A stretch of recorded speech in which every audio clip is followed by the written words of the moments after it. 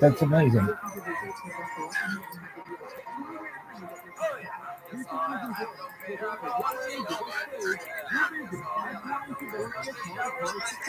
How long a drive is it to the border?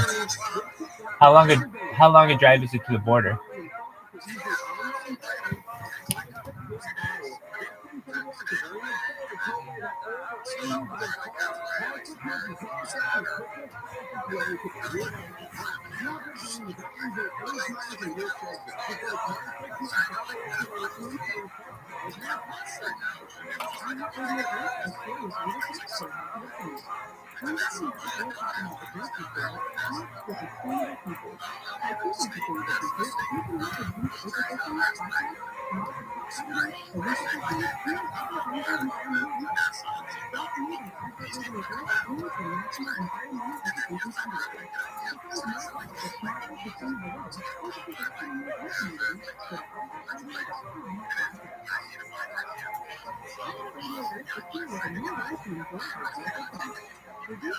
Yeah.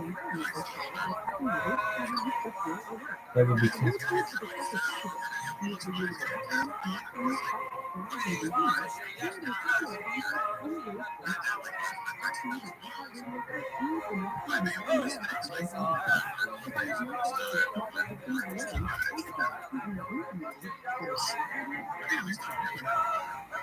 Exactly.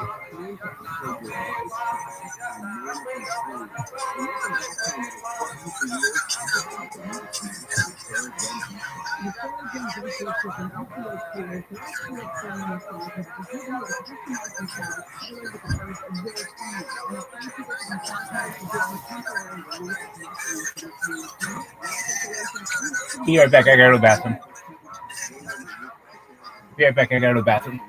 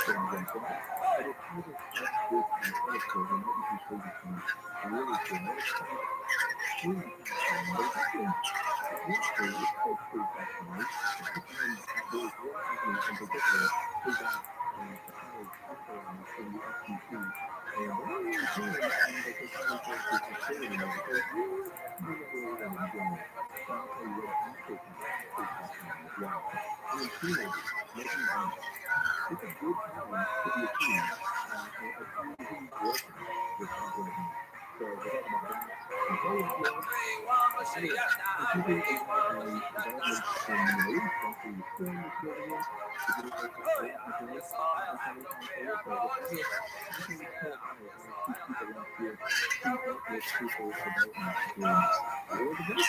We're the best thing local with today. And I think you can great the direction around is great. You know, some of the work going on politically, some people are saying, lower rates right now, the Fed needs to do something. And because well,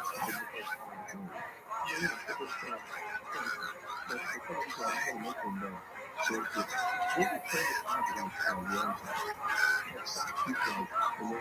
of these, I just want to mention that there's this terrible tragedy we're in today. People like the natural resources and killing, you know. And that's outside to the outside people who want to have no contact with this. And I've been a subscriber to their core membership for a long time.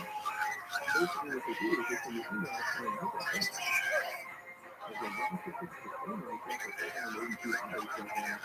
This email is, kind of some sort of discount on your membership. That's fine. So, for instance, hey, Wednesday, guess what? I will tell you how you feel about me for $2.40 or something. It's a message like free. Well, if you calculate the number of the free service podcast people in the feed, highly recommend you need to pony up for the bigger subscription now because for the free folks, you're not going to get any access to international deals starting this month. So I do believe there's like a 50% off if it's $24 for the first year. If you don't pay subscribe and you want to get updates. So I really like that service. It's definitely, it's not a quick pay in the work page. Do the research. Definitely put those deals in front of you because you are an avid traveler. It's one of those services you need to know about. And ROTHSCHILD is a core service and classic rate use either before you have to travel. But if you want to, I recommend it's a free to your place too over East Coast. That's a great service. Why does not have it more, okay? I try to avoid politics as much as possible, and some would say, oh, money is inherently political. And there is some truth to that. And the answer is way more truth to the fact that you and I have more control with some of the decisions in our sister. I look at people who will say, you can't really do that. Oh, yeah, well, if you see this, it's happening now. I think there's a lot more truth to the fact that we control our own financial future. But let's talk about race because race is really important to the macroeconomic value for race is a race in America is started to establish inflation under control. It is in control. 16, 18 months ago. And look at all the rate increases has established in total inflation. Hey, stop it, come on. If it was arbitrary too, then it's not inflation, but it's arbitrary inflation yet, right? So how much this is going to impact this area and the macro area, that can be disputed. But the political variables in this situation is very global. Many different folks, along with rate hiking process, with key budget concepts and key fiscal capital in their numbers. And keep that, if you keep raising rates like this, guess what? You run into a lot of people. But here's the other market thing, because we're still at quote unquote the record levels of unemployment, and in fact, the jobs have been quit have never really gotten to the unemployment rate now since 8.7%. So that drives a lot of us up. If you keep raising rates, you're going to put a lot of people out of work. Jobs have not been created, and the cost of jobs has been absorbed in financial sources. There's a likelihood it is very incredible to see how even those rate increases have not impacted ordinary Americans and international workers. Obviously, there are disturbance in national tax industries in particular, but for the most part, it hasn't, right? It hasn't had the political impact that some people believe. And now, Elizabeth Warren says you need to lower rates because it's going to make jobs more. And guess what? There's a lot of people out there who want jobs this year. And so here's the question. Does it if you lower those rates to be appropriate rates with a response of maybe, maybe rates are going to go down next year. Or maybe until the stock market, the tax goes back, the tax interest rates go back. So let's try to make an argument that they will lowering rates, let's say the Fed will be lowering rates in March, because they have like a 2 rate, will in fact help people who are retiring pay more attention. I don't think so.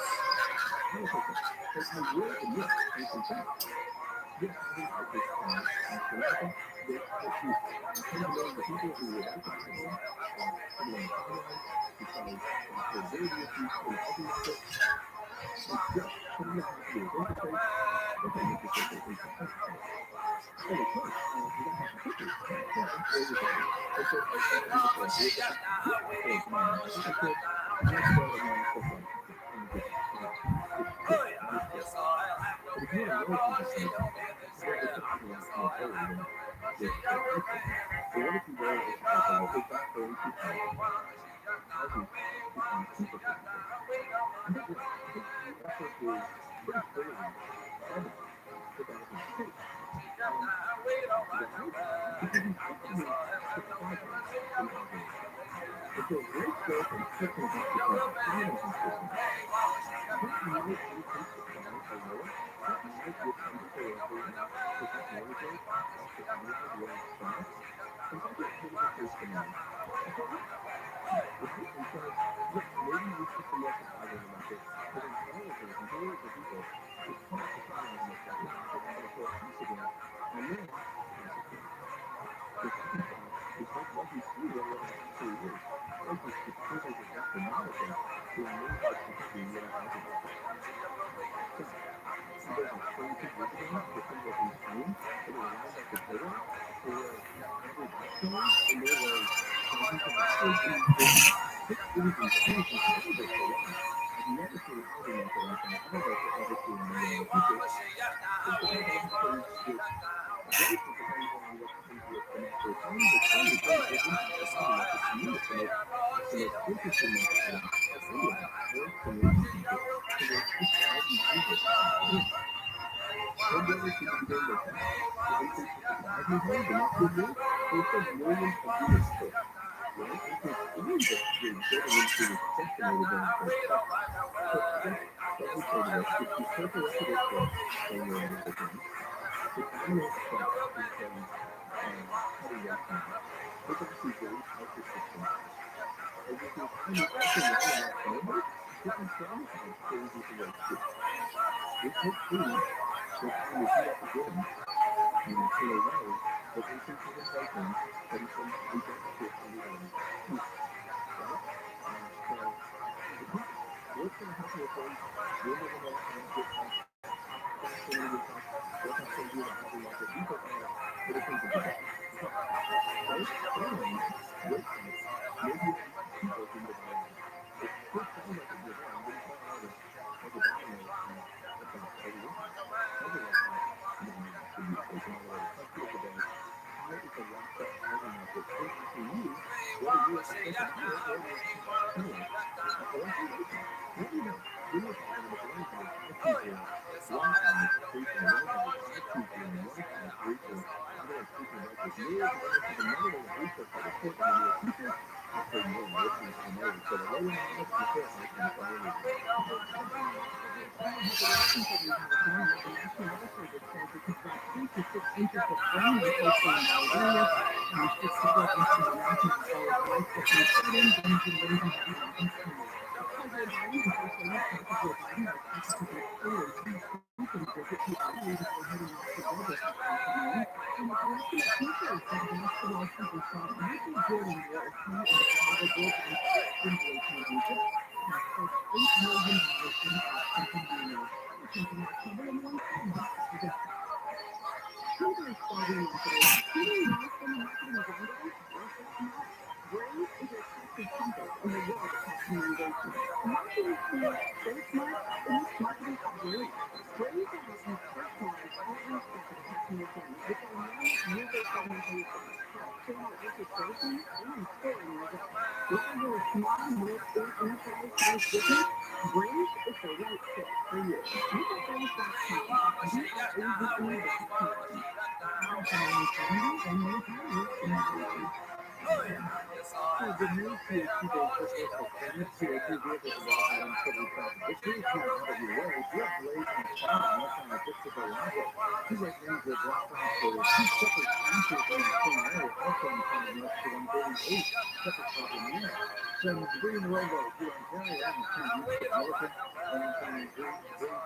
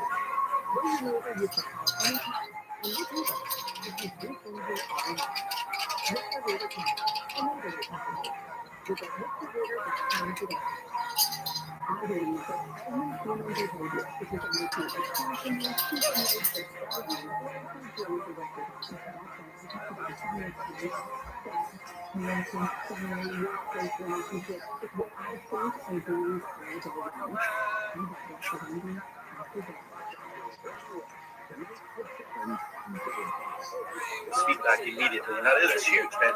Because, like you said, most of all, especially any sport, really is muscle memory. Like you said, it's just a reaction. It's what all practice is about, bro. So dude, it's gonna be crazy. And it'll also add a whole new level of dopamine, right? Because like when you hit the green in the headset, it can give off like particles or some shit, and it's like to get kids to even be more active. You know what I mean? As they're growing up and not giving up on things. Because it's even like I'll take away from basketball. Like when you're squatting, right? So you're doing squats in the gym. Now with the headset, it'll see when your legs are parallel. But like instead of not getting the weight up and being like discouraged because you didn't get the weight up, you'll know that you did hit the perfect the perfect depth in your squat. Your alignment, your form was all perfect. You just weren't there yet. So take some weights off and keep going. Instead of people getting discouraged in the gym, not being able to bench however much or squat or clean and all that, it'll be able to like also put a sense of like not satisfaction, but like you're getting better type thing instead of you just relying on your partner that's half the time not paying attention. By the way, good spot, bro. Like you can actually just self-check yourself with the headset. But one other, I'll dovetail and then I'll throw it back to Austin. But one thing I think is going to be insane globally when this really starts picking up and kicking off is the ability to map roads and map areas with your headset. So, like, and I honestly think people would be paid, like almost like 90 something, right? Because I think they already did it, or been doing it with Tesla, or Uber, I can't remember what it was, but you got paid or whatever for mapping areas, and so you're just improving the strength of these like Google Maps or other map tools.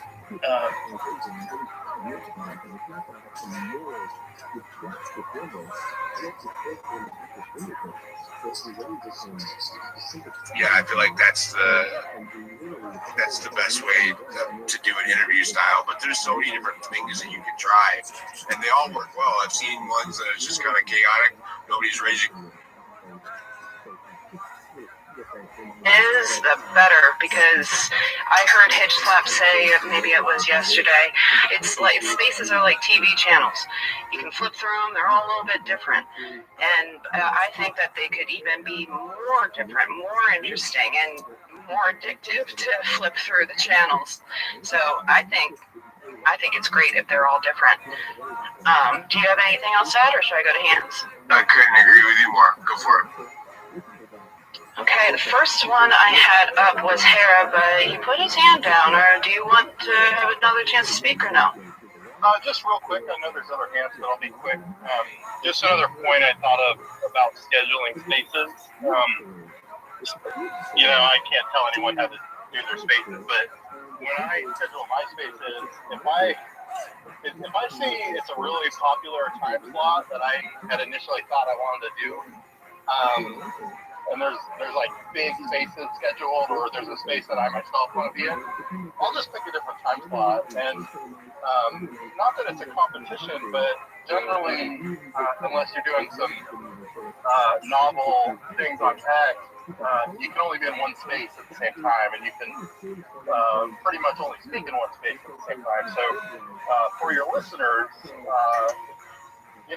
you're going up against, if I was going up against like a diligent time slot, for example, I might reconsider what time I'm going to hold my space and pick a different time. Now, obviously, you're not always able to do that given your own scheduling constraints in your life, but if possible, just try to find a spot that's open and available, and you'll get some listeners. If Elon's in a space, you definitely don't want to go up against it. Trust me.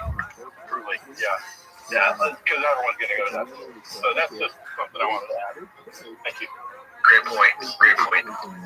Are you calling on hands by simply tapping the person? I see the soundboard and basically voice and soundboard, but you just So I'm on Samsung, so I don't have a soundboard. I just look and see who's got their hand up. I try to go to people who haven't been called on yet first, and then just kind of work my way around. I actually have a list of who was next. Like, yeah, I'm not a good example of being very organized. So definitely, like, his slap takes notes. He keeps track of who to call on. There's nothing wrong with that. Everybody does it their own way. I'm too much of a scatterbrain to remember. So I just try my best. I know who's spoken before. Like, James has spoken. Dave is up here. He's been new.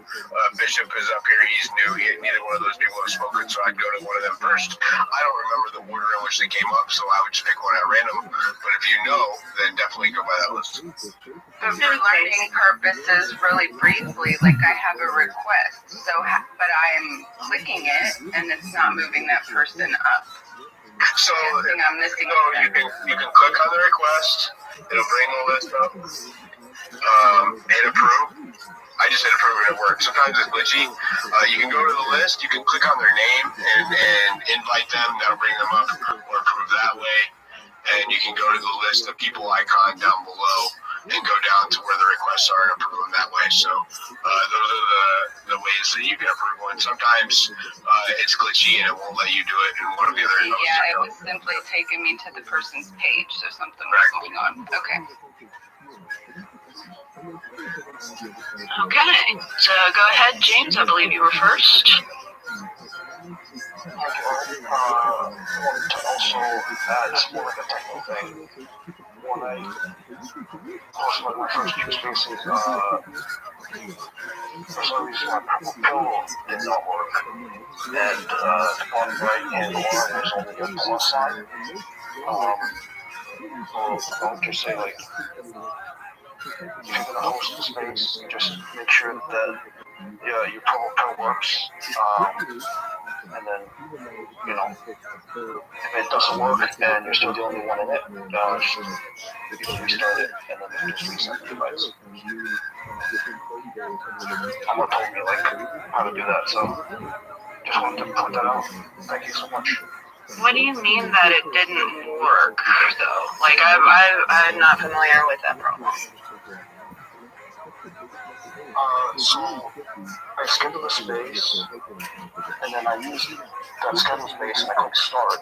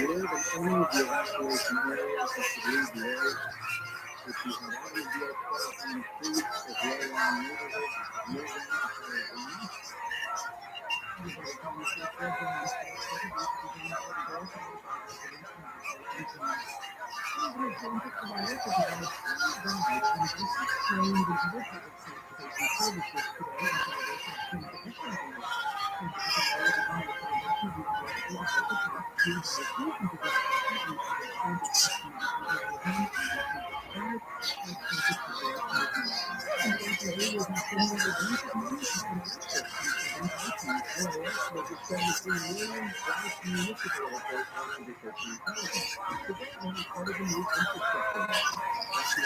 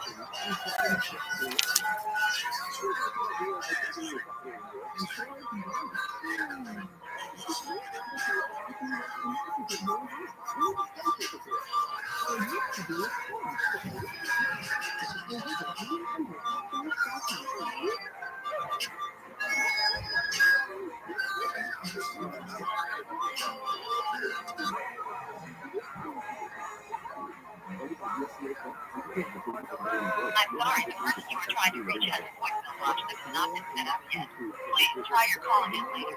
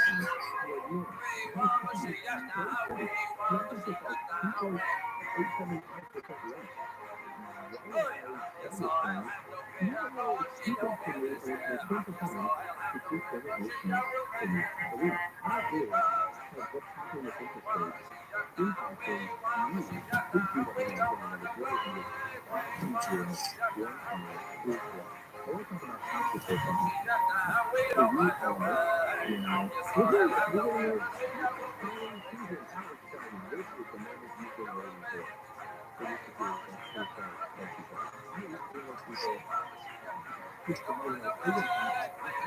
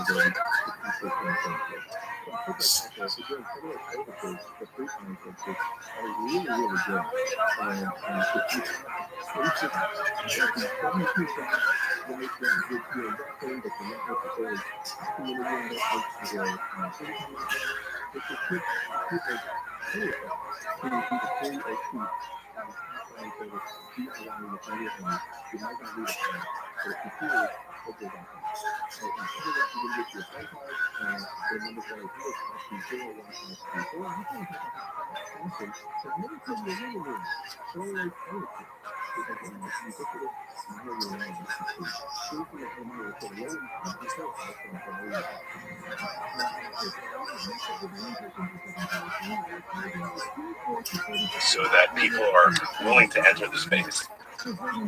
So are you saying that you have a wallet or you have a device? Because if you're talking about Tracer, then you're talking about a device like a wallet system. And if you're talking about a Grape, you're talking about just a storage for your secrets. So what are you talking about?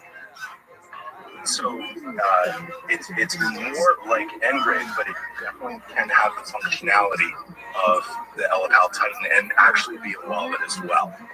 Just due to the nature of what it is, the fact that with the encryption and that it stores the Okay, not due to the nature of what it is. What are you selling? Are you selling a wallet?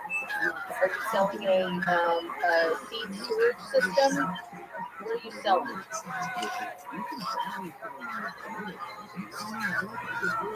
That's a really great question. I believe that I'm doing both. I believe that that's where the ultimate goal is going to be, just because of the practicality of it. Wait.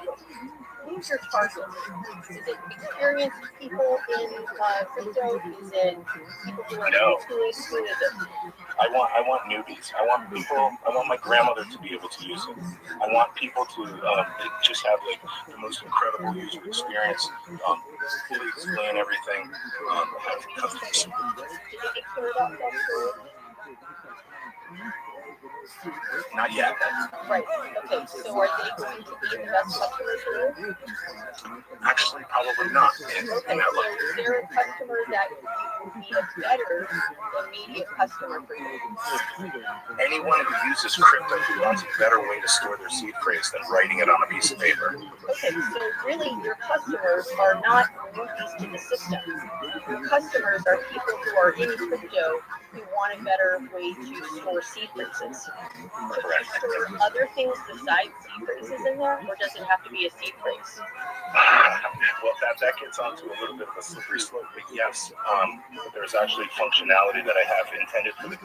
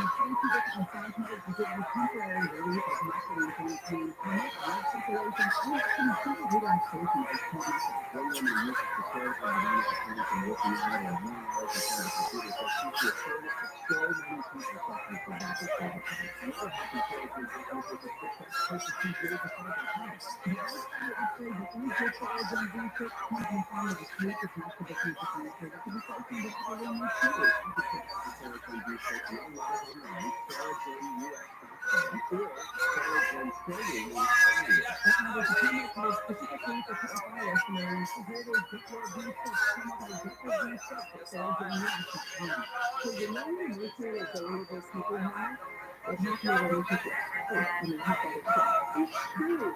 In fact, it's all learned behavior. And it teaches 6 ways to be more emotionally available.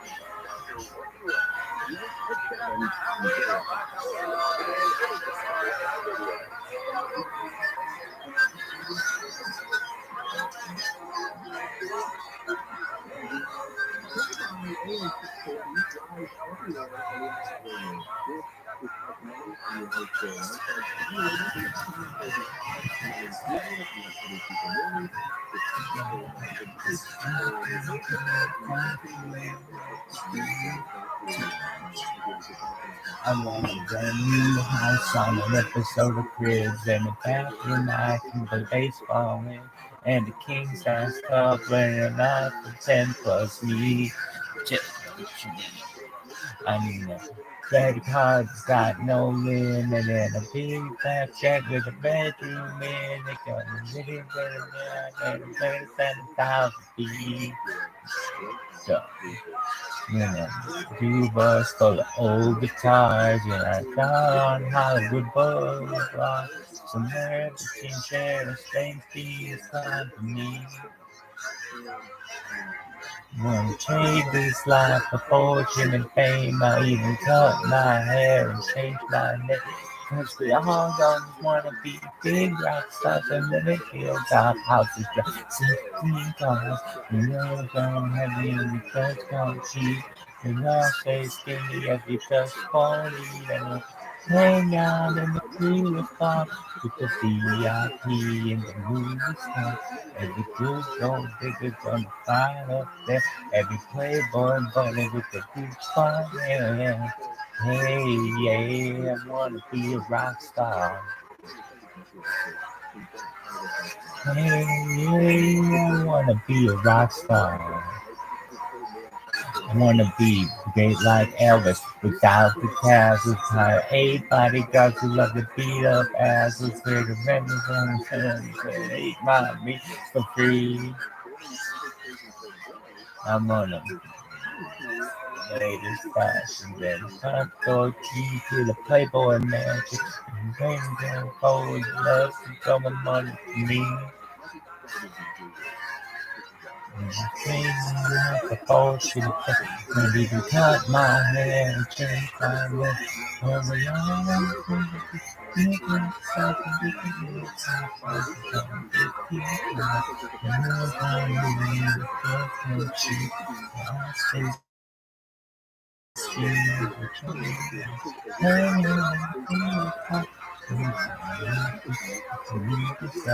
every good gold digger girl, line up there.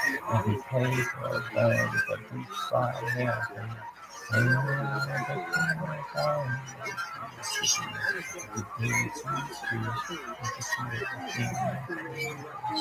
Everybody's got a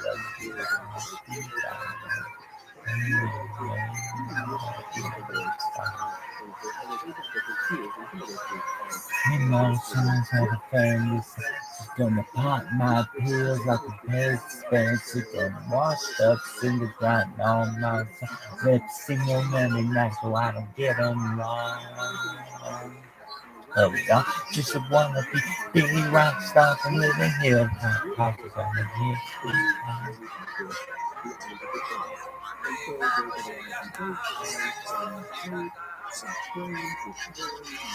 Out in the coolest spot, in the VIP, you can use the stuff. Every good thing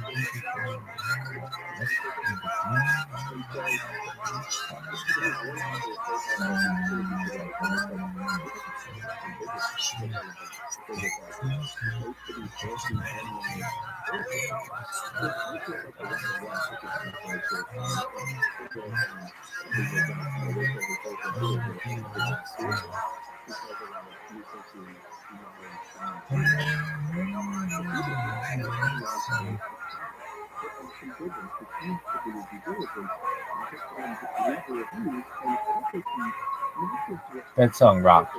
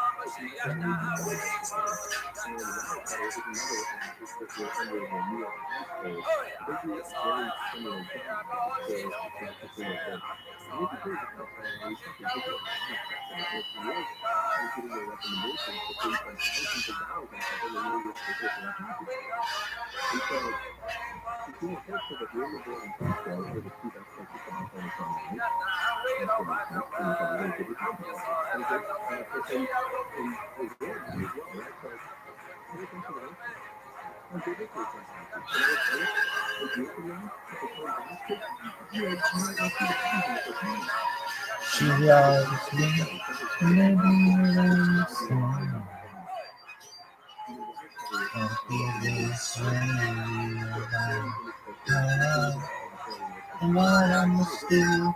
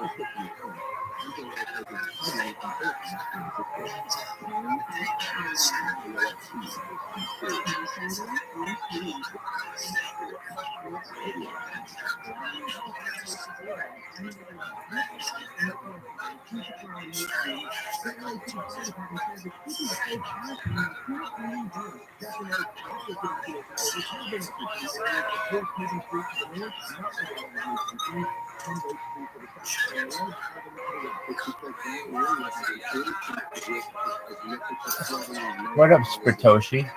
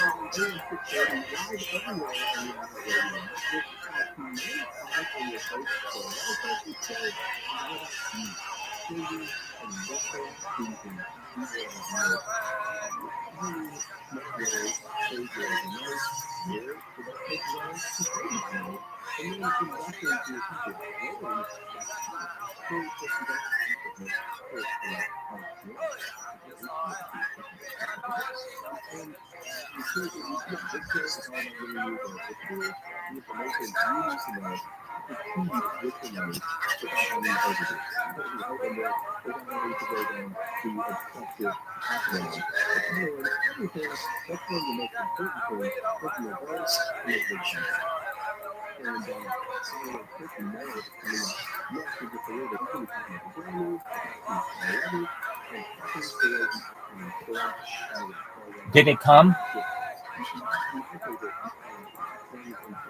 Yo, Anomaly, did it come? Did it arrive?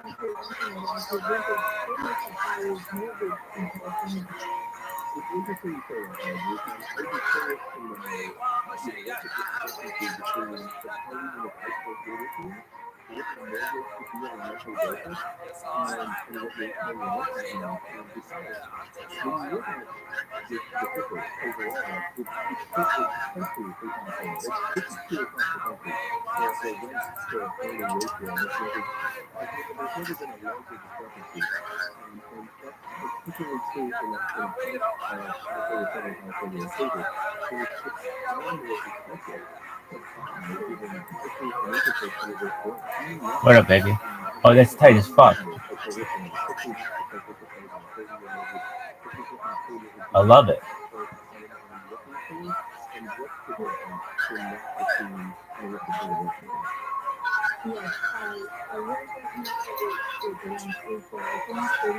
Did you download the app yet? You got to download the app, and then you can do all kinds of other stuff.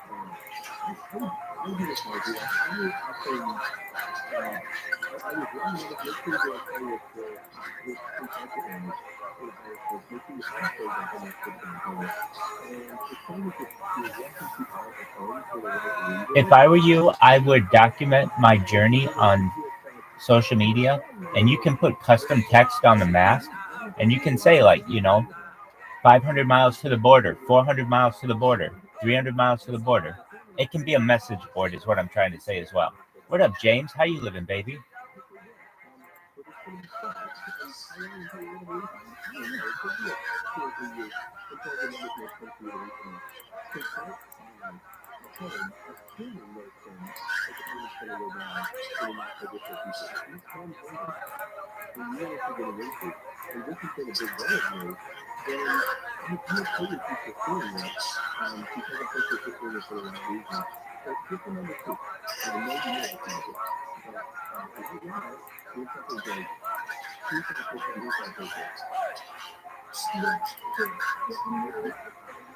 The thing is, the key is recording it, because you can always take the footage and make it better into a better video and launch it in another time.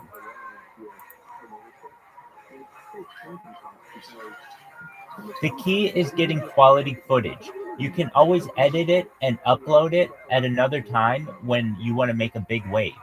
But if you don't have quality footage, then it's for naught.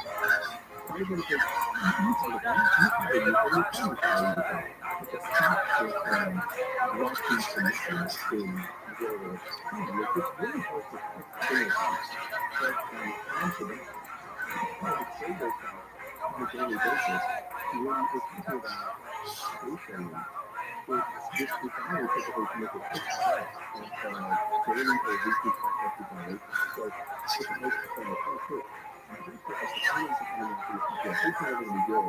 So I think it's actually like at 6%. So let me see if I can invest 10 grand and make it 6%. And then I'm going to pull that forward.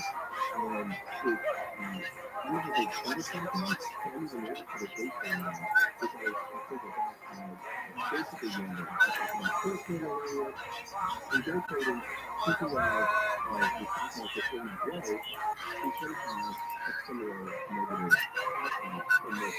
people. And with the bad-based concept, when you trade stocks regularly, even if you make money, you're going to take less from the move that you make because you're not going to qualify for the advantageous stock returns calculus. So you kind of want to hold on to the short at the end of the year from that perspective. And so instead of paying a 5% likely zero sometimes or 15% tax rate, you're going to be paying whatever your income tax rate is on the money you make from day trading. Well, that's if you make money. And making money day trading is really hard to do right now. So what I'm going to, and this evaluation program here, making millions in day trading results, think about how popular Rabbi programs and some other stuff is trying to calculate to almost nothing at this point now. Because now we're back to base methodology and pricing, paying up and paying, and because of that, none of us are making very well. And Rabbi doesn't make money necessarily with how much money people have invested in Rabbi. It's all about getting people to trade regularly. And people are trained to trade more cryptocurrency. Rabbi are the investors understand the return. And so people aren't necessarily Robinhood anymore to Robinhood profits. But it's actually good for investors because those losing money at the end of the trip are actually winning as an investor actually profit. So making money day trading is hard to do. And so I want people to think about their motivation for trading regularly. Why do you want? What's the compulsion or what's the desire to, instead of taking a long-term approach to buy sustainable growth over time, taking a high-potential? Do you choose to have a short-term beginning yet? This is desire in the watching that the path you take with you to, by taking the take that route, is typically going to have the opposite outcome. And the worst thing that can happen to a day trader is to make a big bet and make one trade that just does well. Oftentimes it sets you up thinking you're on a path to do that. How many of you doing it to see people's life? Well, investing in the stock market is not gambling. It's not gambling, but it can feel like gambling if you go off the day trading. And so I want you to invest in just something for the long haul that you think the and it's whatever reason you think it is for the 20% of your portfolio, but really spend that time in budgeted time and commit them to your actual daily life. This starts before you start day trading. It can be addictive and you might lose money. So day trading is not arguably a casino. So day trading is not good and not good. Something I would like to emphasize. Coming up, one thing further, I want to talk about, and actually I want to just go back to something that I mentioned earlier. I want to talk about the Israeli Federation working more and how this is really good for the economy. But let's first play the clip and finish on the movie. Evacuation orders have been put in place for many areas in central Atlanta. Here in Metro Atlanta, we do not realize evacuation orders are going easily. But you know the streets, you know the surroundings, and you know what's going on. Please get out early so that way you and your family members are safe. There's no higher action for voluntary evacuation orders have entered place for the next 8 months. As people in place as plans released yesterday. President Biden and President Joe Biden are leaving Atlanta this afternoon. People are coming home yesterday. And then Biden taking many ranches in Alaska. Biden spent 2 days campaigning in different areas where the president has legacy properties that he used. News brought to you by ViralRabbi. Streaming has been found dead in the lake outside Profile Stadium in Inglewood overnight. The car missing documents of the lake and finding the accident was quickly explained. A rescue was entered the lake to find him. He was dead. Based on what happened, his wife was taken to the family had died in the accident.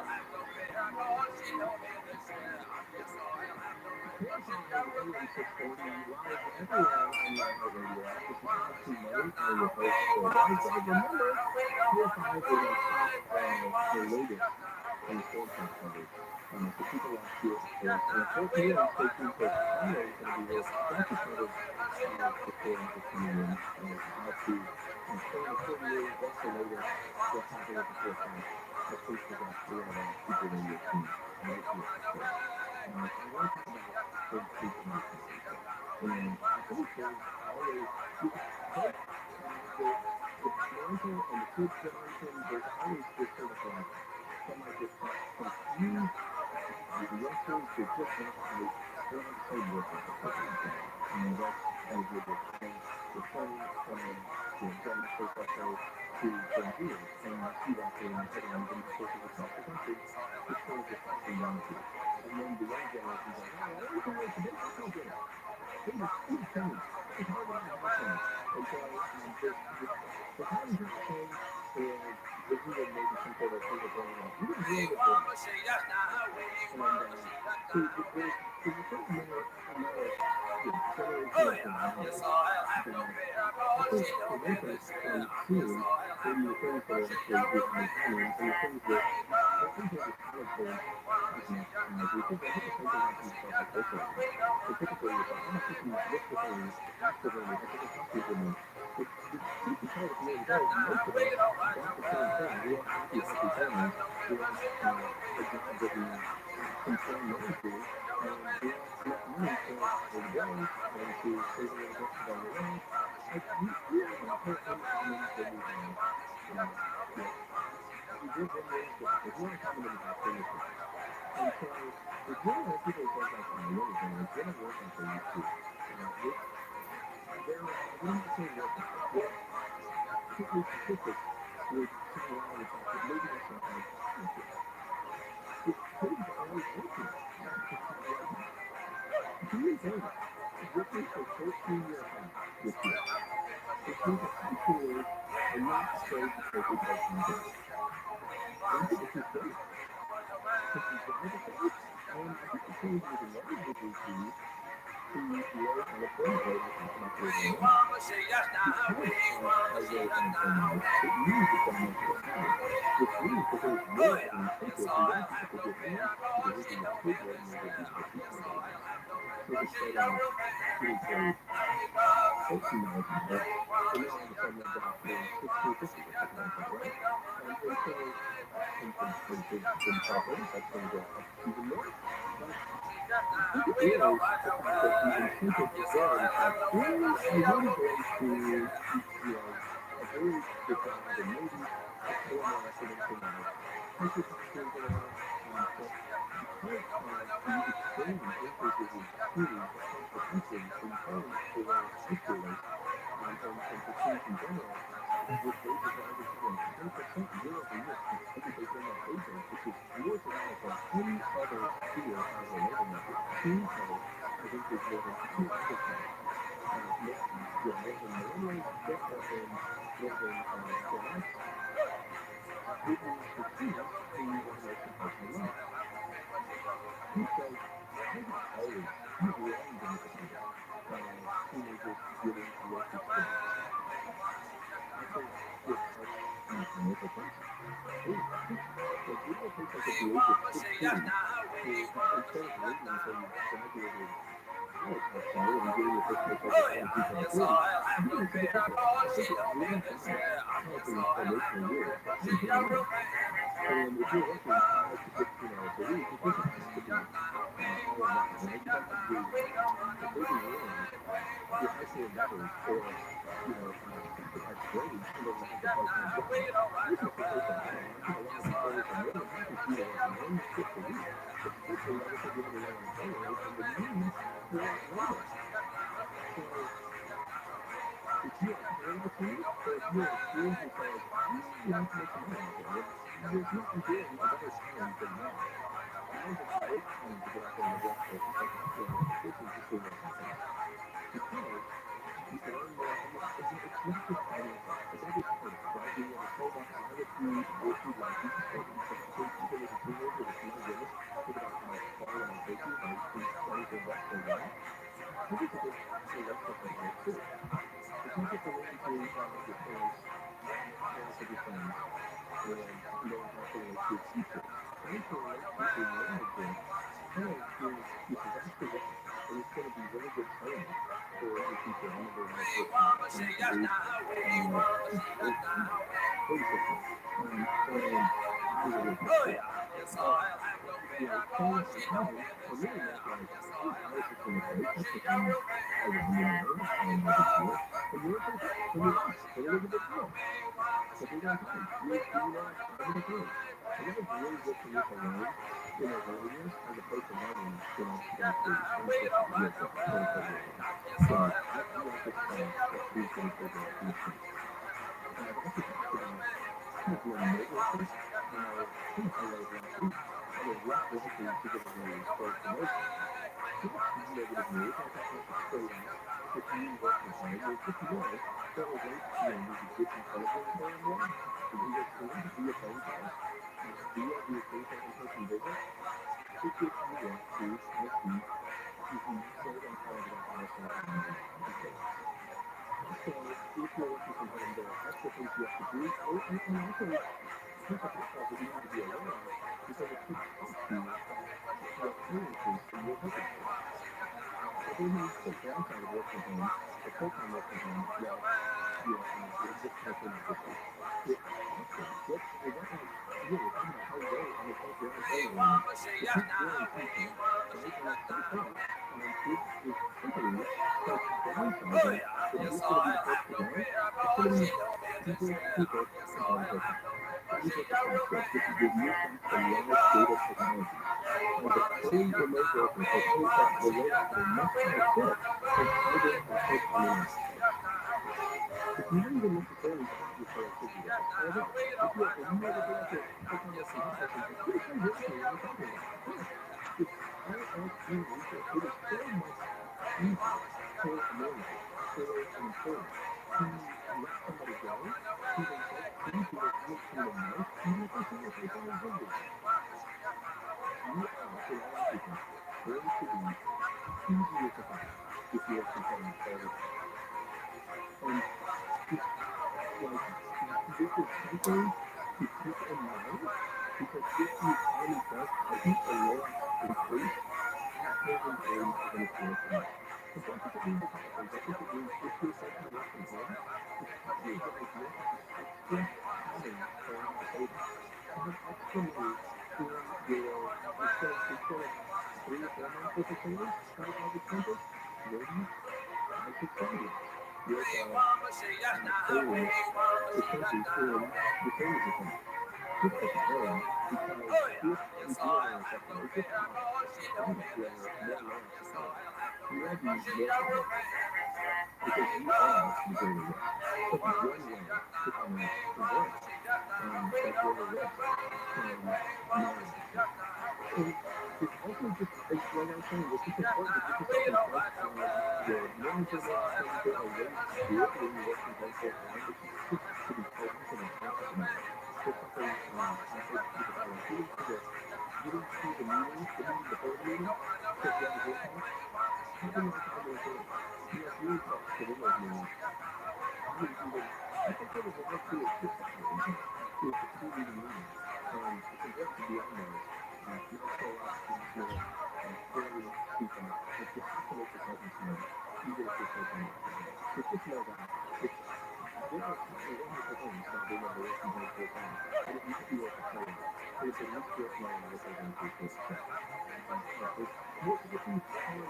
So I want to talk about how you can potentially get a 401k match without actually contributing to your 401k. A new rule might actually allow for that very thing. So our money onto an ISA that's going to roll out more powerfully for that in retirement. Technically wrong. This past segment was to help you sound forward, overnight, and now we're going and bringing potential risks that you trust or can avoid early. From mental instance Texas. A two-story hillside home in Everett has been destroyed by a fire. The LA Fire Department says it took 74 firefighters nearly an hour today to put out the fire on East Coleman Road. And the action comedy Argyle opened in first place at the box office this weekend with the $200 million budget star-studded movie, took in only an estimated $18 million. We're checking the traffic on the scene. The most famous restaurants in the world leave it overall crowded. Restaurants have reservation hotels. People are surging crowds. The restaurant's owner and the hotel is expecting guests. ViralRabbi and her Riverton Filipino program. Casual dining, credible conversations, and a camera on every week. Captures in her daily passion.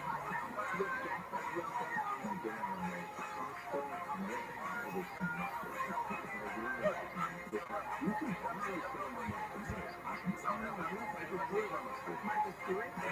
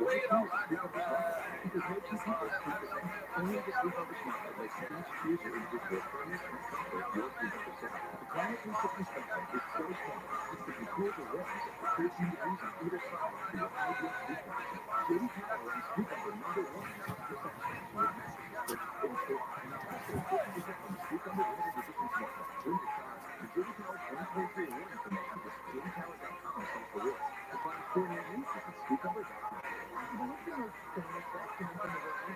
Here's a table and a platter. That's the highest reservation bonus restaurant assured you. The restaurant's owner and her entire team are from the world. Visit Rabbi and your River Cafe table for free. You'll catch incredible conversations on the perimeter hotline every week with Chris and her very special couple. Your chefs will say, In general, my chefs are not competitive sauce. You can buy some tomato sauce and tell me what the word is. Michael Stewart, I did not know that was Michael Stewart. There was one of his best friends, MJ Keller.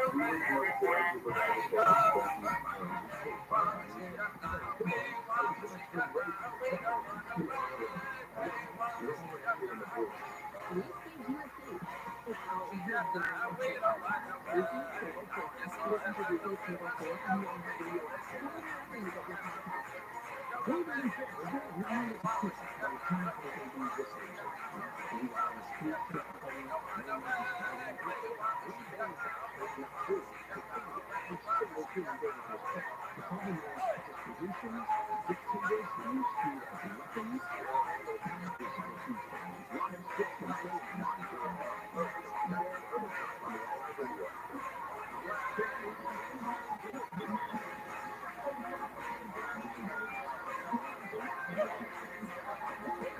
AM 630, live everywhere on the iHeartRadio app. It's Maui, live in the Hillsboro Archives. It's iRadio everywhere, Maui.com. The latest is articles if you're looking to save, invest, or plot, or IQ, whatever it is, and the financial front. There is information there to serve you, to take you in the right direction, to give you hopefully the wisdom and insight you need to make the progress you want to make with money. By the way, Chris nails that. Yes, his house has all the latest phone coverage, so keep it locked here. So that you can know as the latest as the situation evolves, highlight can be on a 4 p.m. to continue giving you the most important updates. So this is the best time as the weather continues, the weather situation continues to evolve. Get ready to make sure you keep it here for the latest. I want to end the show today by talking about something else that's changed on the personal finance front. We're going to talk about some of the things that are autopilot, like the most basic thing about personal finance is to save more than you thought. But obviously there's a reason that there's a reason I have a 2-hour show. There's an additional reason a lot more to talk about than just kind of those pithy phrases. There's so much that goes into how to do that. So how to save the little things. And there's also government action that changes the passing it down of how we can save for our future. And I mentioned this to Rob for a budget that has now gone into effect for now. It passed in 2022. But the campaign is it has 7 years for action items in the draft. And it's effective every day. Some in 2023, some in 2024, some in 2025, but most in the law is not quite provide action. So it's important as we will keep talking about this act because it has made changes as the power of financial planning. And I want to take a walk there and say changes that have been true. So let's talk about something that happens before our podcast that has to do with the new year. Well, for a lot of time, if you made an employer amount in your 401k, you kind of sort of have to put money in this time. And I would say the most normal employer match, there's very different flavors of it across the spectrum, across different employers. There are some you put in 6% of your pay, your employer's going to put in 3% for you on day one. Everyone has a normal structure. Some employers might be super generous and you put in 6%, they put in 6%. Sometimes, I want to listen. Sometimes they do that stuff. Well, how do you actually get money into your employees amount into your 401k without having money in your bank? So that's been interested mostly known for a long time now. What new ICPS 2.0 says that if you're unable to, situated to your family life. If you automatically decide to have your student loan payment, you're making a student loan payment. Or if you want to launch tax money into your 401k, even if you can. So, for example, 2% of your salary is going to pay off your student loan, then you can actually stick in multiple percentages of your salary in your 401k. So, this is one of those things too, but just because it's legal doesn't mean it's right or anything later. This is something that is kind of it's yes, the employer can do it, and yes, the brokerage company who you do your business with, they can now put it in. So if you would, but they don't want to. And so I think it's a good idea if you don't know if you have a choice in your employer, but hey, and especially if you're one of the people who has, significant levels of student loan debt, it's advantage to being able to contribute to your 401k now. Well, this is the perfect time to ask your HR department and say, listen, is this something you guys can do, or is this something that you cannot in the near future? Because if it allows them to put some money into that retirement account, whereas otherwise you do that high and dry. Potentially for years before you can contribute to your retirement account, again, because your student loan payment might be more than you can bear, or less than half of what you can bear. So you can't pour any additional dollars to go into having an investment account. And I want you to be able to invest in a new company, and this is a loan to people with significant levels of student loan debt to be able to do just that. But here's the thing too. Just because this really exists doesn't mean that you should forego contributing to your 401k if you have the ability to do so. I just think it's worth mentioning that because I think some people will say, well, I can't student loan debt, and maybe that's fair, but maybe I just use this loan as a or just, as a way to get some money into my 401k, even though it's $50 million. So just because you can take advantage of it, maybe if your employer has made those changes, doesn't mean that you should, because the ideal thing is you pay off that loan and investing at the same time.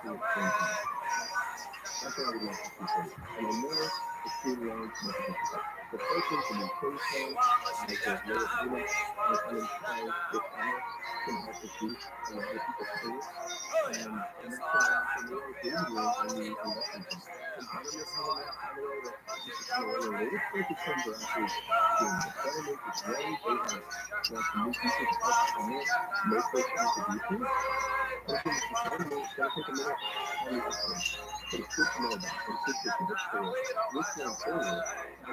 breathing room on the investment front. And government has announced, by the way, that this is kind of one of the latest legislation are actually doing this. Government is ready. They have launched new features to help clients make those contributions. And again, this is something that it's going to take a minute on the upfront, but it's good to know about. And it's good to prepare for with your employer. Just to say, hey, listen, what if a lot of us out here who don't have the ability to contribute to our retirement account, but you know what, it's legal now for me to get an actual retirement account. It's probably a good news for your employers.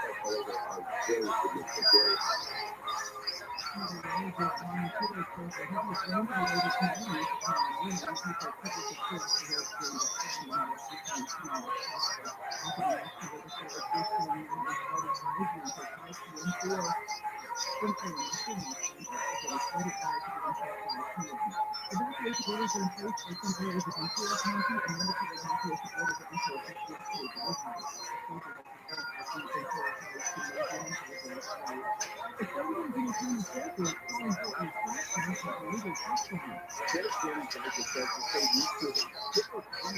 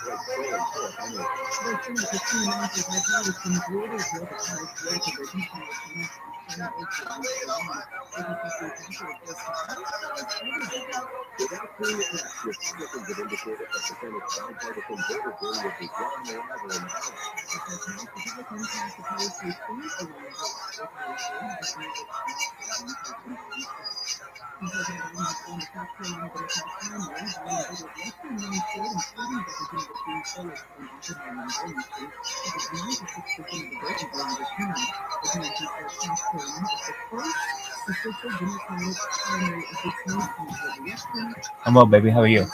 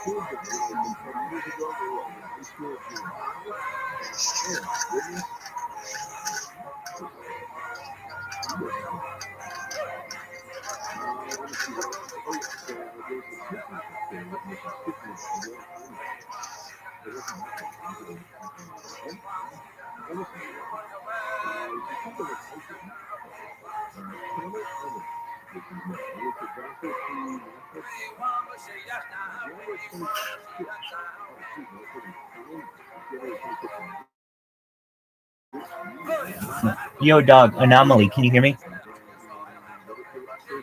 Anomaly. Or Anatoly. Hey, can you hear me?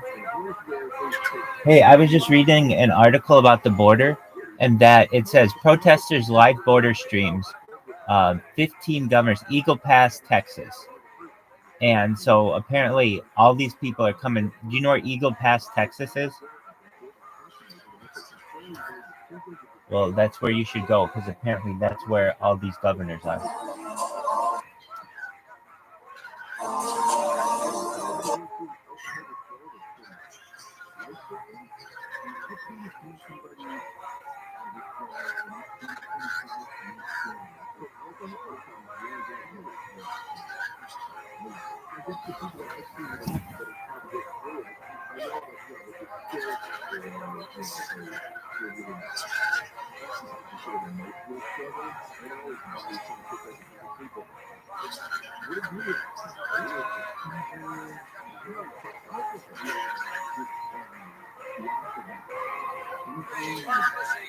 No. No, you're really echoey.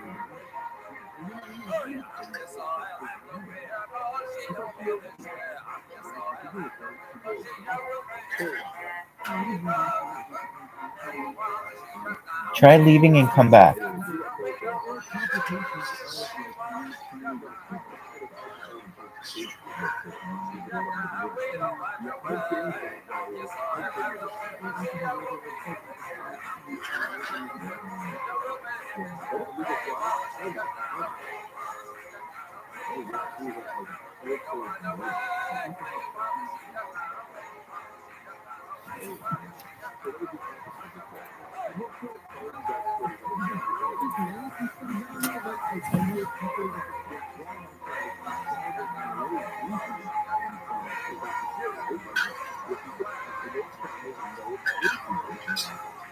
It's a little better. Yeah, so it's called Eagle Pass, Texas, and apparently there are 15 governors focused on that one area. And I can show you, there are all kinds of people live streaming from there. And now there's a standoff.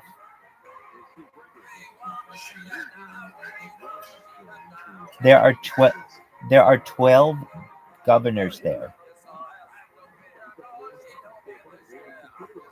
There's something called Rally for Border Security.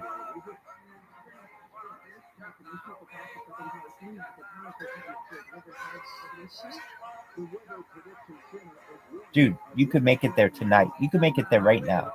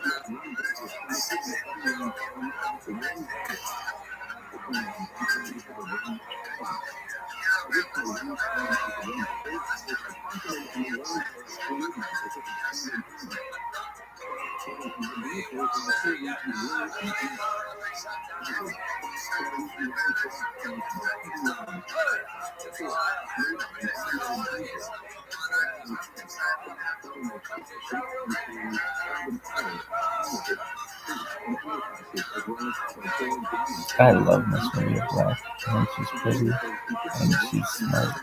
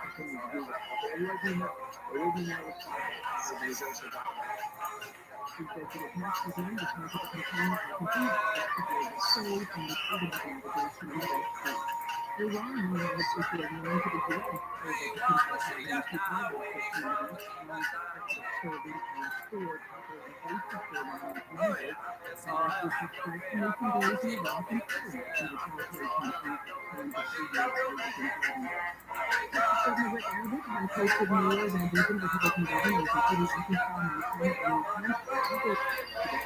They're calling on President Biden to do more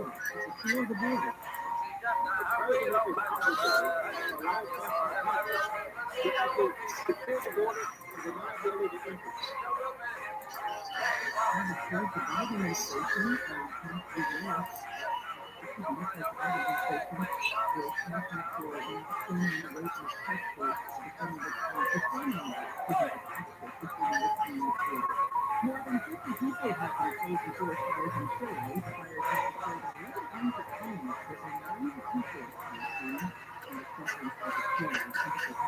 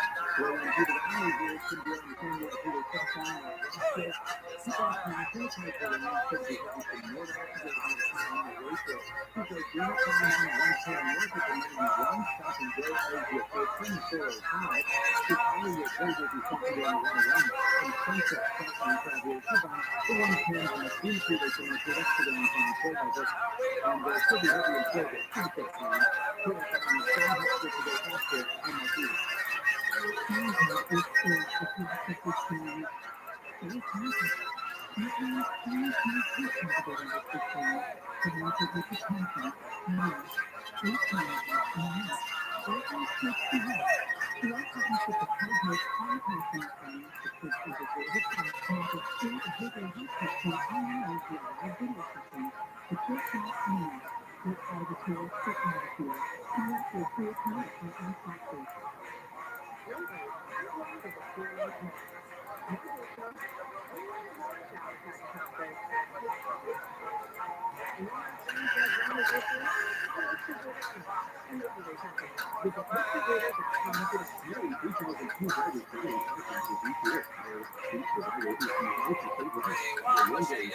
the location of a 256-year campaign. It will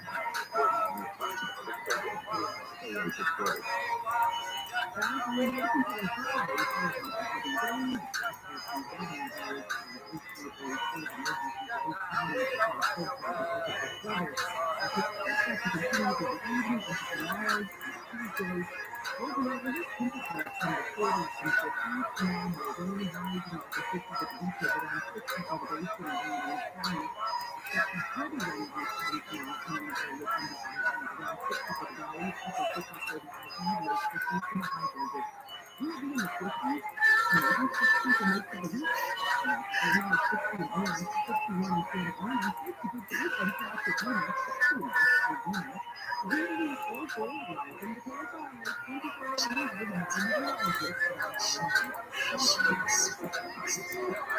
Inglewood on June 10th. Let's see what's happening on the road. Leave the crowd.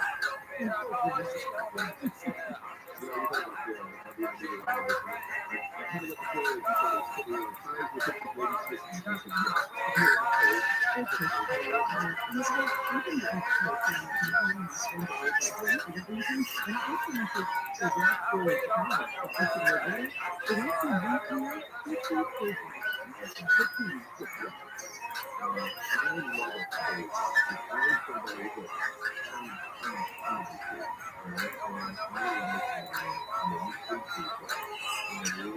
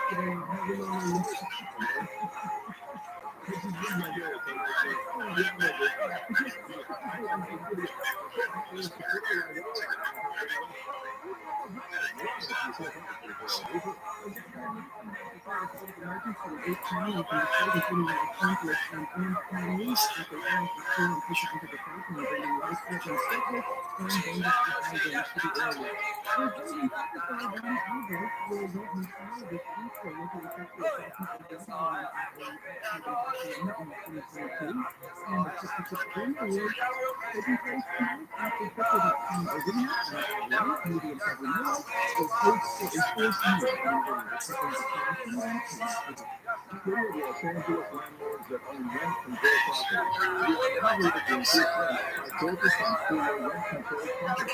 Match your rent to central utility up to 6% on the average, only if you pay the entire rent your account. And don't forget to get your tenant an advance 30-day written notice for rent increases on less than 10%.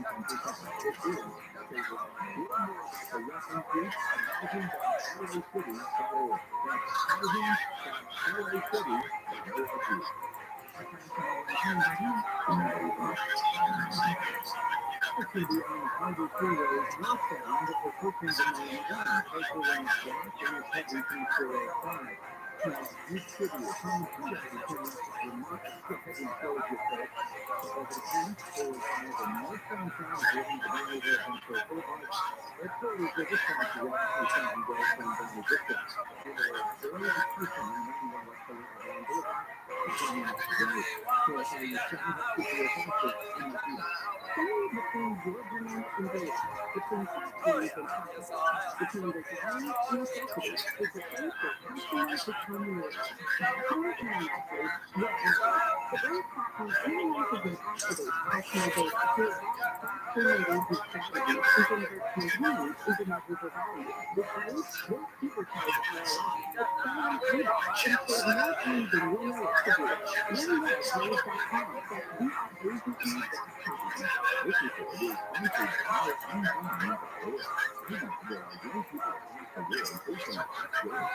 Continue the free education for financial help their families put food on the table. You can help change the future in a single moment. See how far your support can go at inbound.org. My name is Chris Neal, host of the next conference, Finding Matt One. I'll be taking you on a journey to find the next serious medium-level Matt One, founder of the Graphic Group. Along the way, I'll talk to people who have worked with me, value transformation content, taking listeners into private conversations, while also in the attempt to get a better understanding of people here and their motivations. Hopefully, you'll even sit down with us. Listen to Finding Matt One, and how I've been living so that I can keep it possible. When the computer age starts and just like you're taking a run, how often did you hear, stop, don't be lost to kill it, or the computer age? Now it's clear. No other way to account for you dog food for the rest of your life when you're a kitchen. Well, publicly done. You can fix the day on your If there is one downside to the internet, it's that we now expect to see professional knowledge. There are all kinds of designs that make sense and right?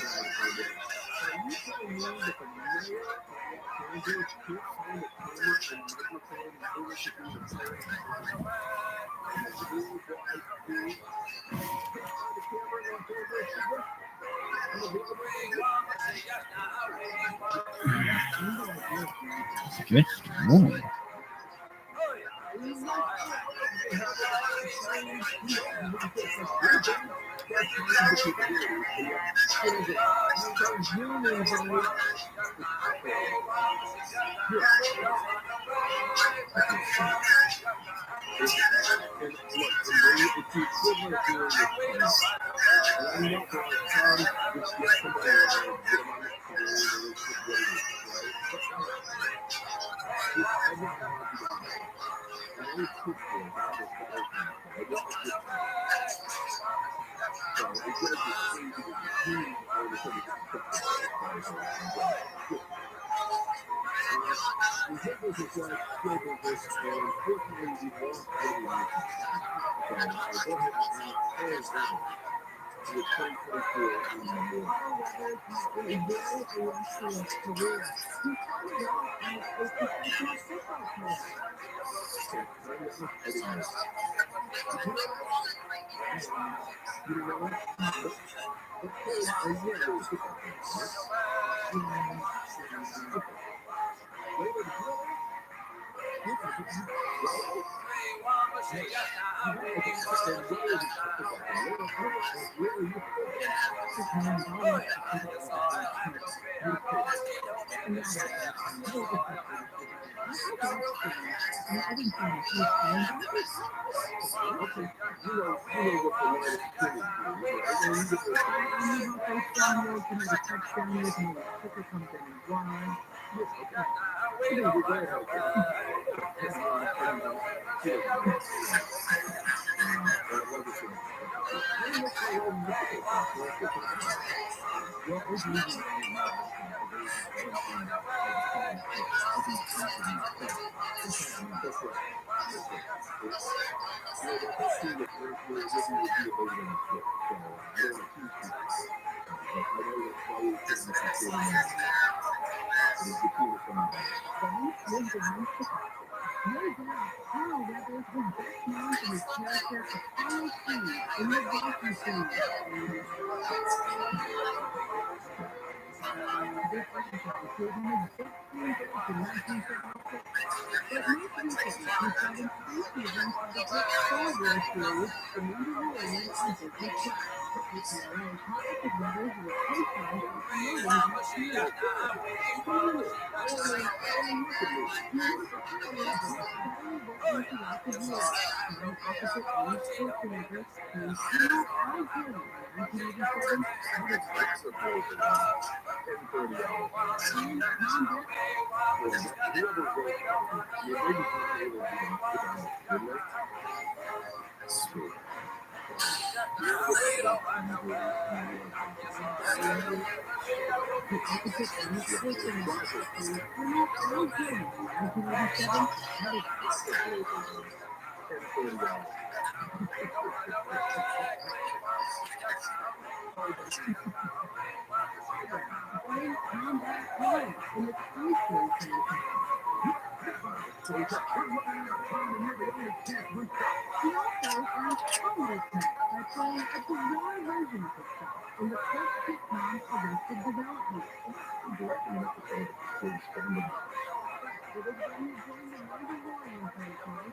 Good.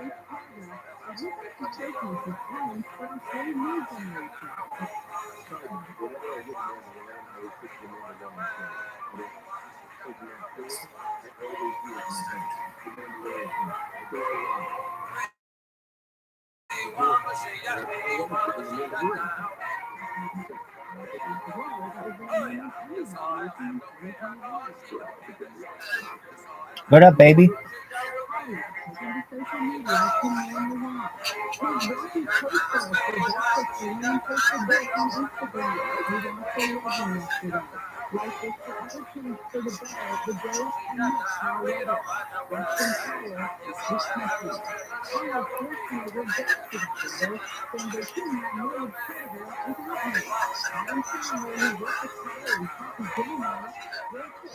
A true great man, great dad, great husband, great athlete. So much fun to be around always.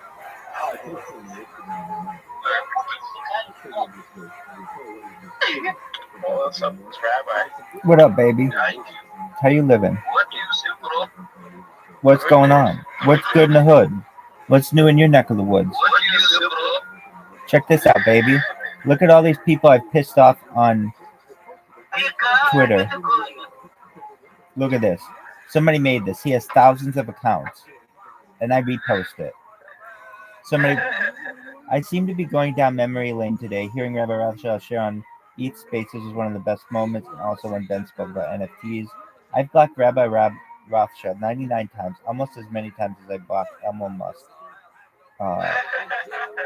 All these people, it's just like a lot of it's really new, and I think it's hilarious. So, yeah, it's gonna go viral one of these days.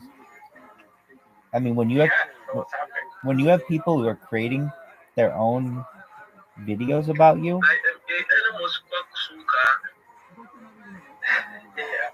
it's pretty cool. So what's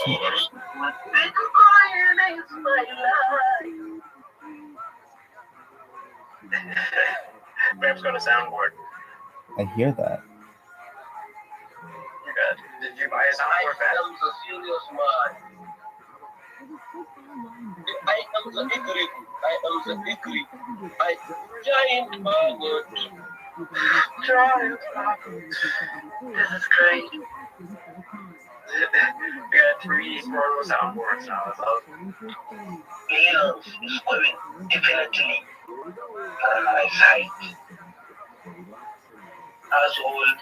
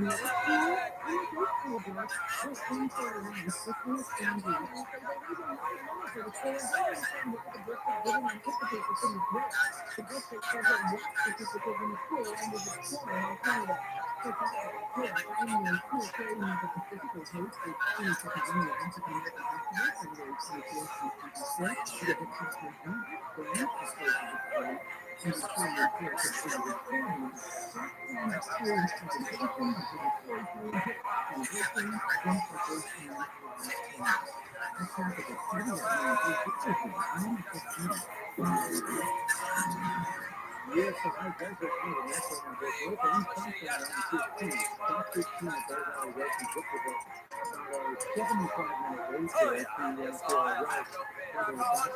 to Victoria because I'm not 15 from Rancho and we speak about 20, 25 minutes later. You feel like the crash in the 60s, not if we were west side of the planet, to the around the block, stopping roads with straight into Anaheim, covering 5 north of the 91. So if I understand it, this is a faster on my field. This is the moment. This is the feeling that I have this network. So then I'm not making sense. The military practice is just like the air surgery. The best way to become kind of David and the old the kids different concept things in the style and evening. Little feet, real features that are down in the road. UCLA last choice in the race of your children. And the two can go around and kick off Super Bowl this year, a weekend today in Las Vegas. That team ball, over 7 people by people. And guys, what's going on? Only the thing is going to be the reason to watch the game. Get all the remote access to your vehicle from your phone via the Mercedes Move connector. The vehicles are all electric. You can call Mercedes. The choice is all yours. Learn more. MDVSA.com/YouTube. On the other side, here are five different that heavy rain for the season is overnight temperatures in 40 to 50 tomorrow. The low rain is likely to be 60s to around 60s most common areas. We'll have low 50s and high days of rain. Average daily 60 degrees maximum, 55 in both dimensions. Humidity local, high from the coast, 54 maximum, high. More continuous uptight over there is really useful.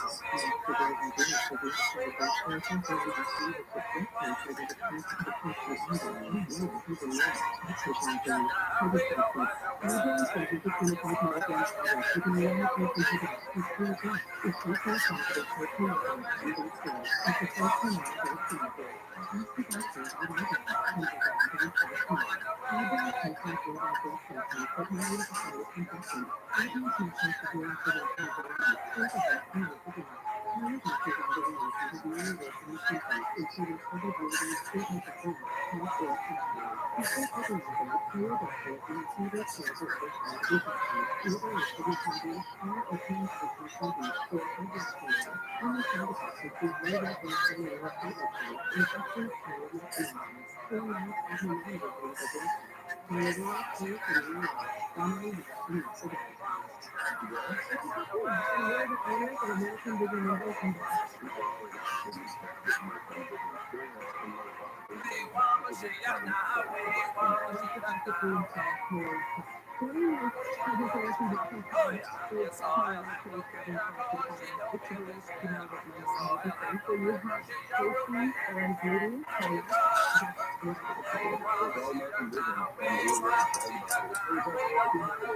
Vision Innovation Walking clubs are great for seniors. And having shower conditions is a quick way to upgrade your home. Even as little as $1.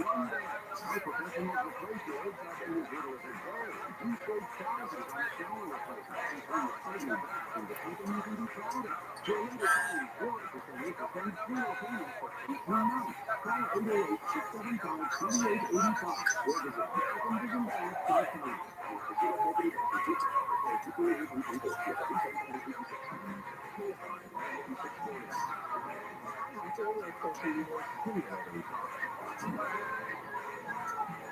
AmericanVisionBank.com.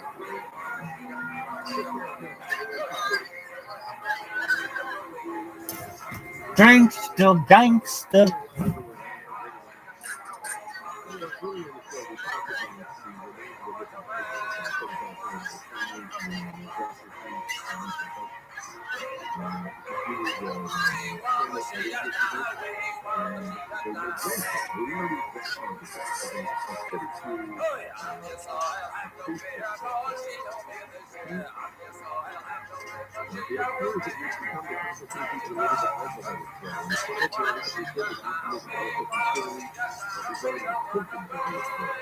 Thomas Presley whatsoever when the monument of love is that life is all the time.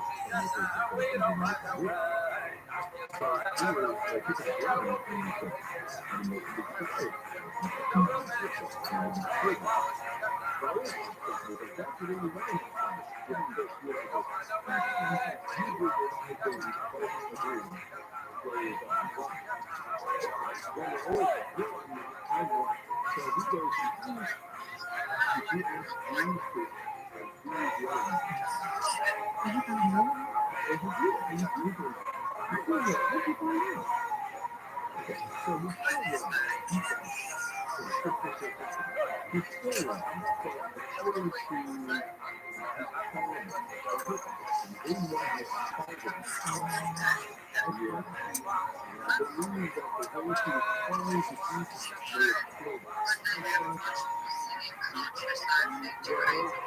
You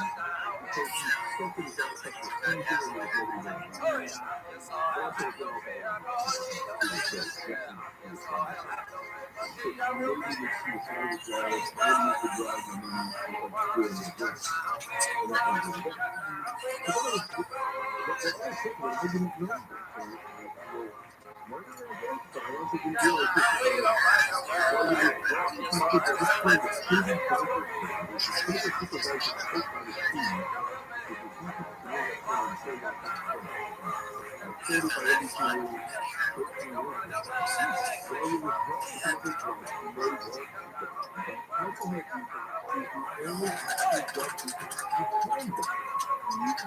do the other one. And he did. And he's moving. He's doing it. What's he doing now? Okay, so he's still running. He's still running. So according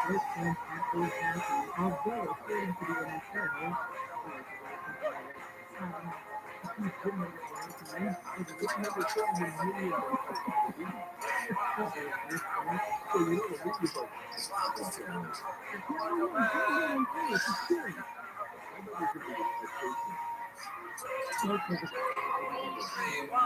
his calendar, he didn't want his calendar.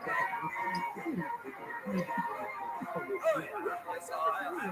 And I believe that the way he was trying to do something, they were still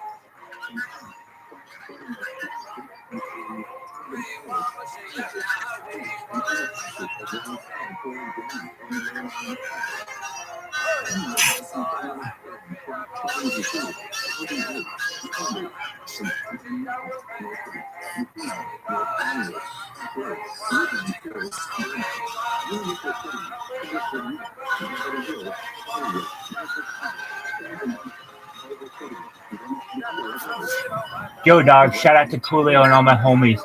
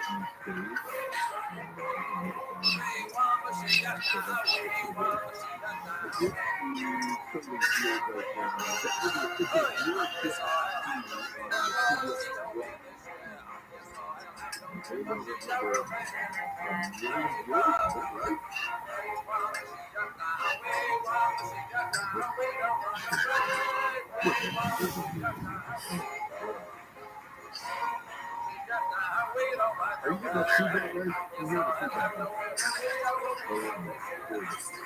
So if you want to write that thing, you're focusing on media. You're trying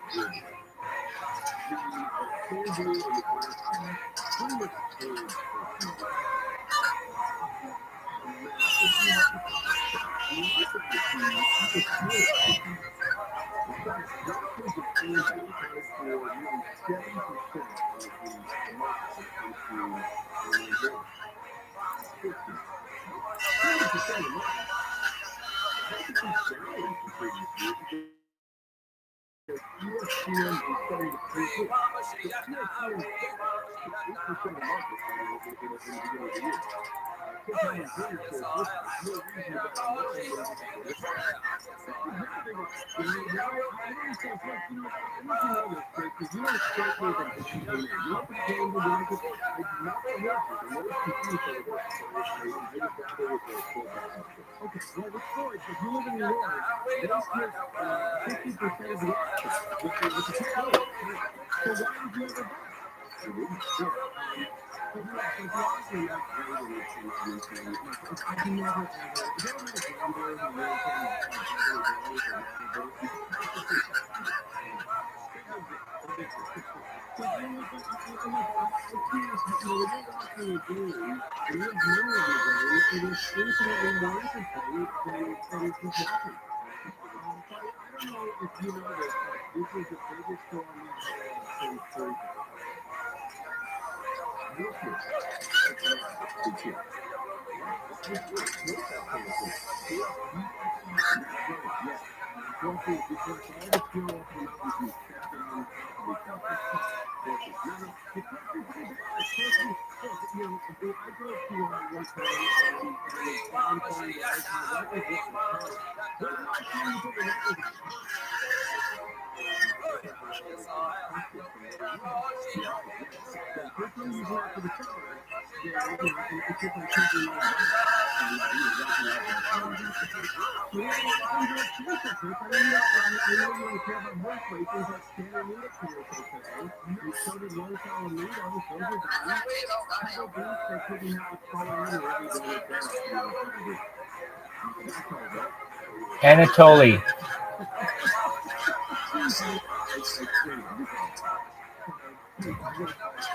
Hey, are you going to the border tonight?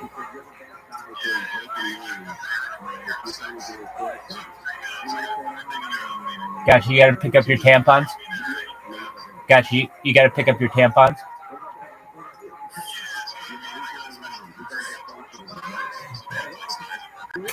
Gotcha.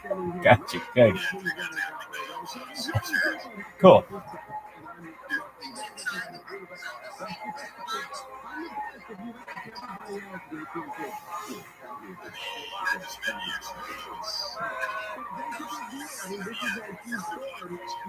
We're family. You can share with fam.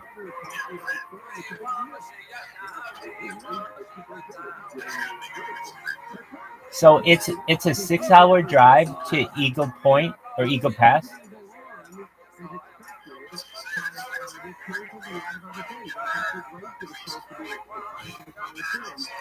Dog, I'm telling you, the whole border is boring as fuck. The only thing that's going on right now is in Eagle Pass, and they have a rally going on there, and there are 12 governors. When else are you going to get 12 governors at the border?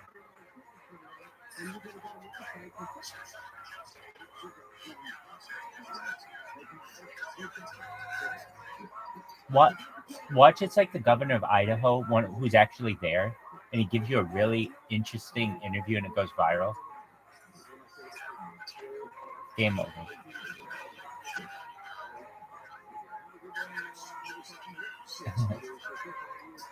Strangely, towards the end of Channel 7 interview with the governor of Idaho, the interviewer kept screaming, "Bitcoin, Bitcoin, Bitcoin, buy Bitcoin, Bitcoin, Bitcoin." Back to you in the studio.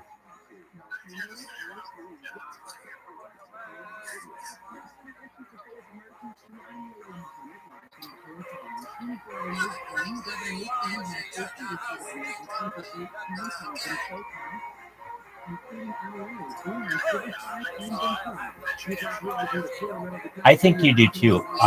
Vamp, you have an excellent voice.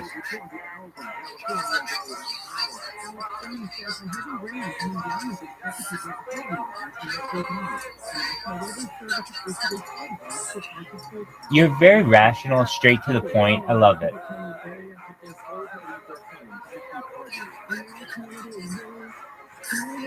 Okay, I call it reason. Anatoly, so you're in Austin right now. You're gonna drive to Eagle Pass. Okay, so you're in Dallas. You're gonna drive to Eagle Pass. Are you gonna go to? Well, firstly, you better be. I'll go there with you, digitally. So if you want, just pop in the Telegram and I'll keep you company.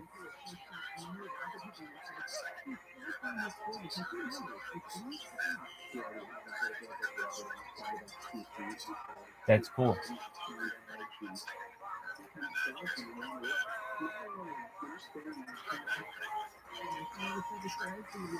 Perfect.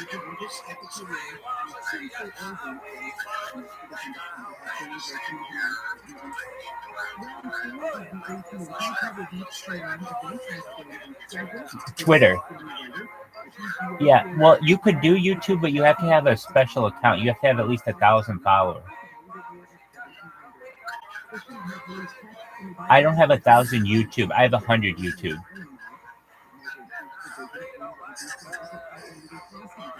But what you could do is do it on Twitter.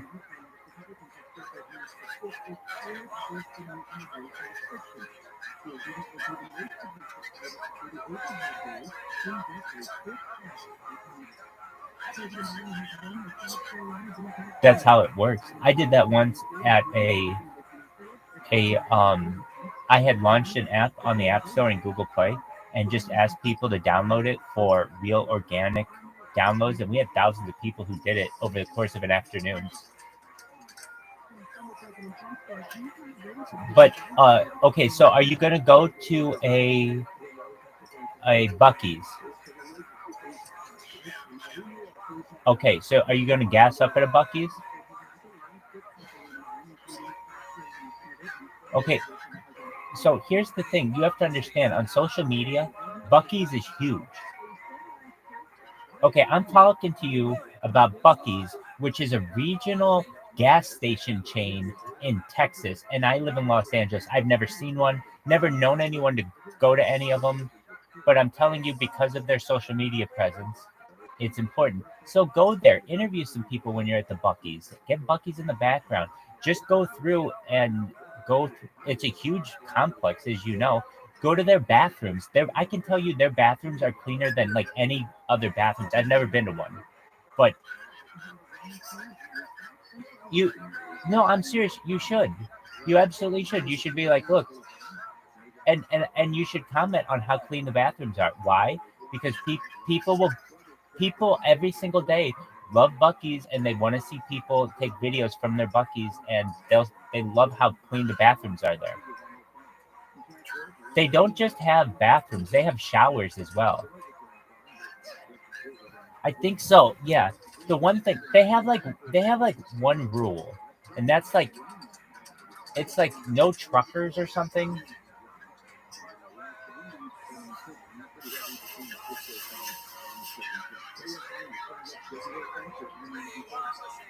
So Buc-ee's is definitely one of them. Then you need to go to Whataburger. Do you know what Whataburger is? Okay, so I've never been to Whataburger. I don't know anything about it, but I know it's a Texas thing. And they're not anywhere else. So you go to Whataburger, you interview people there, you do social media from there, and you can track it on a map. But the two biggest brands on social media right now of the state of Texas are Buc-ee's and Whataburger.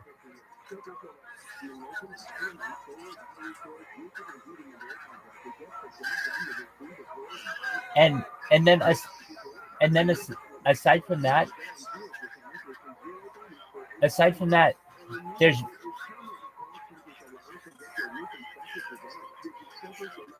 aside from that, there's and Anatoly. You okay? Anatoly, aside from that, there's really nothing else that you're gonna see. What up, baby? What up, baby? Aside from that, there's really nothing that you're gonna see. It's boring, West Texas.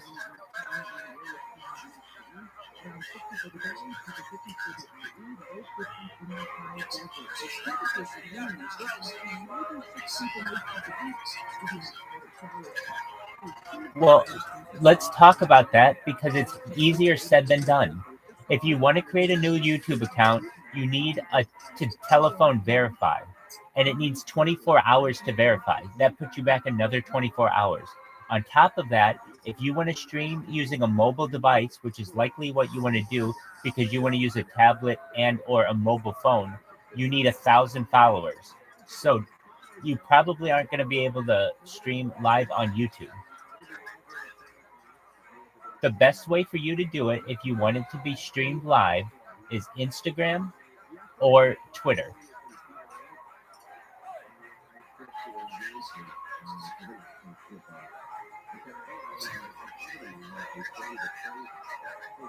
Of course.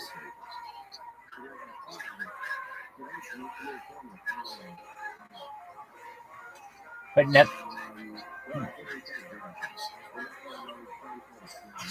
so if I were you, I would put Channel 7 OBC and then or Channel 7 News OBC. No one's going to know OBC. OBC is your ABC.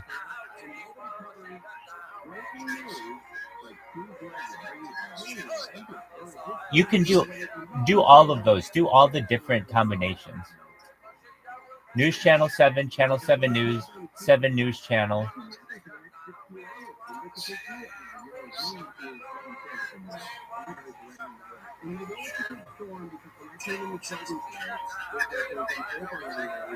You can do 7 News Now.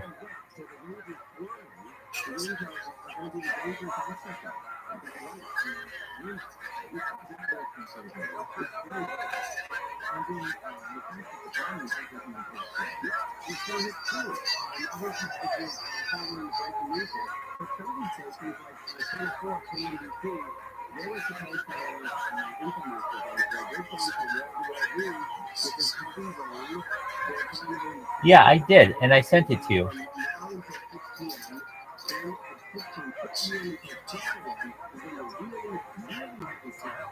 We got it to you via. I'll DM it to you.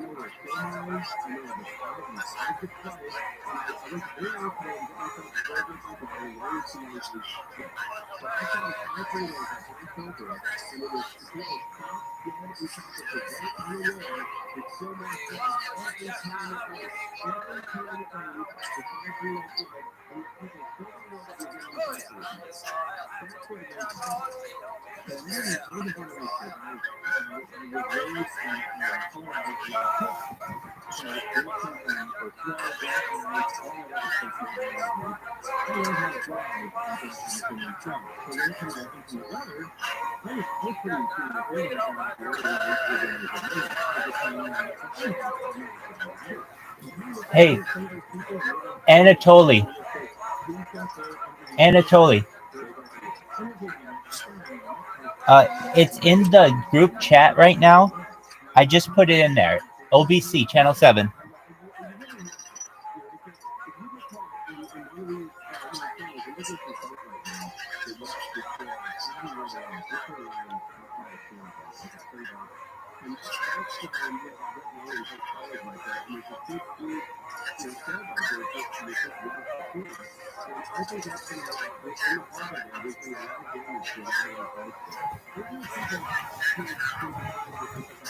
Dude,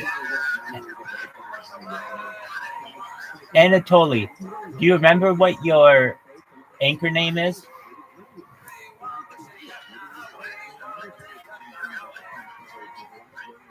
You liked the first name. It was, what was it? Chet?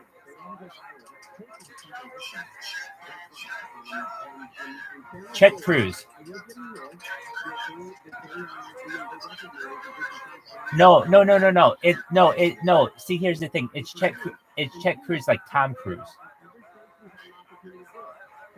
But make it whatever you want.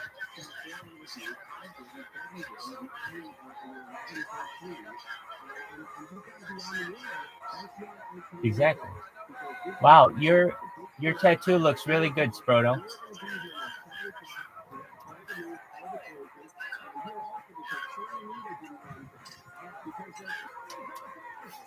Can I just tell you all, if I had gotten a tattoo of this coin, I would never stop talking about it. I would not shut. You guys would be like, dude, I wish you wouldn't have gotten it.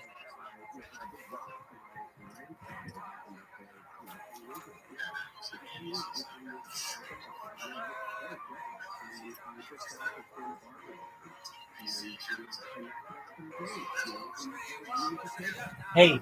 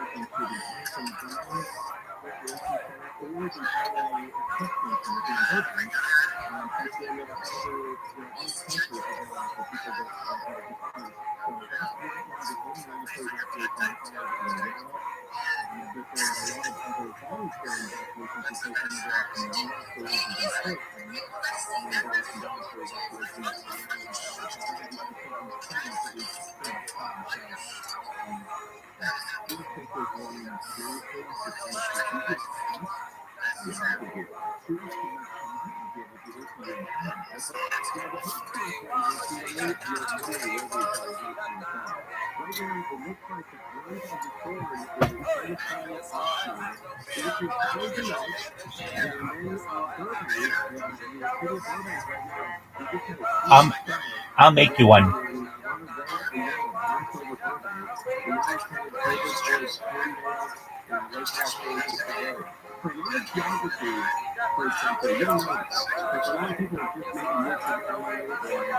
Will that work for the emoji for the avatar?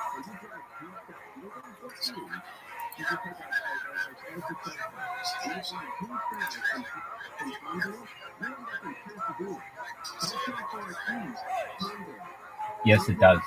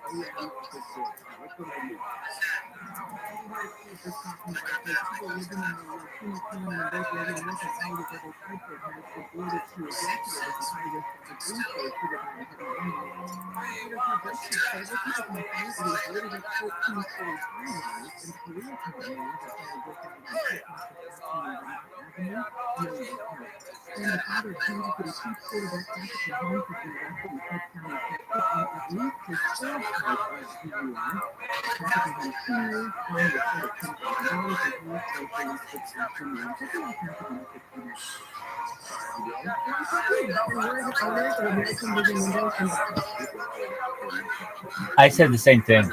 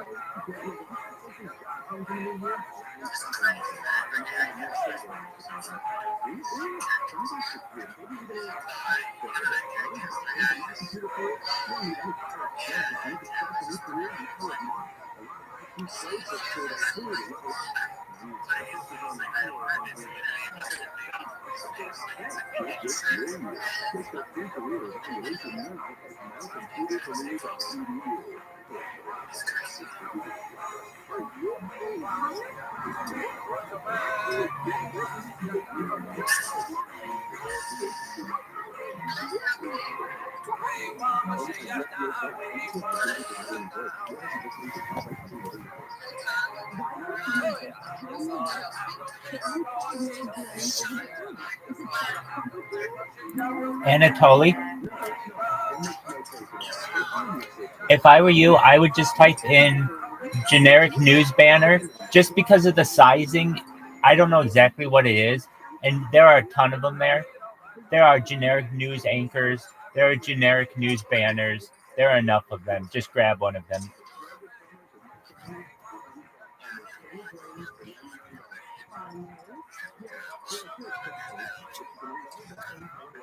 Certainly. Is it the number 7?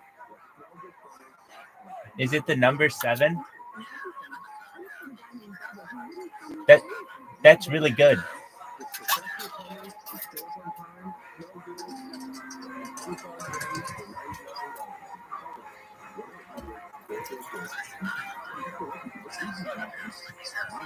Yeah, no, it definitely is. It's easier than a lot of real news channels.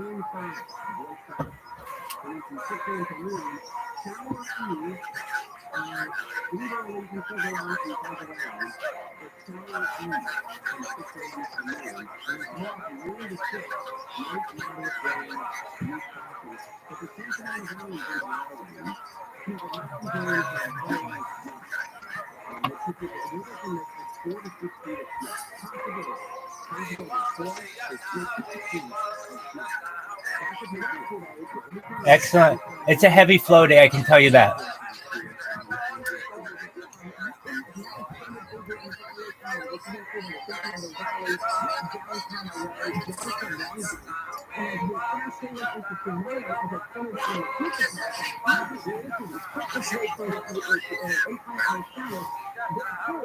A woman after my own heart.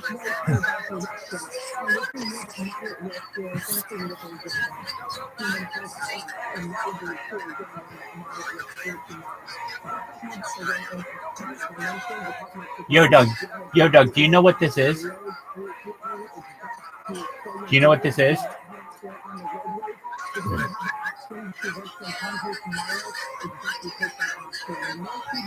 A lot of times I have girls over and they've never had one, and I give them to them. I give them the girls because they've never had one, and they thank me so much. Like, oh my God, I've never had a menstruation cup. Yes. Here.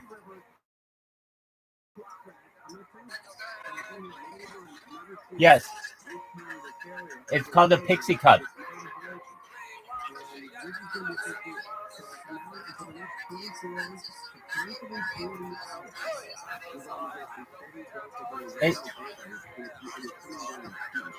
You want to know the best thing that I have, though? Is right here.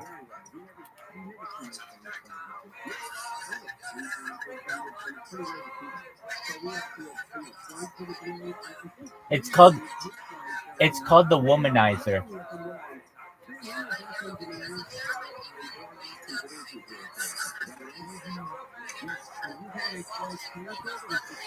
Suction.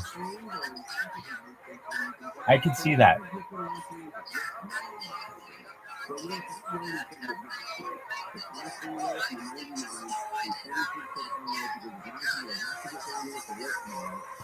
You're exactly right.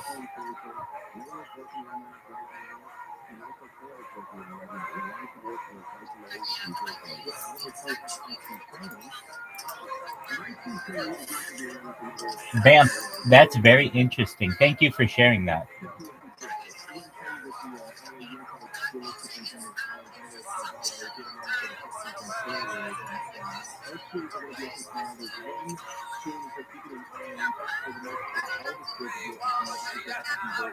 Sure.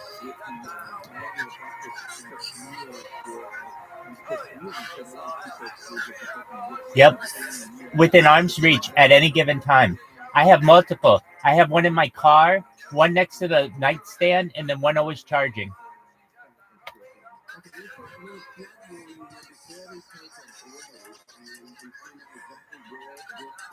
Wherever they want, baby. Wherever they want.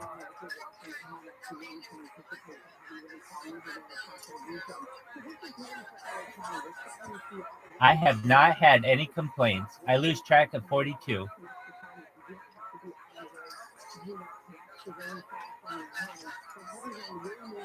It's a perfect number because honestly, at a certain point, you lose track.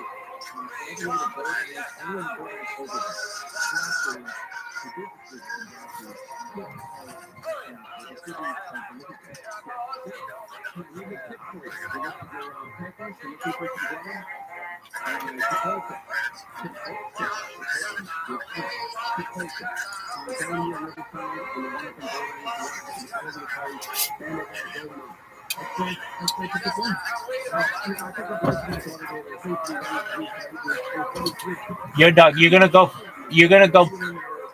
fuck this chick?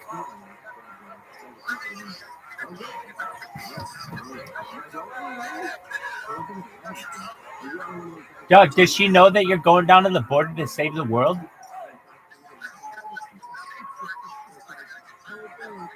Hell yeah, it's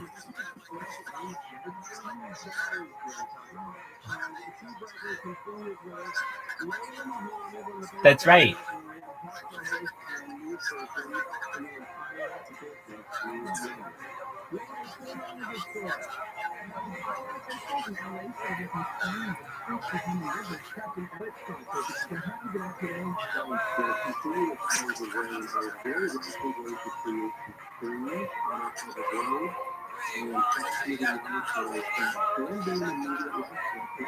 Dude, introduce us to her.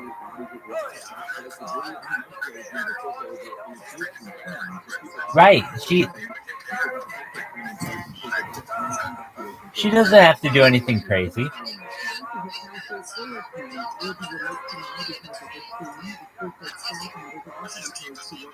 Agreed. You know I would. That's true. That's true. You got the training wheels on. I'm on the Harley. You've got the training wheels.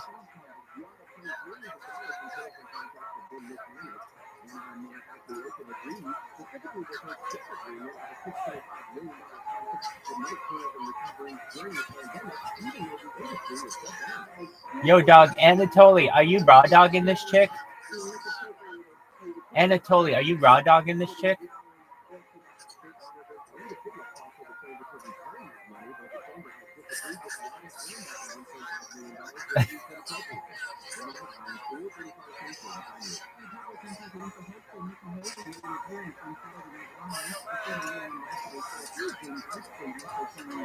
So, Anatoly, I have a question for you. You already have this made up in your mind that you're gonna raw dog her? This isn't even a conversation that she has like the ability to say, "Hey, dude, you gotta wear a condom."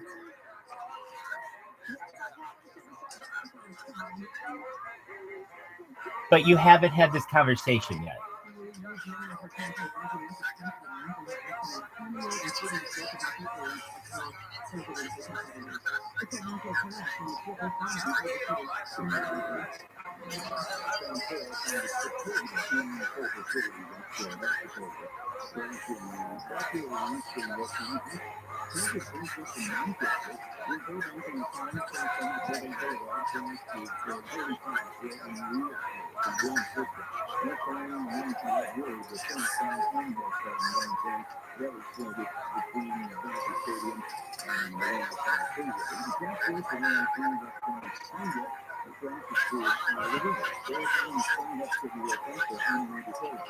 Oh, wait, are you Chip Bruce?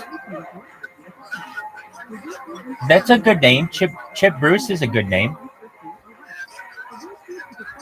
No, Bruce.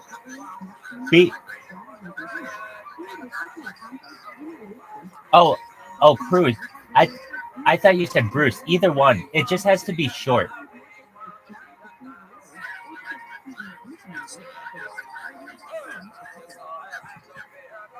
I've seen your YouTube.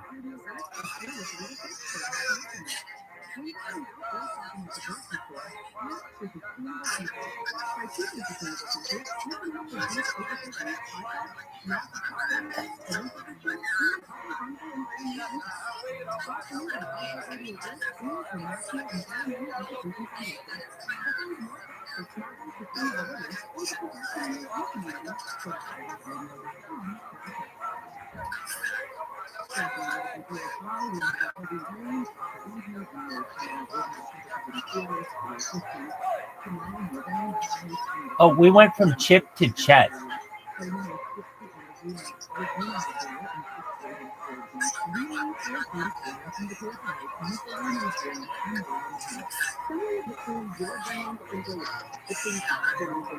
Anatoly, so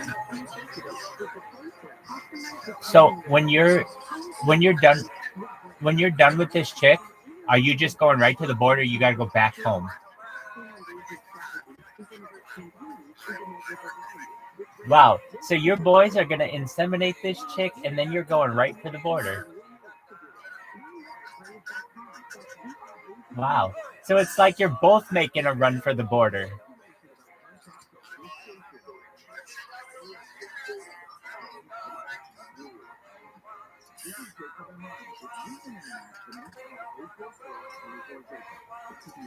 I feel like we're all getting laid.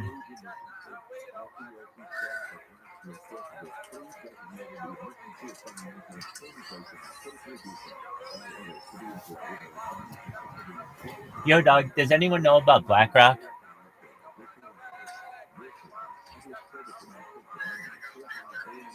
Peace out, Girl Scout. BlackRock, the hedge fund.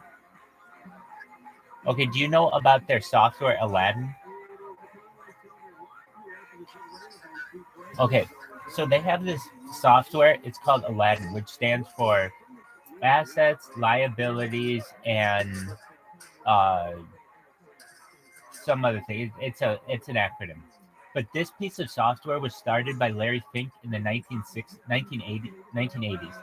Basically, I did not know this, but Larry Fink, who started BlackRock, was made a fool, and he didn't want to be made a fool again during the 1980s.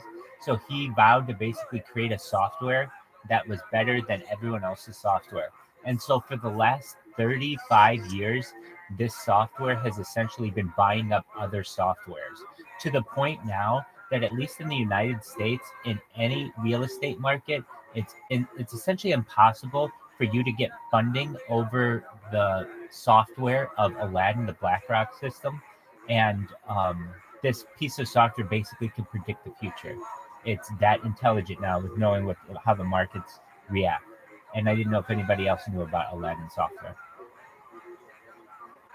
It's very interesting to me.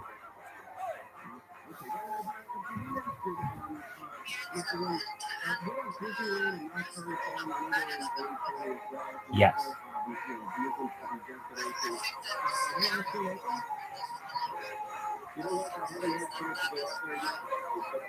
Right.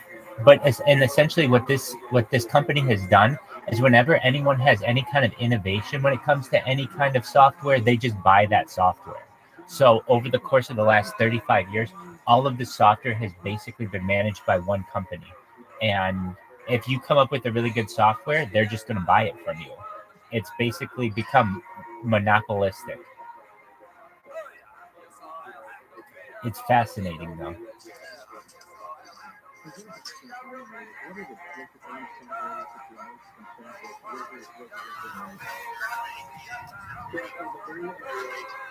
Sproto Grim, how is your tattoo? Did you see North Carolina won yesterday? Do you know who they beat?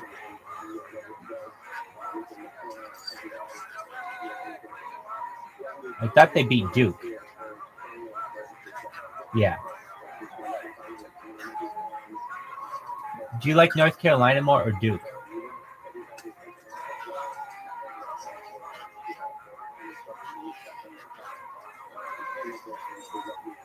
Do more people by you like North Carolina or do they like Duke? Do more people by you like North Carolina or do they like Duke?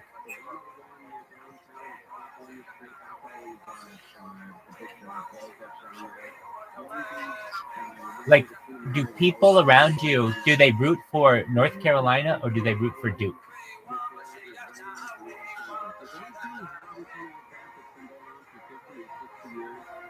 Does anyone root for Wake Forest?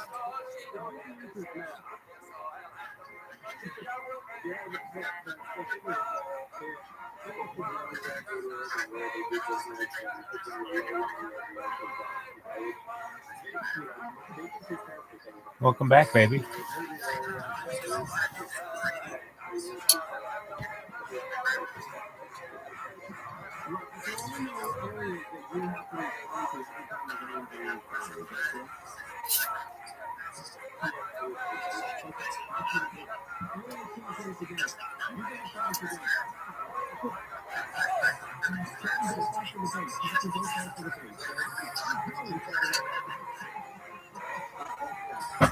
And so when do you expect, I know I'm hearing you say here that originally the first actually coming 5, 6, 7 waves that are going to come through. Has it indicated to you the weather and the rain we're getting once we get up here, or is it still fairly mild? Are we sitting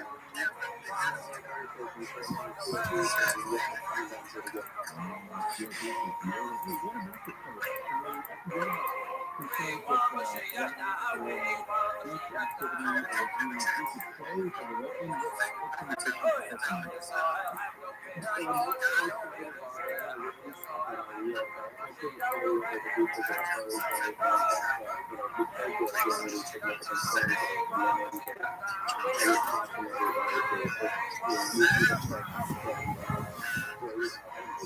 I would caution everybody to use the start where you I used to live in Philippines, and I used to go through how beautiful it is. It might be the most beautiful city in all of California, if not the entire country. And then after doing that for about 5 or 6 months, having a call from the mayor of the Philippines asking me to stop doing that because it brings in the riffraff.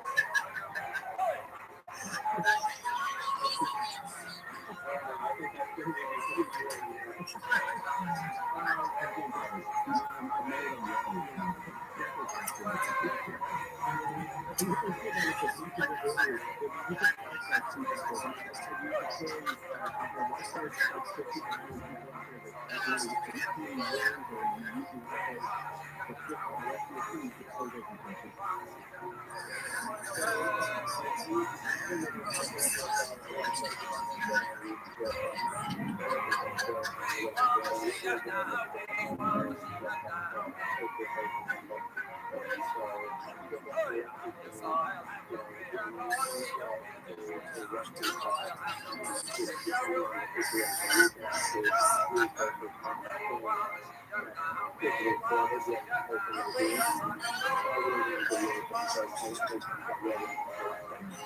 and so when something like this happens, we're talking when something like this happens,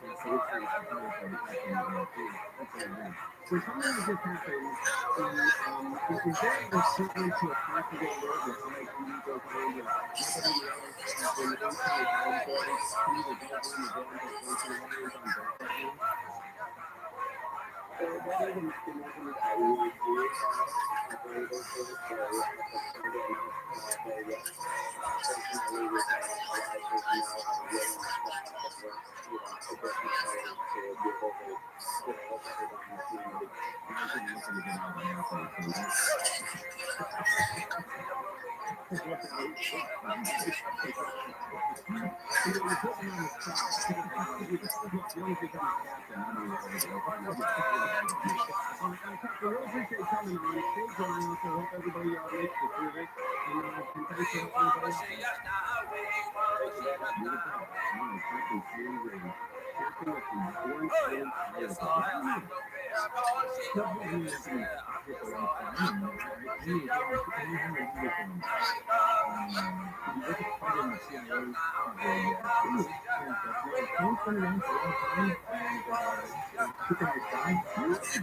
And I'd like to take this opportunity the storm coming in, and you can see out the window here in Durban, it's still in the radio and power from the company down. The last 100 years, the LA County Fire Department has been around for 100 years and celebrates 101 anniversary, 101st anniversary this year. They started 1924 until 2022. 91 years. They've given out 2 civilian non-harmless trophies between 1923 and 2024. The third one was unbelievable contribution to keeping people safe, in broadcasting, and getting the word out there, and keeping these guys honest as well, through their push-ups. And we're going to the third red helmet on April. That's a really big deal. Yeah, I'm terrified of it. Is anything changing?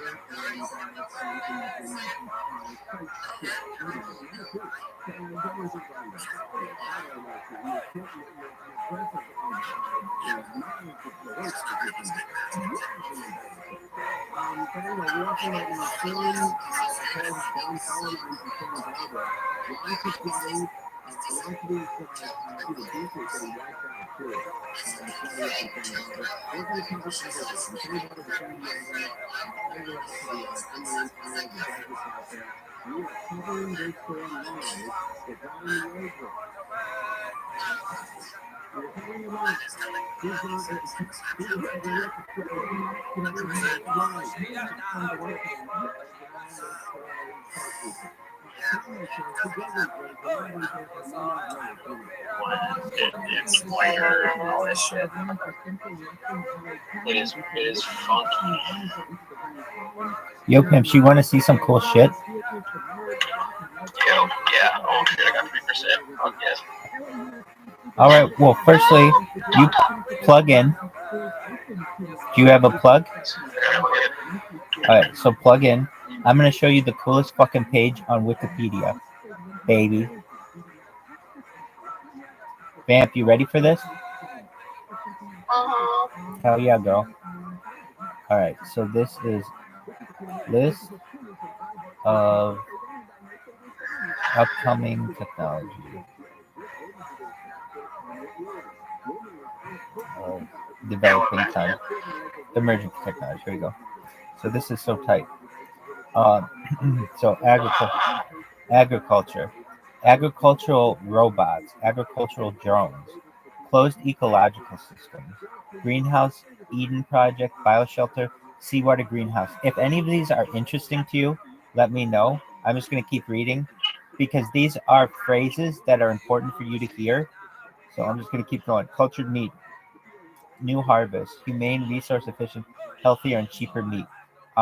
Atmospheric water generator, agriculture in semi-arid land, nanotechnology in agriculture, and nano-urea, vertical farming, space-efficient farming and space travel applications, construction and active structure, adaptive structures that respond to different conditions, or supermassive buildings and infrastructure like space fountains, arcology, photobioreactors, domed city, a weather-controlled city, colonization of other celestial bodies, a planned feature for Mall of the World.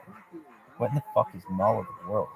There's a major project to build the largest shopping world in the world. It's supposed to be in Dubai. Yeah, don't you know that? It's a huge mural. It's like a vertical city. No, that's different. That's the line.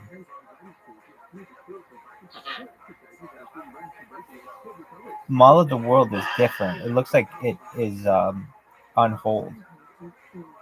I've heard of it for like 10 years.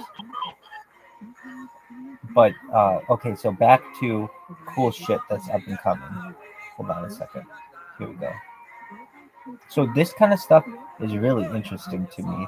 Next up, 6G cellular communications, artificial general intelligence, creating intelligent devices and robots. AI can counsel or even take charge in scientific projects, government, army, corporate governance, film and books, creation, inventions, etc. Progress of artificial intelligence, technological singularity, applications of artificial intelligence. Biometrics, blockchain, that's us, baby. That's who we are. Finance, digital currency, art, universal basic income, identity, social science, Bitcoin, and Ethereum. Carbon nanotube field effect transistor. That's the future mineralization of transistors. A cashierless store, limited commercialization. Civic technology, smart cities, more responsive government. I think these next ones are really cool. Smart city, e-democracy, open data, intelligent environment. This one's so cool to me. Digital scent technology. That's smell-o-vision or I smell. So you can basically smell through your phone. And the same is true for taste as taste-o-vision. DNA digital data storage, basically mass data storage on the genome. Electric nose, detecting spoiled food, chemical weapons, and cancer. Then there's emerging memory technologies, e-textiles, exocortex. I mean, I could keep reading this stuff, but I just think this stuff is really, really interesting. That perhaps so, right? Isn't it cool as fuck? Oh yeah. You heard the Bill Gates blockchain, biometric technology. To some extent, but please enlighten us. Well, I guess his patent on essentially mining crypto using human biometrics, human electricity. He'll patent on that. It's just a big. Elon Musk is backbone. He is backbone. Yep. What does that mean? Hello, host here, BAMS.exe with a brand new video on how to masturbate for beginners. Let's get right into it. Yo, dog, what does Elon Musk is backbone mean?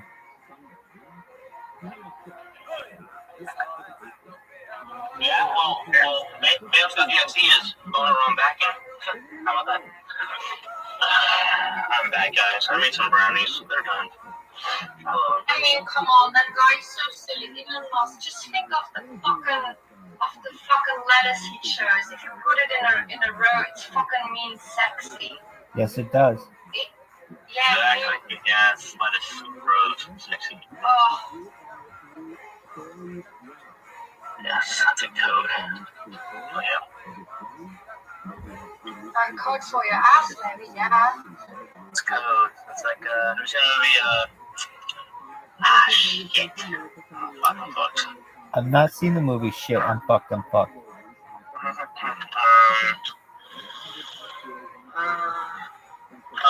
Beautiful Mind, the movie. Yes. Oh, I love that movie. Yeah, it's like one of my favorite. It's so good.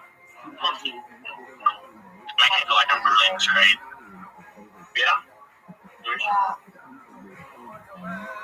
I like when he leaves his kid in the bathtub. Yes.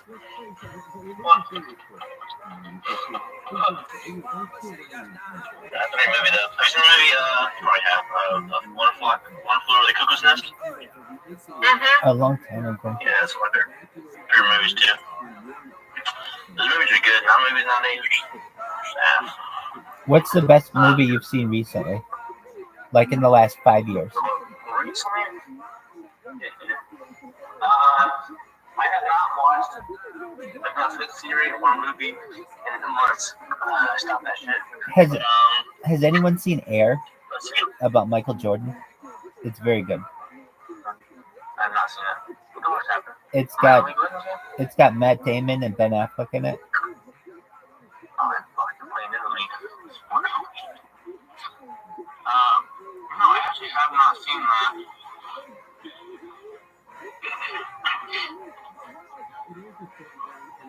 Seems very interesting, though, for sure.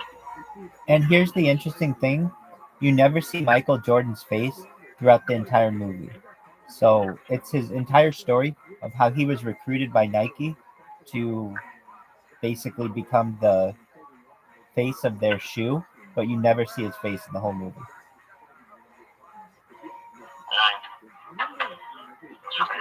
It's really more a story about his mom and his dad, because you do see their faces, and it's a really good movie. It's got a great soundtrack. I feel like for a movie to be successful, it needs a really good soundtrack. Yeah, I'll check it out. You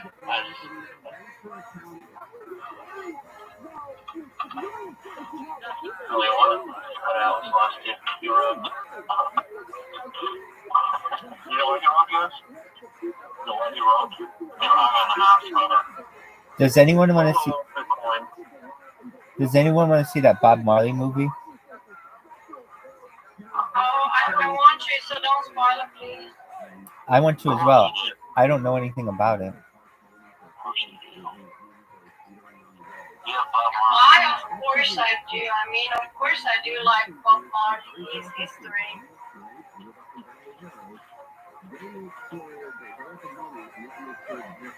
It comes out, I think, a week from. I think it comes out on the 12th or the 14th. But I think that's going to be a big movie. What's it? It's called like One Love or something. Yeah.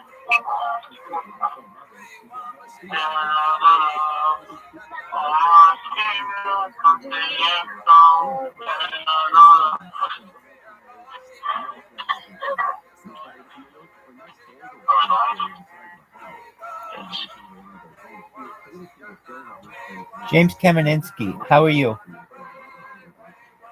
It's James Kaminsky. Excellent. How's Kevin Spacey doing? He's a great man. He gives me the creeps. I don't think he's locked up. I think he's just chilling. I agree. James Kaminsky, who do you have in the Pro Bowl? The AFC or the NFC? I don't know how to respond to that properly. Can you explain that to me? I don't think there's a proper response. The AFC plays the NFC annually in a game called the Pro Bowl, and I didn't know if you had favored the AFC or the NFC. I'll go with the AFC. Okay, that's a good choice. I'm actually listening to the Nebraska Cornhuskers. I was just gonna ask you. This is my next question. So, how your Cornhusker basketball doing? You know what? They're really good this year. Hold on. I actually looked this up like 2 days ago.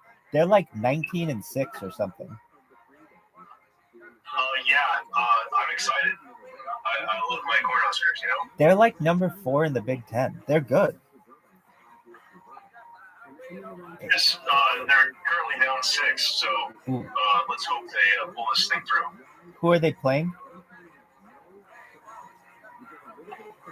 I believe. I don't know who they're playing. I'm sorry. One failure. Let me see here. I just gotta have it on passively. That's okay. We understand that we're the main event. Illinois. Illinois is a good squad. Yeah. It's a good game. Go Huskers. That's right. I also, Rabbi, I wanted to mention, I saw there was a recall on a CPAP machine by Philips. I saw that. I want you to be very careful. Thank you, my man. Yes. So I have a ResMed, but I did see that, and it made a lot of the ResMed community wonder, well, what if there's something wrong with ours and we don't know about it? So I appreciate it. Yeah, please be safe. I will. I do my best.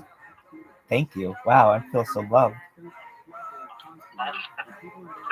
Absolutely, we love you, Rabbi. I love you as well. So we got Sprotogrim. Sprotogrim is from Carolina, North Carolina.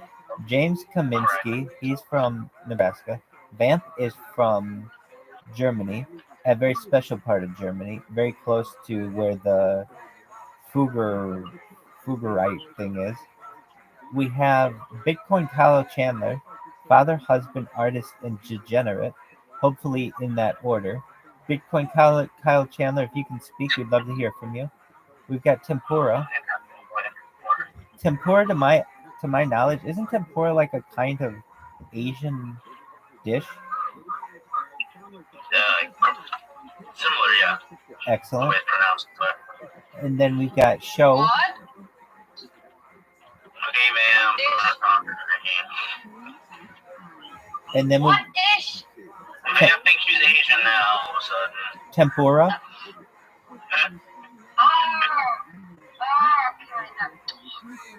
And then we've got show man 150M Sunday. And the Sunday is spelled like SUNDAE, like the dessert. So the Sunday, like what? How about run Sunday? I got you. Where do you live, show? Australia. Hell yeah, Australia kicks ass and takes names. In what city? Hell yeah, man. Do you know about the the Wills expedition? The what's the name of it? Just for a moment. It's fascinating to me. The Burke and Wills expedition. So basically these guys went from Melbourne to the very far north of the continent, and then made it all the way back south and almost made it the entire way, but then died. That's correct, right? Yeah. And then do you know anything about Pine Gap? It's like the secret Area 51 of Australia. Yeah, I'll show you where it is. Just for a moment. Okay, so this is the Burke Willis expedition. And so if you're wondering, like, what is Rabbi talking about? They went from Melbourne all the way to the, like, far top of, and then they made it all the way, but they died on the way back. But they walked it, and they made a lot of jerky out of their horses. Basically, like, because there's no food out there. Yeah. So here's Pine Gap in Australia, and it's, I think it's just called horse jerky, honestly. So here's Pine Gap in Australia. It's a secret location. It's located here near Alice Springs, and there's nothing out there. It's literally like it's like it's just desert for hundreds of miles. Exactly. So if you're like, well, what's so cool about this thing? Essentially, the United Kingdom and Australia have their secret space program that runs out of here. They have secret telescopes that run out of there, and also allegedly there is a what's called a jump room, which is like basically a portal that allows you to walk through it and be at another location instantaneously. And they have one that goes to Area 51. So basically you can go through a little door in Australia immediately to Area 51 in the United States. And there's also an underground train that also supposedly goes to Pine Gap. So I think Pine Gap is really interesting. I've spoken with a lot of Australians, and basically no one's ever been there. Like, not a single one of them. Never really even heard of it. I've never heard of it. Exactly. It's very secretive. Yeah, I can tell you about it. And so, How do you find out about it? great question. So I am a space buff. I like um, the history of space and particularly different programs. So during the Apollo moon missions, which are separate, we don't have to go into them right now, but the telemetry, the data was sent from allegedly the Apollo capsule to Pine Gap first, and then it was sent to the United States, basically off a projector, so that the quality of the video was very much diminished by the time it made it to the American home.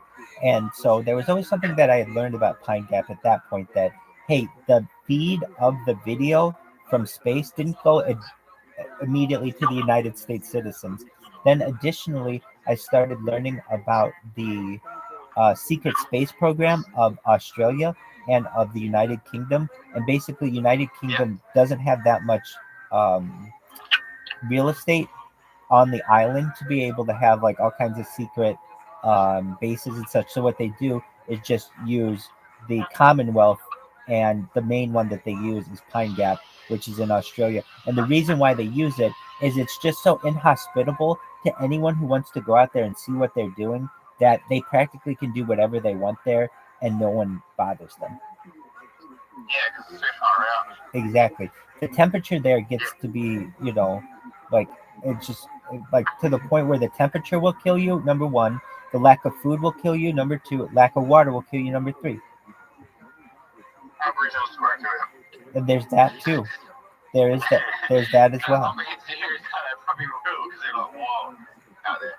You know what I mean? Yeah, no, you're right. I heard that, like the main cities in like Darwin and stuff, like the Northern Territory. Yes, I do. And Adelaide and stuff like that. I've heard that the Aboriginals that live out on those camps, but they're not actually like, let's say they're not a part of the community, right? They're in their own community, and then they come into the actual town and they just cause havoc, man. I've heard that as well.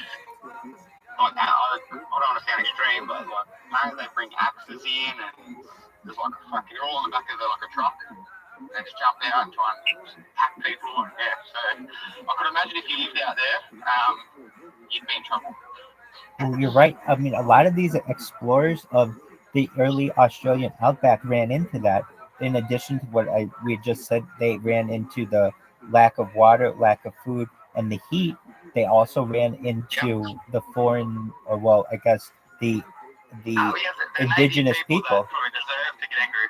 Yeah. They probably deserve to be angry. I mean, they've been there like 40,000 years or some crazy amount of time. The Aboriginals are the oldest living people in the world now. They say they're older than Africans.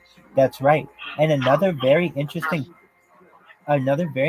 thing that I've learned is how much they were able. Like, a lot of times people think of Aboriginal people, and they think, okay, well, these are people who like hunted with the what do you call it? The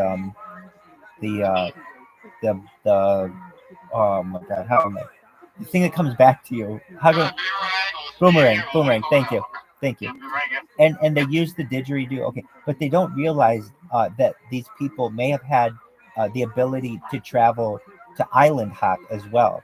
So but do you know I know a lot of Aboriginal elders, right? One of my Aboriginal, he's met the Queen when the Queen came over here. Like, she got off the plane and shook his daughter's hands, and like, they met him, so he's pretty high up in that world.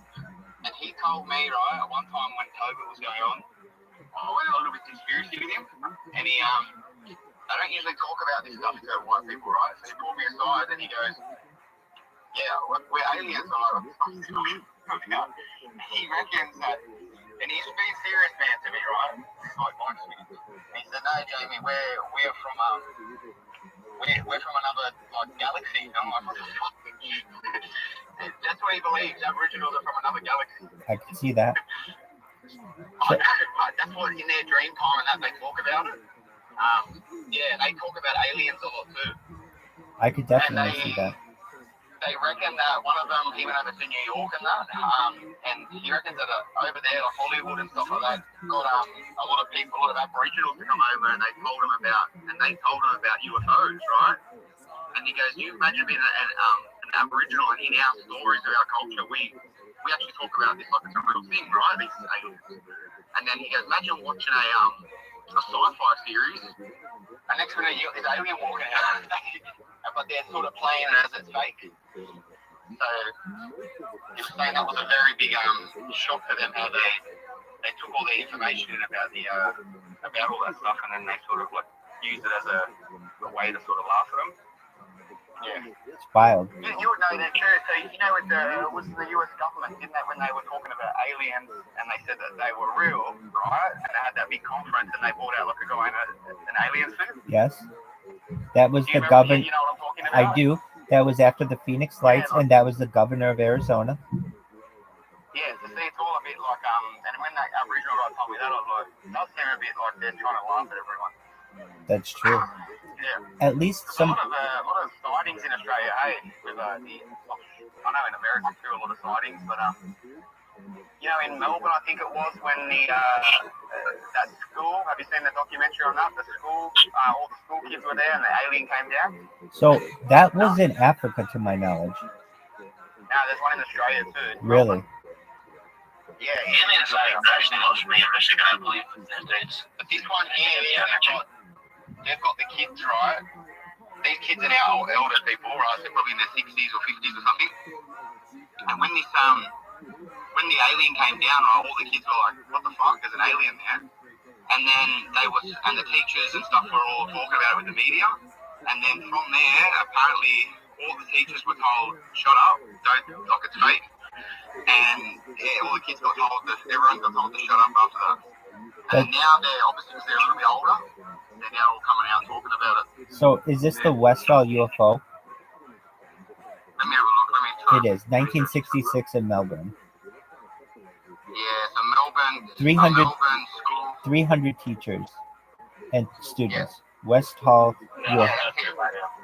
So at approximately 11 a.m. on Wednesday, the 6th of April, 1966, students and a teacher from Westall High School, now Westall Secondary College, reported seeing a flying object described as a gray or silvery gray saucer-shaped craft.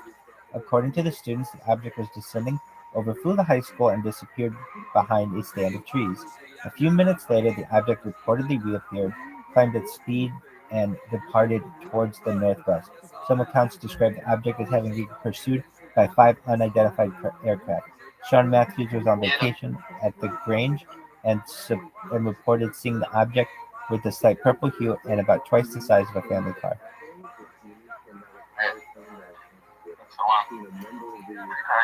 That is very crazy. So, at least when it comes to Aborigines and their ability to travel, I think it's very underestimated.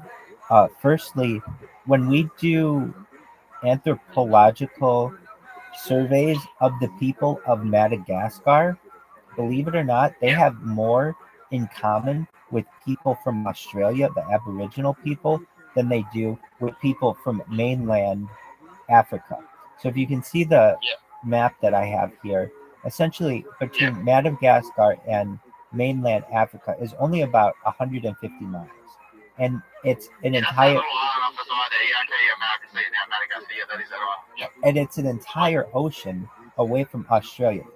Yet the people from Madagascar, it is thought, were settled by the Australian people and not the African people, which is very interesting. Probably because when the whole continent's all together. Well, there's that thought. You know, there's also Papua New Guinea and stuff like that. They're all those, like, you know, they're a lot. There's like they look a lot blacker. Up in like Papua New Guinea and stuff, obviously, they were all obviously connected to Australia. Yeah, they were all connected together. Yeah, was Madagascar connected to Australia ever? Or? Well, I mean, arguably it still is. It's all about the height of the water. Okay, yeah. So basically, if there were less water, then that gap between Madagascar and Africa would become land, and then there'd be a land bridge there. If you increase the amount of water, then Madagascar would disappear altogether. Okay, yeah. When it comes to the school incident that you discussed, or that we just reviewed, that's very similar to one that took place in Africa in 1994. And It's fascinating to me as well. So, that's the Zimbabwe. Is this one? That's not the Zimbabwe one. yes, that's right. Yeah, that's the one. I've seen that one too. Yeah, Zimbabwe. Yeah, those kids. And those, and there was a white teacher there. A white teacher was working there. exactly. I'm pretty sure. And yeah, that's the one. And they've done now. So it was the 30th anniversary of that this year, and they did the reunion, and all the kids' stories all stayed the same, which is fascinating. Like, it's not like these. It would be very hard just one day at school to tell to convince all the kids to tell one unanimous lie and to hold that for 30 years. It's just almost impossible. It's fascinating, though. So this is the Ariel UFO incident. This was the 16th of September, 1994. 62 pupils between 6 and 12 said they saw a silver craft descend from the sky and land on a field near their school. So what makes this one, interesting is this one landed. Some of the children claimed that one or more creatures dressed all in black then approached and telepathically communicated to them a message with an environmental theme, frightening them and causing them to cry. The Fortean writer Jerome Clark has called the incident the most remarkable close encounter of the third kind of the 90s. I would have to agree with that. Some skeptics have described the incident as one of mass hysteria. Not all children at the school that day stated that they saw something. Several of those that did maintain their account of the incident is true. Several of those that did maintain that their account of the incident is true. Several of those that did maintain that their account of the incident is true. That doesn't seem like it's a complete sentence to me. Several of those that did maintain that their account of the incident is true. It seems off. Nevertheless, it's fascinating that these mass sightings of people, especially innocent kids, between ages 6 and 12, nobody's going to come up with any kind of fake story to scare all their friends and stick to this lie for 30 years. Something happened there, and we need to study it. Yeah, was it this one or the one in Australia? There's one of the kids said it's fake.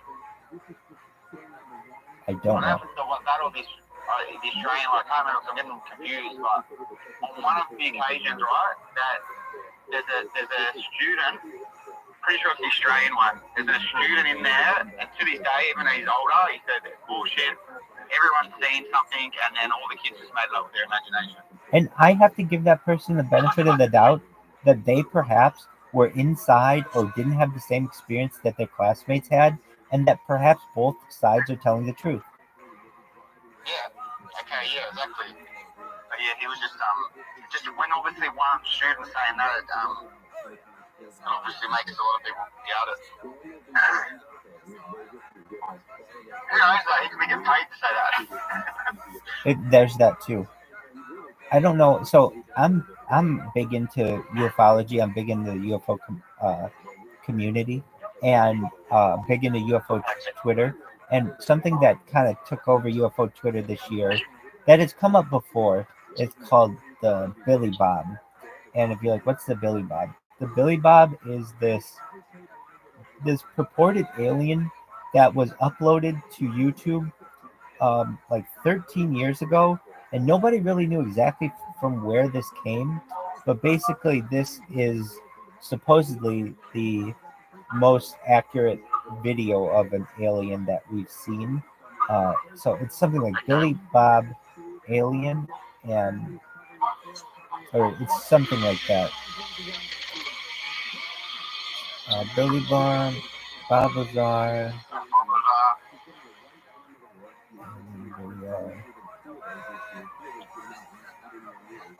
Not Babazar.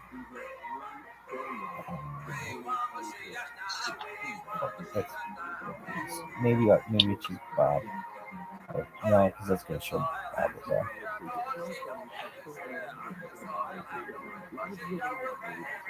Billy Bob. No, that's something else. Anyway, every single day, at least on Twitter, these things are getting better and better. The video's getting better and better.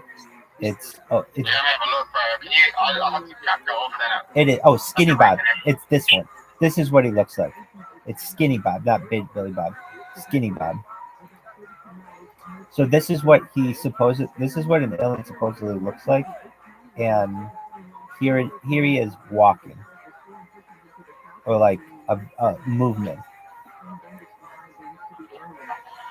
So this is without filters from Skinny. So this is like, well, okay. So there's this. There's much better video though. I'll show you. Close up alien footage. Just for a moment, and I'll show it to you. Here it is. A Skinny Bob alien footage. So this is the best footage I've seen of an alien face. This is in an old Russia documentary. Here's the thing. I don't know if this is real or not. I don't know if anything's real. I don't even know if I'm talking to you right now. But if you were to say to me, Rabbi, show us the best evidence that you have when it comes to an alien face moving, it's this. Now, there's better footage of it. And then I'm going to show you a craft up close. When I say up close, I mean there are some Russian guys in this video who are right up next to it. So I'll show it to you right now. It's Russian.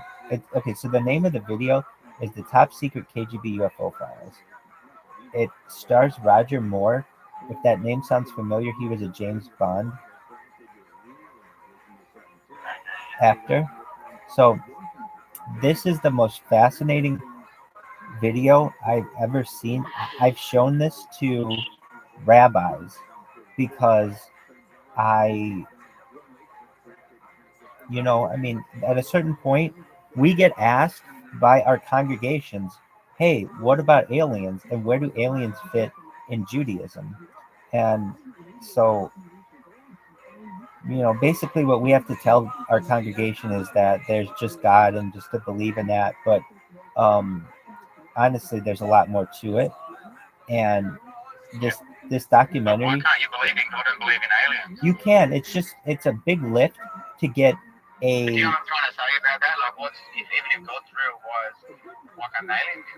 I agree with you, and I think that's something that can be done. Divinity, that makes me believe more in God. That could too. So it stars Roger Moore. You know what? DMT made me believe more in God. And here it is. And so I'm going to show you what... You ever smoke DMT or what? DMP? Yeah, you smoke DMT or what's tripped out? I've tripped out, usually on LSD though. Okay, nice. So... I want to go in the Outback one. Here it is. Here it is. That would be really cool, and like lose yourself. Okay, so I don't know. I know this is sideways to you, but basically what we're seeing here is a bunch of Russian Jeeps. Just for a moment. This is Roger Moore. So I mean, this is a real actor. He was a James Bond. Like, this is a legitimate documentary. And just for a moment, I'm going to pull that footage up because that's what we want. It will show this very close. Okay, it's at like 30 minutes. So if you're wondering, like, what is this video? Basically, after the Cold War, Russia had all this alien footage and technology, and okay, here it is. So basically, there's a saucer that has crashed. Okay, we'll go back. Okay, so these guys are talking about there's an alien saucer that has crashed, and this is up close footage of this crashed UFO. It's the best video that I've ever seen, where you actually see a UFO craft up close. So just for a moment, I don't want to mess with moving it forward any more because I don't want to mess it up. So it'll show up in a second. But again, this is a James Bond, former James Bond, Roger Moore. That's a big deal. It's very legitimate. Okay, so this is a guy. He's like a Soviet army officer. This guy's telling you in the video that the video that you're about to see, everything is accurate. when it comes to the uniforms and the Jeeps and things. So, can you guys hear me? Yeah, I think we all just listen to you. Okay, excellent. Sometimes I do this and the app crashes on me in the background, so. All right, just one moment. Let me turn up the sound and see if it works.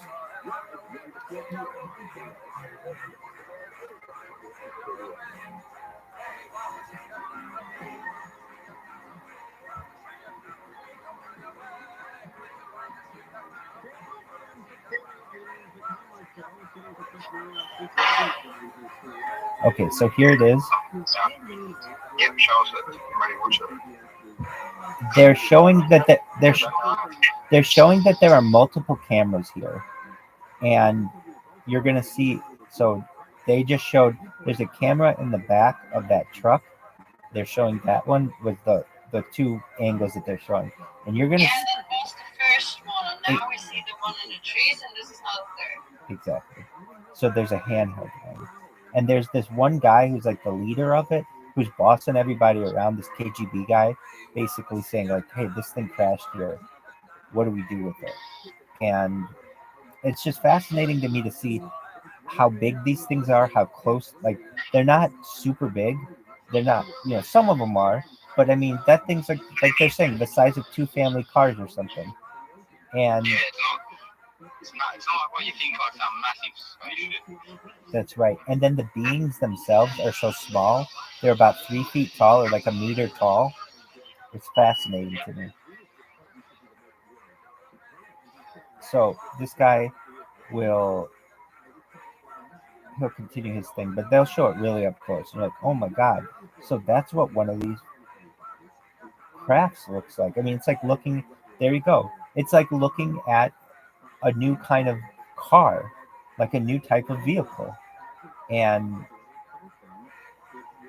it's just like, and they just start cleaning it up.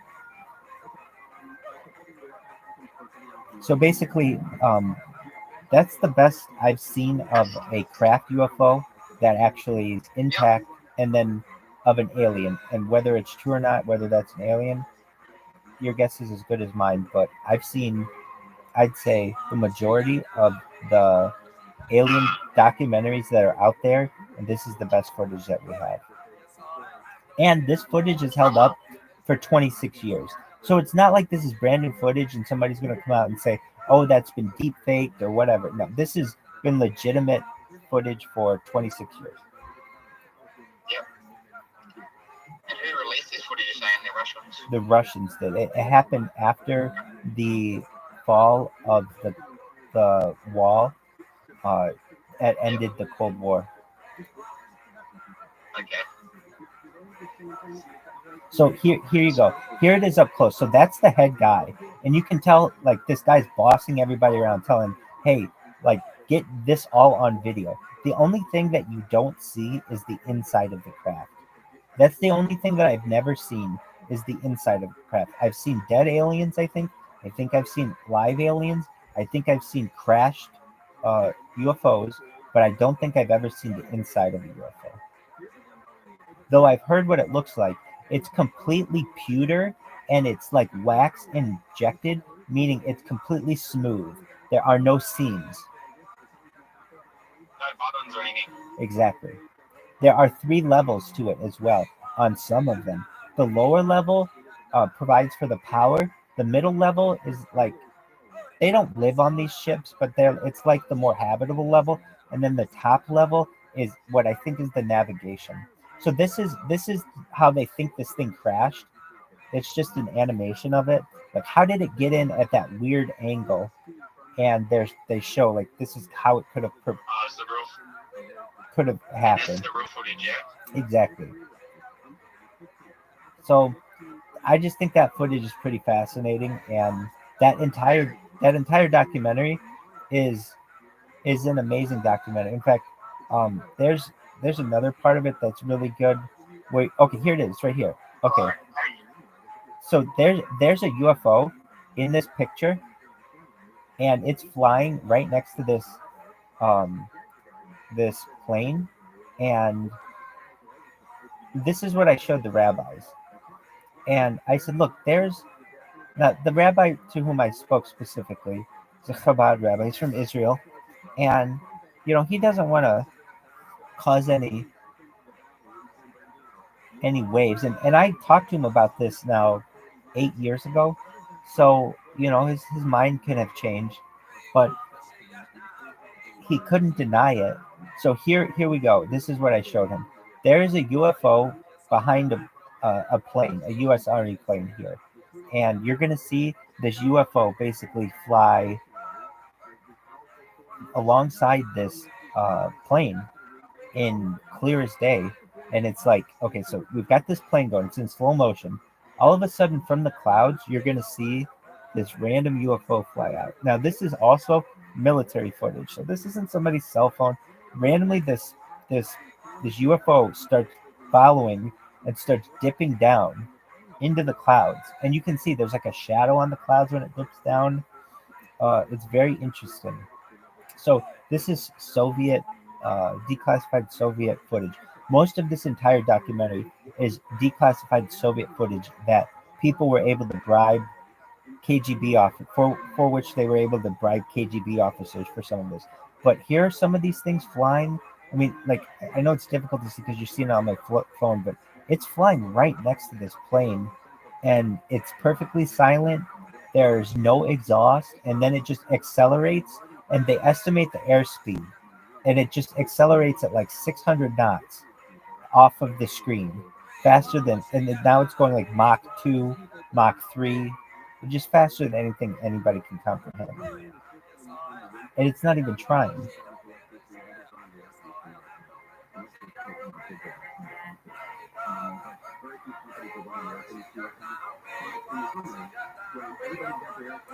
So Thanks for the info, man. I think that's Interesting. I fascinating. gotta watch that doco when I get home. Definitely. It's called The Top Secret KGB UFO Files.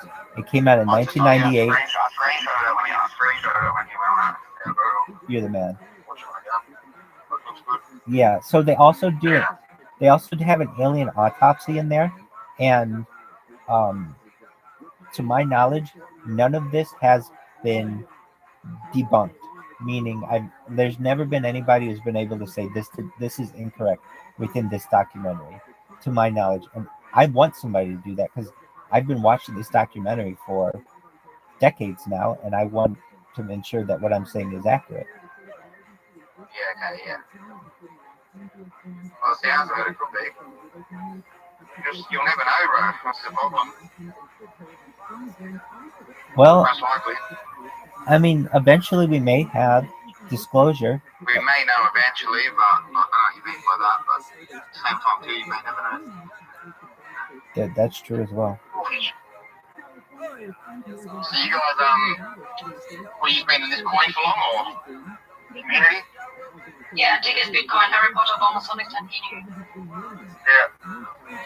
Yeah, I joined the community like probably last week. Well, you joined the greatest community in the history of any community. Firstly, do you know a community that has as much camaraderie as we do? Firstly, it's Sunday night, and we have 6 people in this room randomly. And we're in a video room. Here we are sharing our screen. We're talking about aliens and cryptocurrencies and transhumanism, all kinds of really interesting things. So we're a really interesting group of individuals. We're very motivated by our cryptocurrency, and our memes are fire. Have you seen our memes? Yeah, they're good. Hell yeah, they're good. Oh, you do? Deep brain.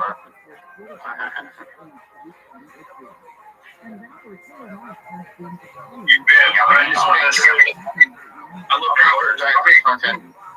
2016. Yeah, I'm saying it all, bro. I'm saying the fucking shit. James, what did you say? I love your art. I saw your stunning.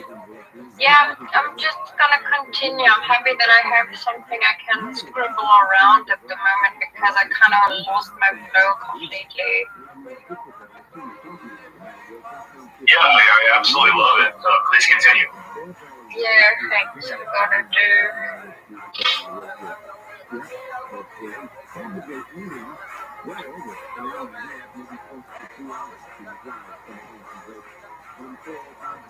To my Australian friend. I think the one from yesterday would even look good as a print on something. That's a perfect square. Hell yeah, I love that art chick too. Has it as her like background now, so that's cool as hell. No, it didn't take it like directly, but just showed it as a background. But I like the idea, so I took the time. Let's say it like that. Hell yeah. I'm happy if people just have fun sharing it. So I got a few messages, even people asked me for giving consent for sending it somewhere. This is what I appreciate mostly, so I don't have any problem if you just take my things and even do something with it. If you just take it, hey, that's loud, what the fuck?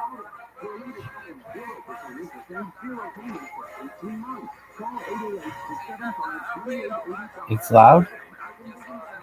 Yeah. Can you hear us?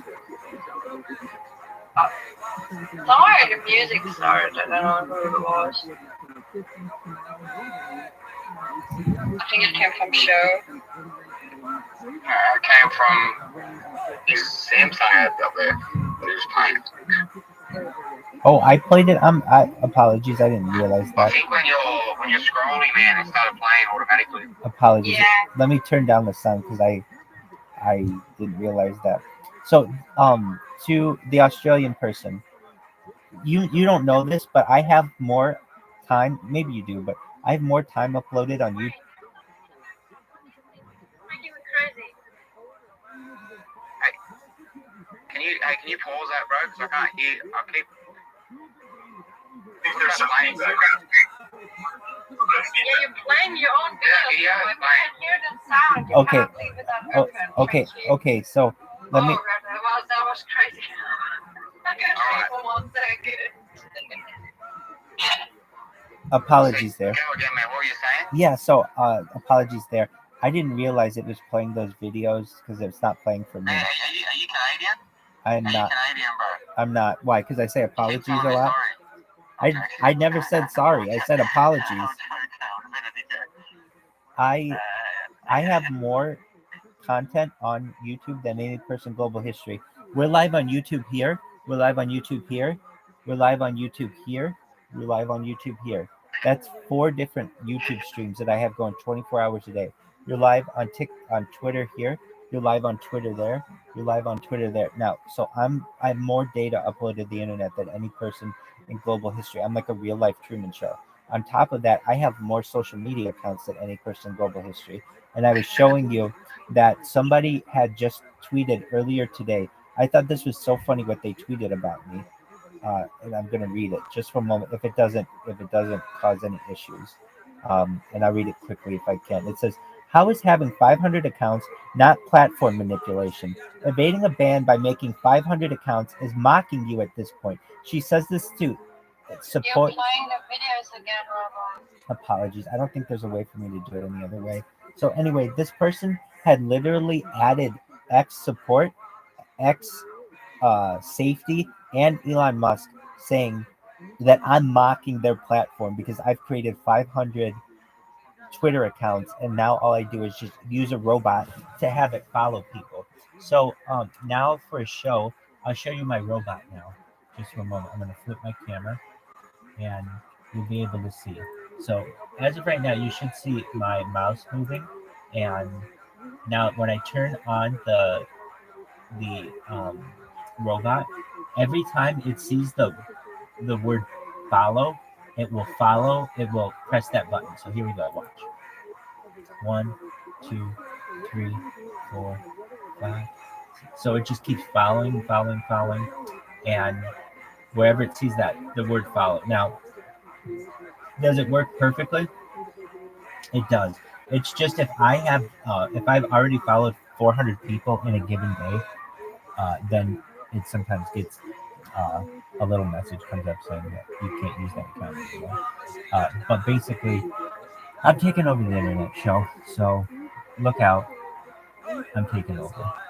Show, have you ever been a Yeah, person? so guys, you know, if the internet one day is down, you just can blame it on the Oh yeah, like, you're yeah, exactly right, right, like, man. You're exactly right. Show, have you ever been to Perth? No, I haven't. Very few people have. Perth is the largest city in the world that is further away from any other large city. So I haven't had any. Exactly. The closest city to Perth is like Jakarta. Yeah. It's pretty far. I know America and all that stuff they first are. Where have you been in America? I lived in Canada for 4 years. Okay, that doesn't count as America. As getting America.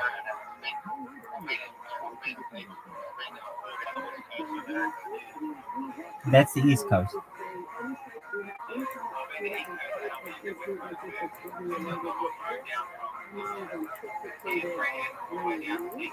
Oh, that's an amazing drive. You did the one?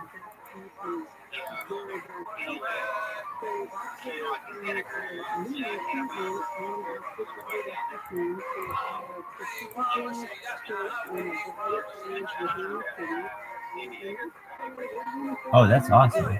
Amazing.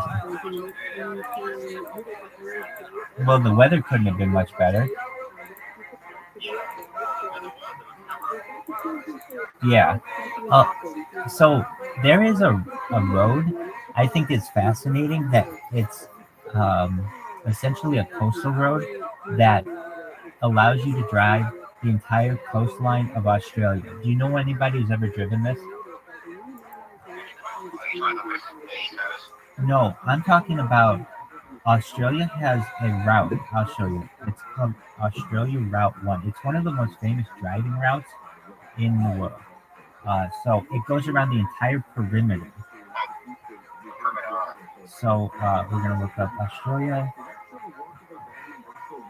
Route.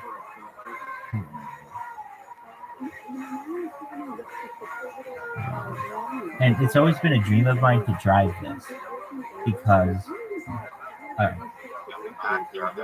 it's called the Perimeter Road. Let's see here.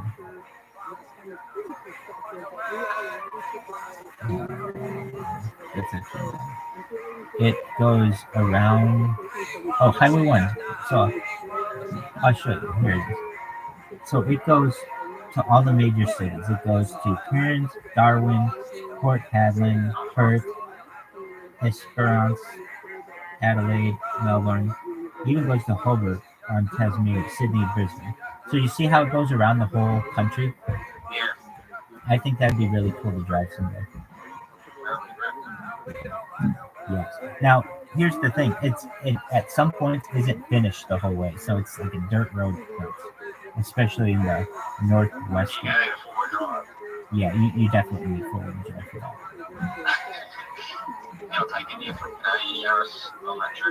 Right. But I thought that would always. So you don't know anyone's ever done that drive though?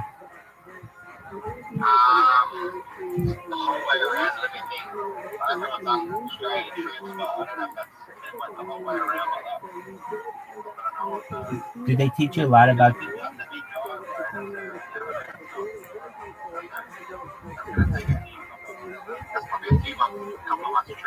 Right. I imagine if you waited. It is the longest national highway in the world, surpassing the Trans-Siberian Highway by. So yeah. So you can literally drive like a big circle around Australia. So the record to do it was like 6 days. Or five days. So I imagine it takes a month or so to do normally. But apparently it covers practically every major inhabited part of Australia. So all the large capital cities, holiday resorts, coastlines and everything. It's a beautiful drive. navigate? No, I plan on it though. I'd love to. I think it's beautiful, and I think that it is a very mysterious place. And especially to Americans, I think it's mysterious. It's like the UK's Wild Wild West. Like the UK has a very interesting history. I think a lot of people as well in Australia have been given bad reputation for some of the history that has happened when Australian people are really amazing, smart, good looking individual people. I think that Australia really doesn't get a lot of the spotlight that it should. I got really into the Women's World Cup this year, which was hosted in Australia and New Zealand. So I learned a lot more about Australia, and I watched like all of the games, and most of them took place in the middle of the night here in the United States. So, I looked exactly that Billy Joel song. So, did you watch any of the Women's World Cup? Dude, the Australian women did really well this year. I think so. I was just gonna say that. Yeah. Yeah, and they did way better than they've ever done previously. So, and it was a really good tournament, I would say overall. It was really. I mean, the American women were supposed to dominate it, and they just got dominated in everything. I somewhat feel badly for them, in soccer because in reality, they only lost in shootouts. So they never lost to my knowledge, if I recall, they only lost in PKs. Basically, they never lost at the end of regulation yet. Not everybody can continue. And the Australian team did really well. Sweden did really well. Britain did really well. And then, of course, Spain. Spain came out of nowhere and shocked. I mean, they shocked me. I was really surprised they did so well. And so Spain won the World Cup over England, and I thought England was going to win. It seemed like they were going to. And then I think third was between Australia and Sweden, something like that. Yeah. So you're in Sydney? Yeah, man. Everybody jerks off over that fucking opera house, right? Everybody fucking loves it. It's like the main tourist attraction.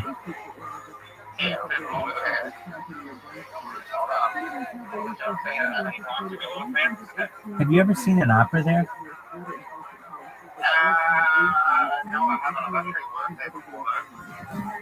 How was that?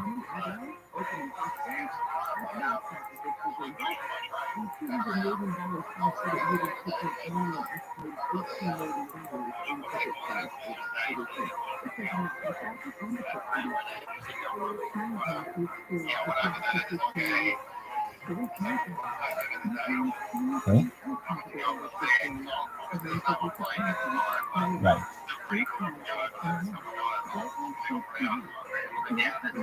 You're like on the catwalk? That's really cool.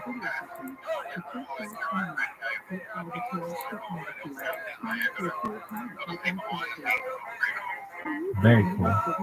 And then you said you've been to the West Coast. Did you spend any time in Los Angeles?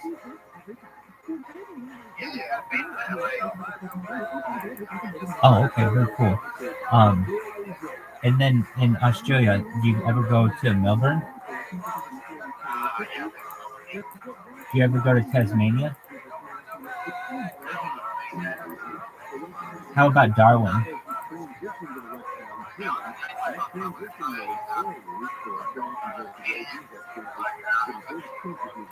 Yep.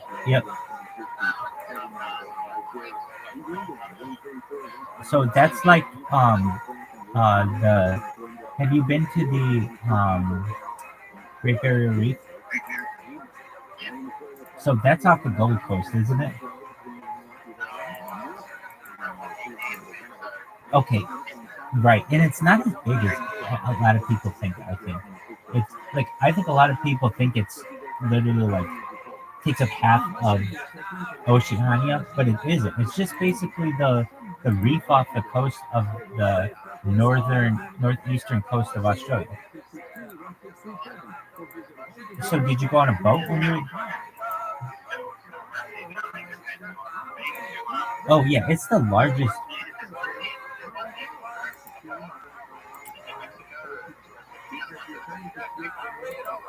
Right. Yeah.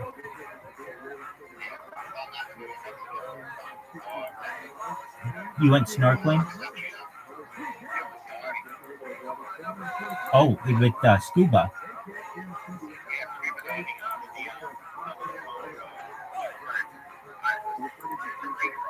Yeah. Right.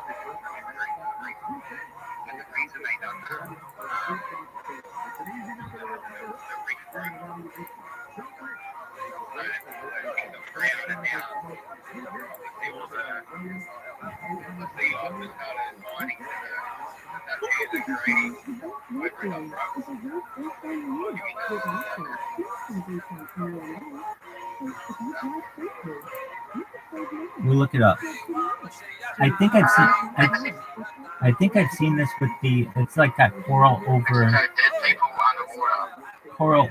the statues, right, off the coast. Right, I'm looking it up. How did you get into scuba?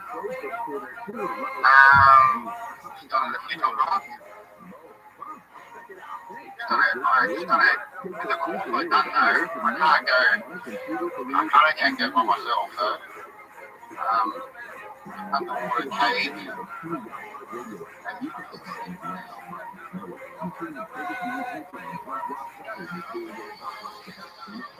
Is it Chital reefs? It's called an eternal reef.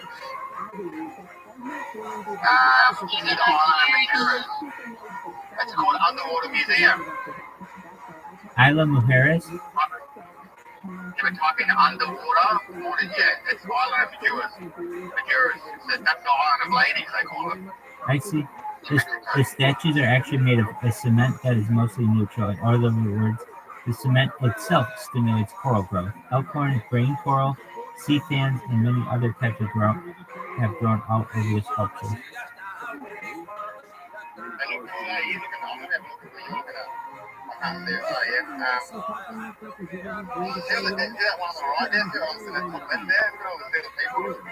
This one? Yeah, that one, yeah. Yeah, it's cool. It's cool, man. I'm right there next to them now.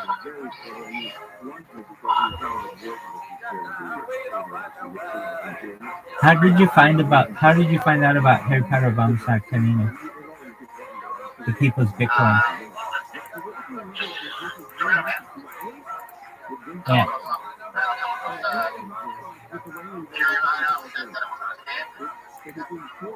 All right. And then you, how'd you get the telegram? Right.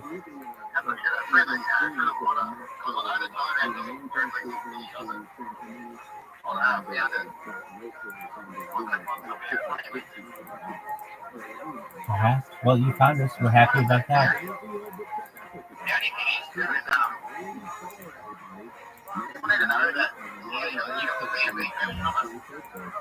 The B&B, like the bed and breakfast?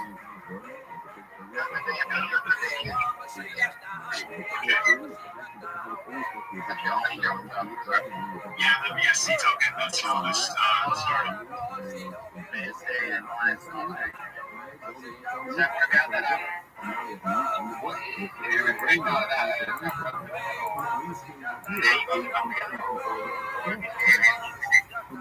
Yeah, so from my understanding, it was like an initial road thing, and then it got taken over. And then maybe they ran its course, and then it migrated to Ethereum. Of course, the DSC token still exists, but yeah, there is where they at now.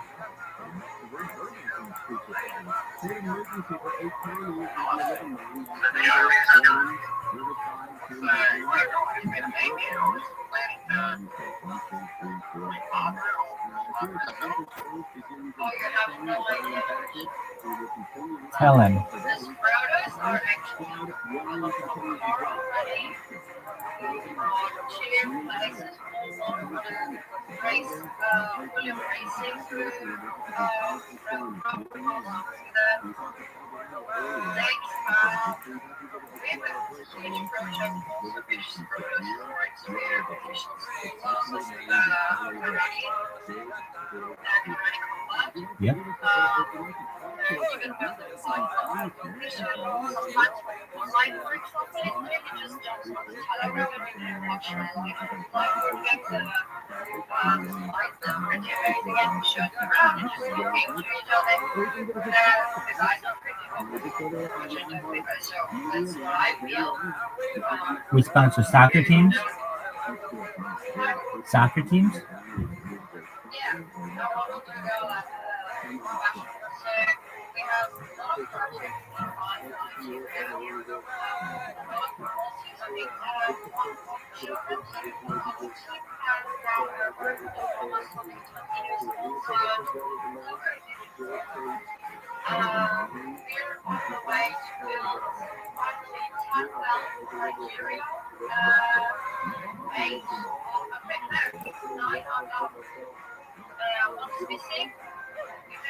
That data is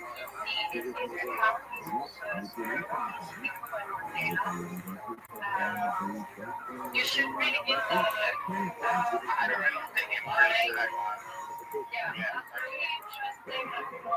The monthly variations, we even have a plan to connect with different communities that's from the charities, churches, even bring house connection, clean water, not just people in Africa.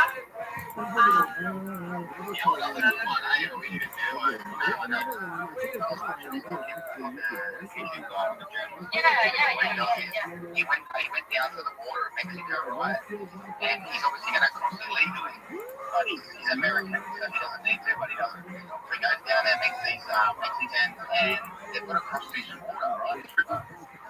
And the thing is, the water only comes up to say you hit, right? On most normal water, and that'll right every side of that all. But then when a kid starts going in there, well, thankfully, not in the rapid sort of like the water right moving, so they get taken. And a lot of these people in these undeveloped countries, I don't know the exact statistics, but I think somewhere, only 50% of the world does actually know how to swim. I'm straight across, like, what the fuck? And there's a lot of people that don't know how to swim. Like, it'd be so cool. I'm thinking of doing it myself, right? I'm trying to get travel the world and just try to film something. I need some sort of, there's some passion I want to do, not just leave and just film just to make the money, right? I need to have something behind it, but I was thinking, like, I'll go around the world and just learn to lock these schools for these kids, teach them how to swim. Yeah, and that's the thing. We want to concentrate on something like that for like a stable brand, you know? Yeah, definitely do, but yeah. This is the thing with HBO's chat. We don't look at the chart, okay? Did you ever press like /chart in the chat? Have you ever done that? Yeah. Yeah. No, I haven't done it. Okay. I haven't done that in this chat, but yeah. Oh, do it, just do it. Yeah. Oh, God. James did it for you.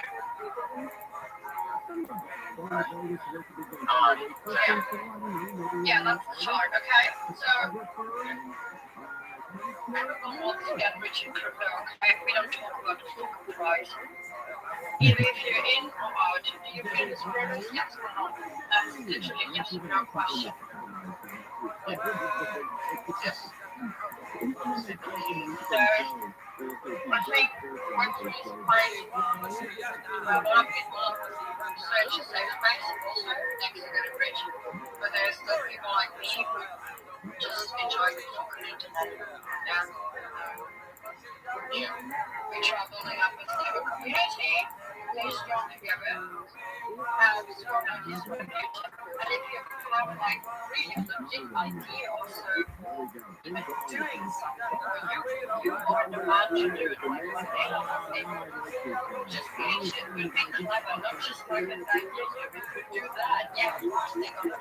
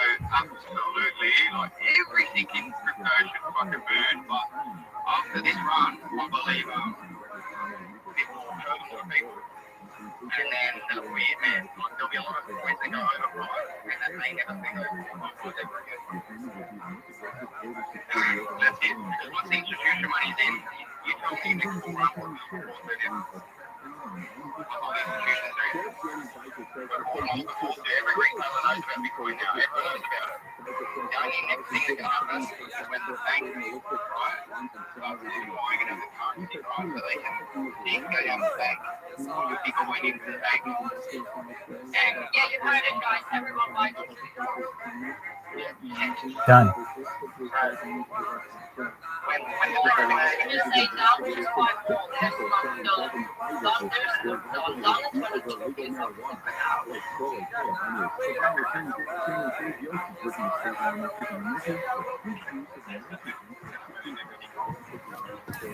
Yeah, we easily got a 10K.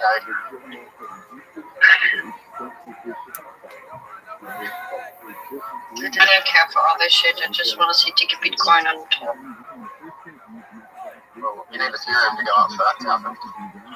Yeah, you're right. We need Ethereum because if Ethereum's going down, this is going up. Well, I don't know. Vitalik is already clicking off on the board, so. Who's looking at board? Vitalik already fucking licked our board. What's up, Real Schiller X? Yo, you doing, bro? Living like a pimp. Living like a pimp. How you living? Hey, I'm living cool. I'm living good. I'm living great. What's new in your neck of the woods, homie? I don't know too much. You can't be. Fellas, how you guys? Nice to meet you all real. Maybe you've got in the chat, but hello. Take care, show. Enjoy Sydney. Join us whenever you can. We're happy you're part of the community. Yeah, I'll be back in here. I got my brother to join too. He joined up the other day, so maybe next time and have a chat with him. Excellent. Show. I do this 24 hours a day, baby. What's going on, Real Schiller X? You spanking and yanking it? You spanking and yanking it? What's new?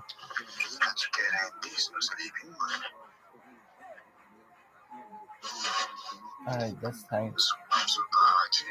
Real Schiller X. Yeah, brother, I wanted to say like we're it's so late. Why you awake? Why don't you sleep, my man?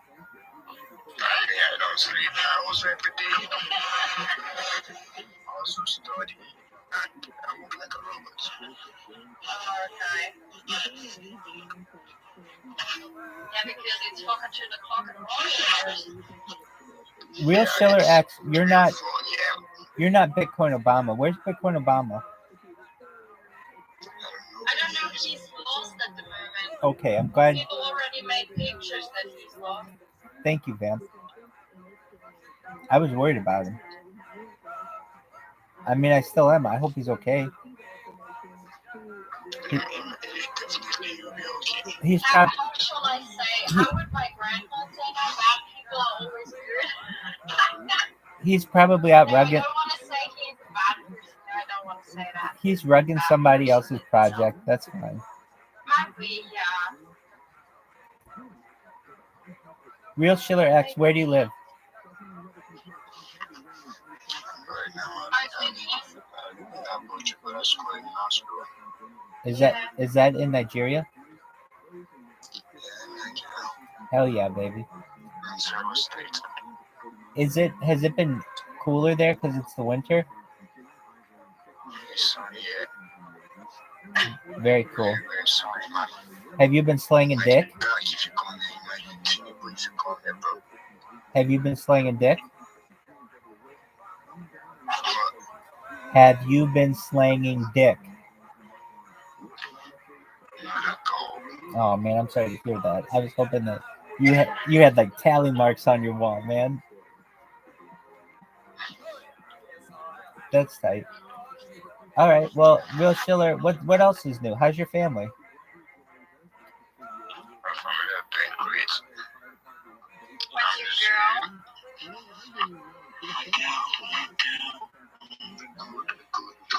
What's your name? You're still together? For sure. Yeah, that's lovely to hear. What's her name? That's a great name. Well, that's cool. You should tell her she has great taste in men.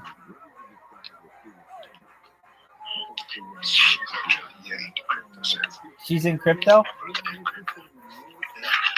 Tight. You should tell her that she knows how to pick good boyfriends. Rabbi, are you flirting with Schiller X? Well, I just want him to gain some points with his chick. I guess you could consider it that, though. I'll flirt with him. Schiller X, you got my digits. If anything ever happens, you ever break up with that girl, what up, baby? What are you doing? You're showing us your journal? Okay. Man, I don't know how you guys do it in Nigeria. You guys are great. Oh, it's like they don't have air conditioning. A lot of them, they don't like. He doesn't have lights going on right now. Yeah, because air conditioning makes you fucking weak, man. He's got his phone. He he's a survivor. He's, you know, like very 21st century in a traditional world. NFT survivor. That's right. Hey, I see we got Sproto Gremlin in here. Sproto Gremlin, you're from Greece, right? Yeah, we got Sproto Gremlin in here, who's from Greece, and then we've got Sproto Grim in here, who's from North Carolina, which is very confusing. Greetings, my friends. What up, pimp? How you living, baby? Rabbi, I'm not sure if I asked you that before, but are you actually a rabbi or is this just a joke? I am a rabbi. You are a rabbi? I am a rabbi. Rabbi, can I ask you something as a rabbi? Absolutely. Okay, so I have visions from here and there, and normally I can get connect to them. But I have in the last months a lot of eyes around me, and I don't know what to think about. I thought maybe it's a bad curse, like I would have the evil eye on me. But now today I kind of got it into what if it's like angel eyes? I don't know. Most certainly. So this is more dream interpretation. A lot of people think that the eye. No, it's not dream interpretation. That's the thing. Well, essentially, the eye must mean something to you, correct? Either it means perhaps that in a beneficial way, like enlightenment, like you're saying. It's the symbol of sight. That's the thing. Correct. But it also can be a curse. So I thought maybe I have the evil eye on me at the moment. So I made also a little ritual to get it off with some Palo and sage and so on. Where did you see this vision? Sometimes it's above me and sometimes in the corner of my eye. Very interesting. And you're fully conscious when this occurs. Yes. Very interesting. Anything different in your life that may have caused this feeling? I mean, I'm at the moment in a roller coaster. When I say like a momental situation, but I'm actually on a good way. So I don't know how to put that side. Perhaps it's an enlightening eye. That it's not the evil eye, but it's an eye of enlightenment. I think it could be a positive thing. Sprotogrim, what do we see in here? I see a bald man behind you, and then you in a mask and a hoodie. Is that correct? Very well. So how are things in North Carolina? Things are going just great. Real shit. Party? Apparently, I'm giving away everybody's location. Real Schiller X, I like your hat. I like your hat, Real Schiller X. Sprotogrim, how long have you been in the community? It's 2 weeks. Yep. Oh, so you're a newbie. Past 15 days.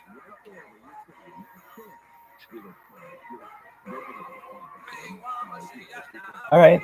Well, is anyone in here a huge Nebraska football and or basketball fan? Nebraska Cornhuskers, not University of Nebraska at Omaha. I need Lincoln fans here. James Kaminsky, how are your Cornhuskers doing against the Fighting Illini? Oh, boo.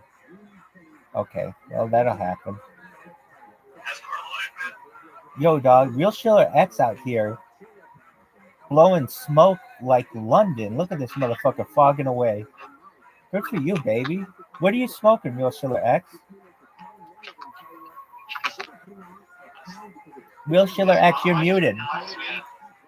Real Schiller X, you're muted, baby. Yeah, I'm smoking weed. Hell yeah, man. So they have weed in Nigeria? That's tight as fuck. I gotta hook it up. Sprotogrim, do they have weed in North Carolina? Or is it still too dominated by the tobacco industry? Yeah, we have it. Wow, what's it like? Is it green? Yeah, it's green. It's colorful, purple. Vamp, do you guys have marijuana in Germany? I'm actually smoking right at the moment. Is it illegal? At the moment, yes. If we are lucky and the government is not too late on April, you can plant it for yourself. That's tight. Yeah. So it will be legal, but a bit in the future. It's coming. That's It's tight. time. Let's be serious. We can plant like marijuana. The cannabis plant itself is so good. If And it's growing like mania. like a weed, as they say. Yeah, it is weed. Like it's Exactly. wild weed. Real They Schiller. just said yesterday, it's so funny that it's forbidden to smoke it. Like a real plant from outside, it's forbidden to smoke it. Real Schiller X, do you grow it? Do you grow weed? Yes? Dude, if I were living in Nigeria and they had all that land there, I would just plant that shit and just let it grow like a weed, right? You just let it go, right? It's actually illegal. It's what? It's illegal. It's in Lego? Yeah. Is it very easy?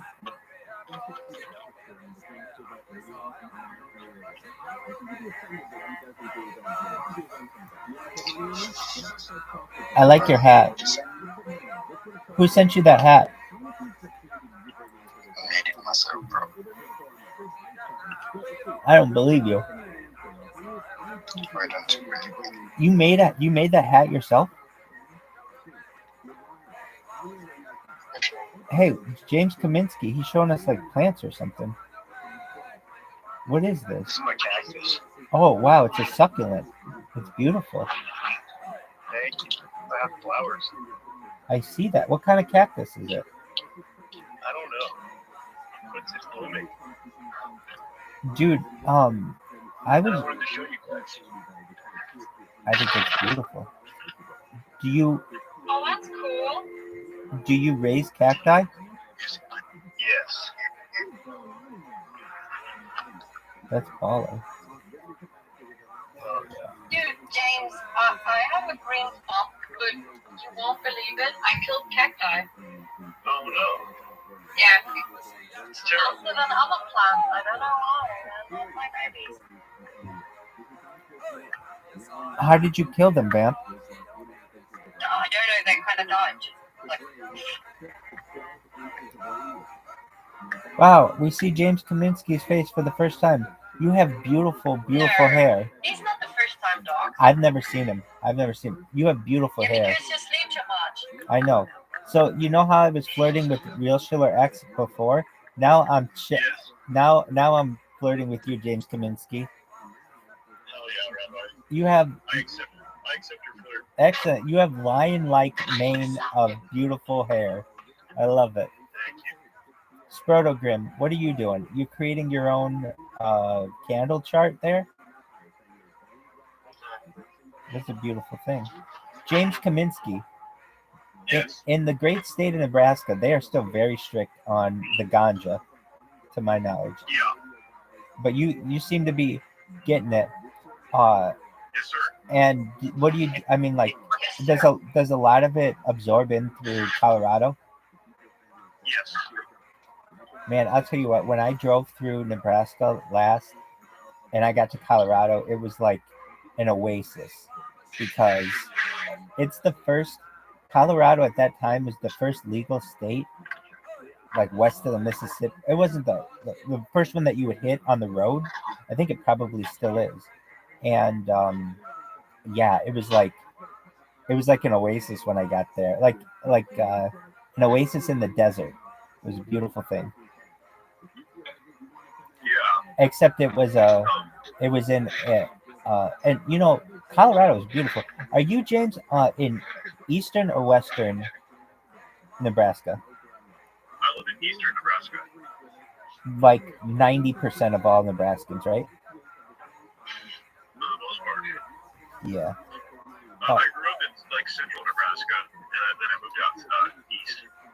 You ever go to Council Bluffs? Yes, You ever go to the casino there? I have. Yes. Hell yeah, man! I've stayed in that casino. Hell yeah. Yeah, Yeah.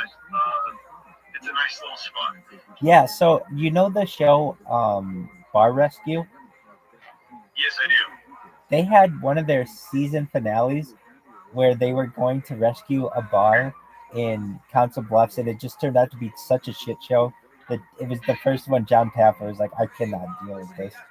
It's amazing. Yeah, but and honestly, I always thought Council Bluffs was a cool little town. Everybody, at least if you're in Omaha, people shit on it, but I think it's a nice little town. Yeah, hell yeah. Do you like to gamble, Rabbi? Yeah, I mean, I don't have a lot of money, but yeah, I like sports gambling, and I also like blackjack and card games, table games. Oh yeah. You ever watch the so something I watched this year was a lot. Well, I watched the Little League World Series, but we also watched the College World Series. You ever get it? You ever go to College World Series? I have not been. No. It's a big deal in Omaha. I definitely need to though. Yeah, like obviously that's kind of like Omaha's thing, right? Exactly. I feel like Omaha has so much potential that it will, over the course of the next century. Now that's 100 years, but it will become the industrial powerhouse of the center of the United States. Basically, like you've got Denver, but that's more west. There's really nothing between Denver and Chicago except for Omaha, and that's why I think Omaha has a lot of potential. Am I wrong? Yeah. Is there anything? Yeah, no, totally. I mean, we have like Berkshire Hathaway there, obviously. Of course. Like, Wait. We have to talk Berkshire Hathaway. Okay. Have you been to their website? Not recently, no. Oh, it hasn't changed. No, this is the best website in the history of all websites. Why? As people know, or you may know, Berkshire Hathaway is like a $2 trillion valuation company. It's huge in managing assets. It's huge. It's Warren Buffett's, little pet. And so you would expect if you go and if you don't know what this company is, this company owns 10% of Coca-Cola. It's a huge company, but like very few people know about it. I mean, you really have to be an investor to know about it. And you don't have to be, but okay, so you're expecting if you go to a website, it's going to be like a nice website. This is what their fucking website is. This is their website. This is $1 trillion company's website. It says Berkshire Hathaway, 3555 Farnham Street. It's like Warren Buffett came up with this in 1993, and he's like, don't change it. Whatever you do, don't change it. So here's what's so funny about this. It says a message from Warren E. Buffett, and you can go through and read his yearly letter to the board and his annual board letter. But basically, here it is. Copyright 1978 to 2023. So even that's old. This is $1 trillion company, and this is their website. Look at, they even sell their own advertising because they own part of Geico. So they say for a free car insurance rate quote that could save you substantial money, geico.com or call. Like, it's just hilarious to me that company is $1 trillion company and its website looks like dog shit. It's like it would be like I don't know, Amazon looking like Craigslist. It's hilarious to me. No, that's great. I'm glad you showed me that. Do you ever watch does anyone here ever watch Shark Tank?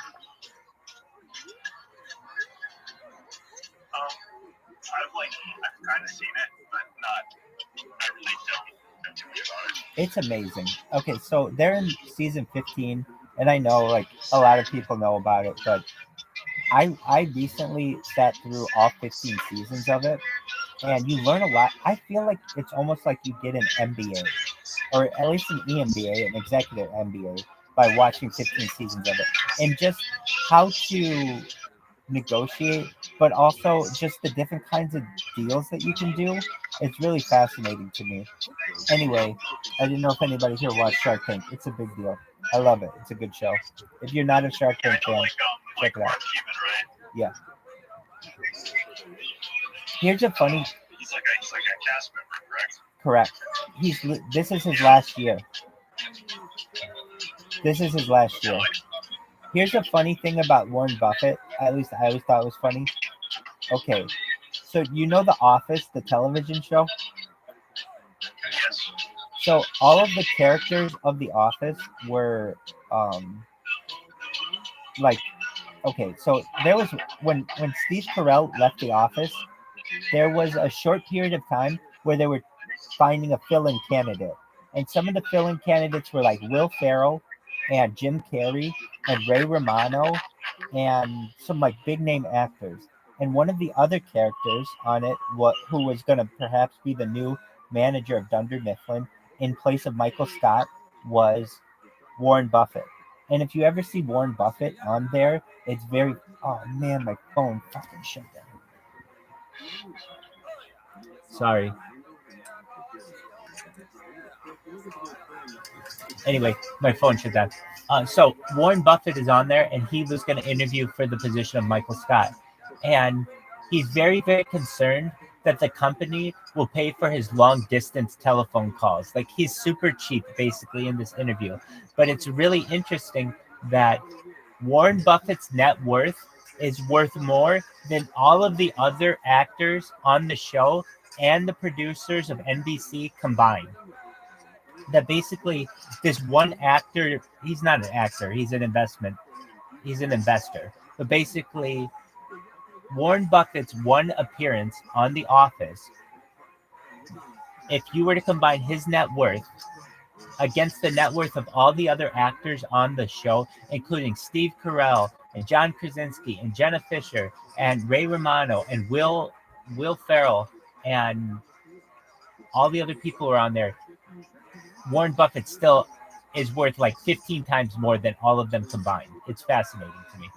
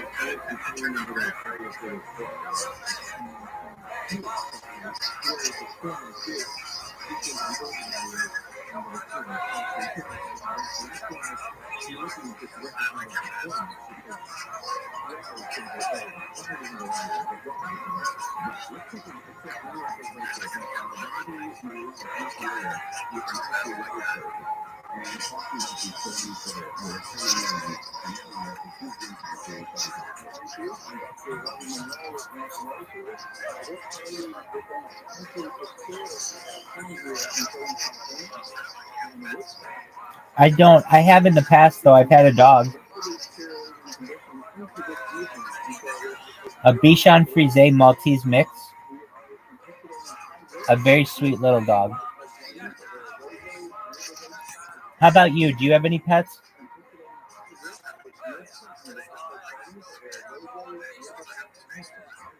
Just the succulents for now, right?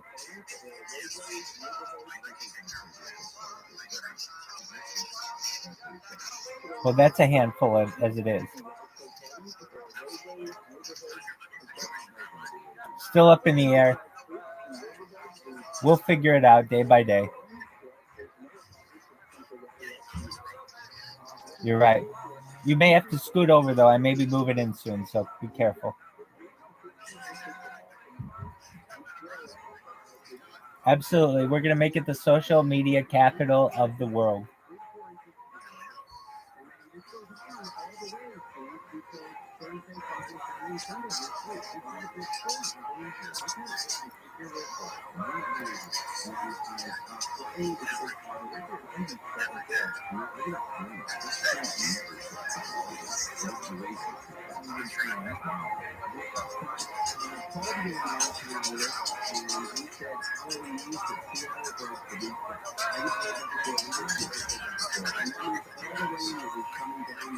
Take care, big dog.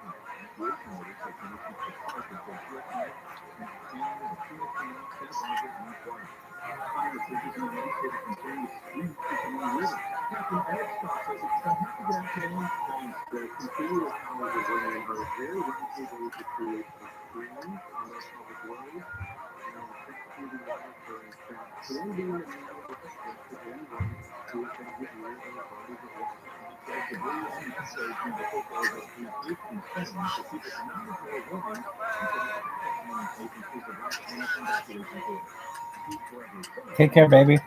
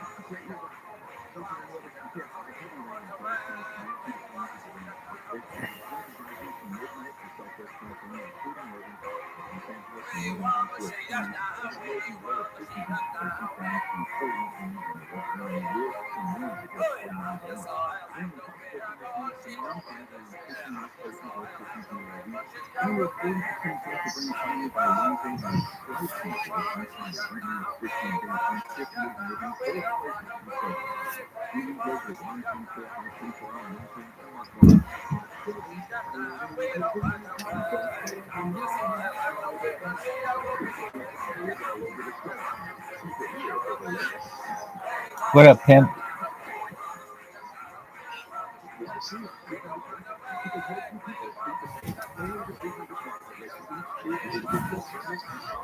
Hi.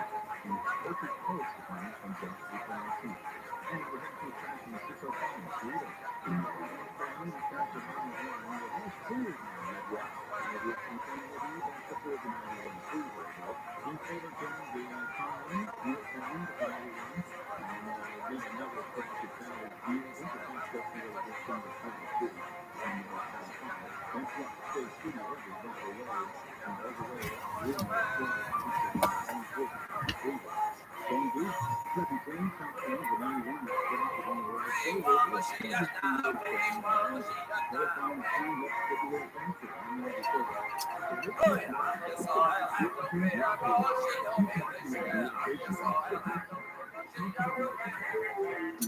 of a granny.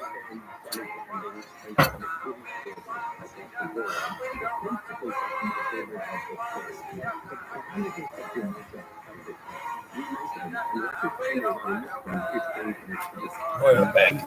Now you're done.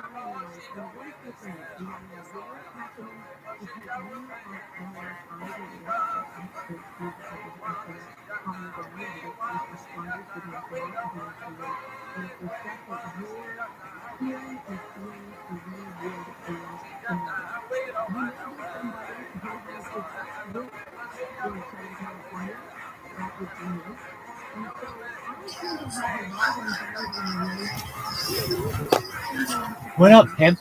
How you living, motherfucker? Gary, baby, how you living, baby? What's new in your neck of the woods? What's new with you?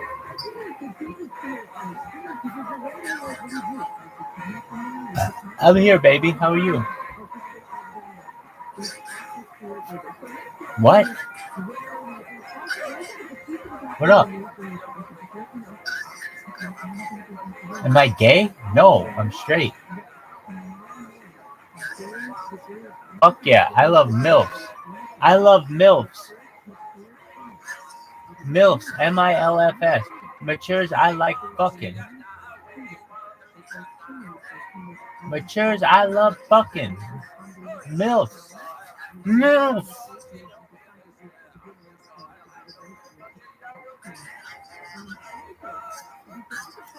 Pleasure to meet you, Gary, baby. I'm calling you Rabbi. Your name says Gary Rabbi. I'm calling you Gary Rabbi. I'm calling you Gary Rabbi. How about you suck my dick, you fucking cunt?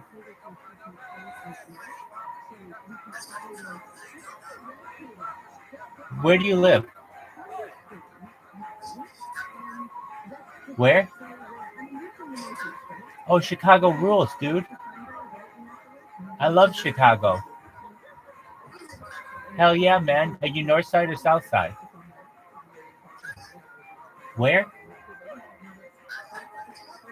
North side or I live in Los Angeles. Los Angeles? Yeah.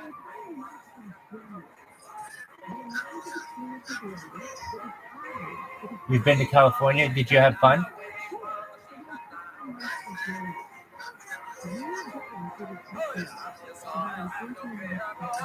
Well, that's tight. It's good talking to you, my man. Pleasure to meet you, baby. All right, Gary. All right, Gary. Take care. Take care, Gary. You slut.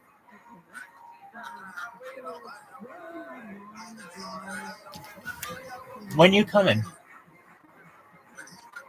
If you come by February, you can stay with me.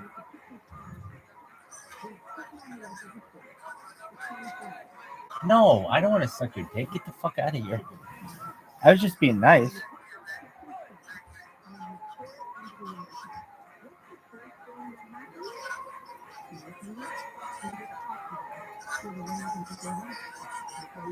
Take care, baby. Yes, sir. Gary, pleasure to meet you as well. Hey, shout out to Chicago. I do. You want to send me something?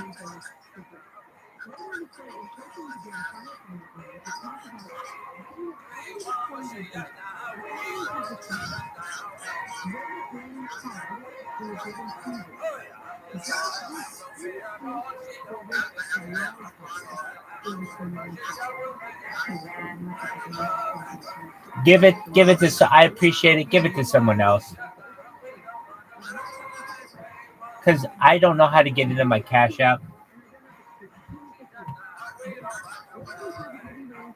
All right, I'll send it to you. It's Sappy Queef. I'll DM it to you.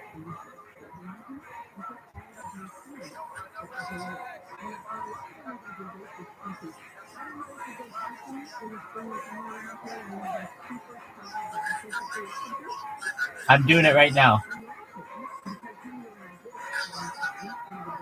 All right, baby. Sounds like a plan. I love it. I love it. I love it. I love it. All right.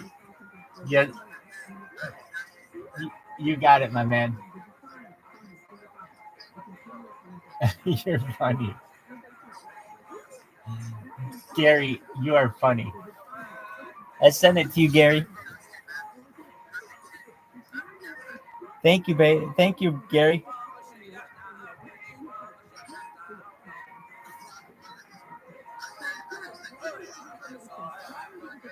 I appreciate it. You are very generous. Thank you.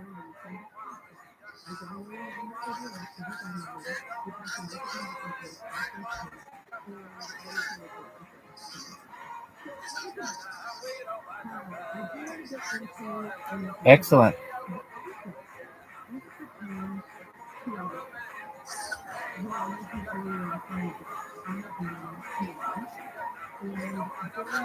Yes, sir.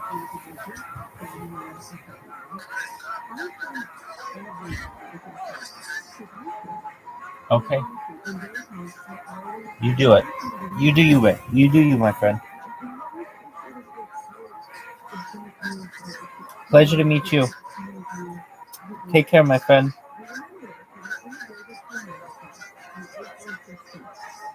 Please do. Sounds good.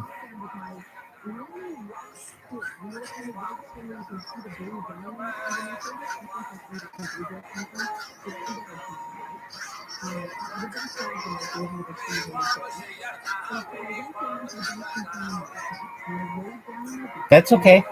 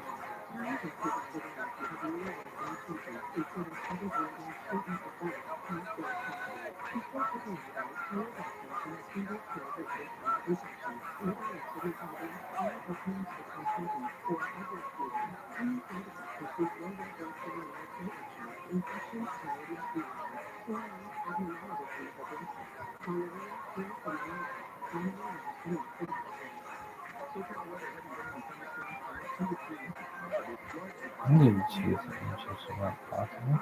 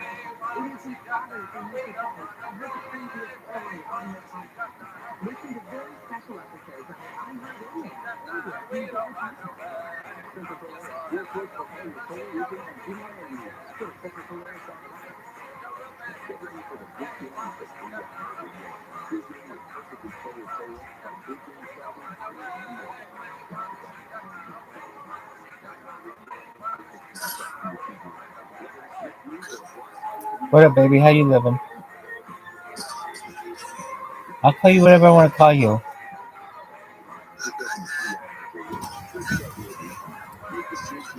Gary, I'll call you whatever I want to call you. Here's the funny thing. I can call you whatever I want to call you. Or I can mute you. It's my world. You live in it. What's new?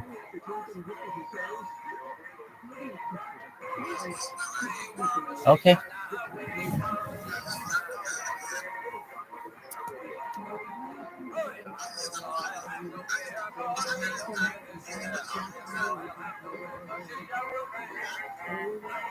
What'd you say?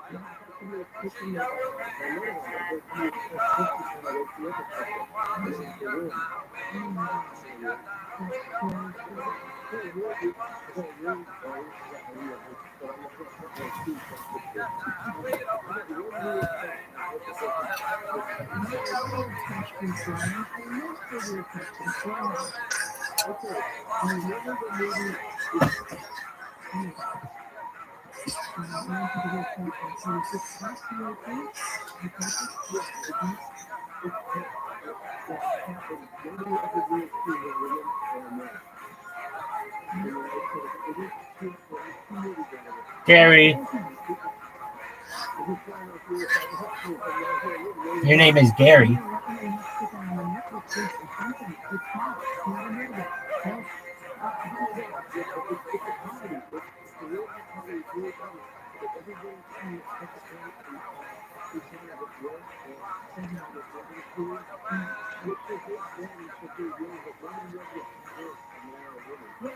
Yo, dog, did you know it's the 66th annual Grammy Awards? It's the 66th annual Grammy Awards, yo.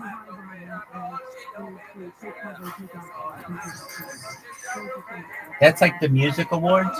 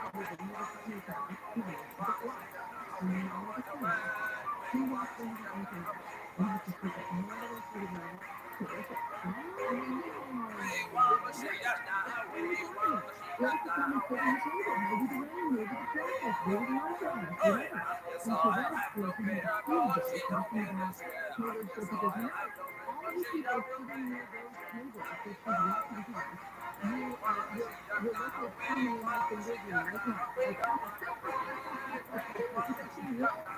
Okay. And then the other funny thing, because you are getting lucky then, but you are okay. This is the cheating thing, okay? Is you said instead of, obviously this is in the concept of community and involvement. And I've decided that for the community, and I was told that they're going to do extensions of the football team. Okay, listen, you can call anytime here because we're going to be taking a coffee out and you're going to send California. And we want to know that you're okay. We want to have all this evidence that we're seeing smoke from it. If the traffic is typically a bad area, if you're sitting in your car, call us. And I was wondering, I was 1201, we said that I was 1201.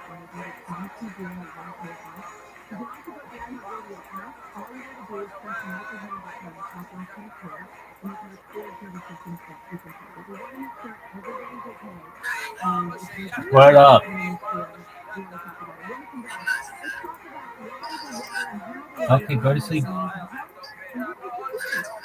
Sweet dreams. Nice to meet you, my friend. Bye bye.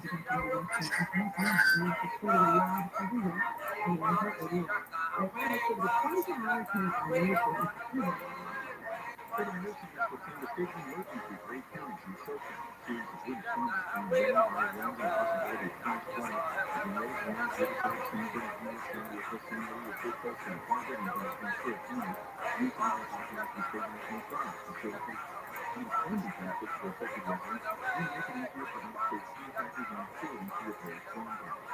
People in Ventura County are prepared for 40-day highs continuous rain as an atmospheric river moves through SoCal. Ventura surf chaplain Robert says he's pretty down the store because he knows it's going to flood. He already had a little bit of water outside, about 2 feet. We saw it's very upside down the street. That kind of fun and a lot of work. People are staying out too. National Weather Service says the largest storm of the season is expected to last through Tuesday or Wednesday. It's predicting the same dangerous and even more exciting impacts. LA City Fire deployed hundreds of additional firefighters ahead of tonight. Chief Kristen Fowler says they called in more people to add to 1,000 firefighters already in Tennessee. Additional helicopter pilots and flight crews, 5 rescue teams, specialized high-wheel-based four-wheel drive engines. We also have 2 additional battalions command teams. 2 are heavy equipment or tractor teams. 1 is enhancement. They also brought in additional dispatchers in anticipation of the additional calls for service. Steve George was pioneering imminent ranges.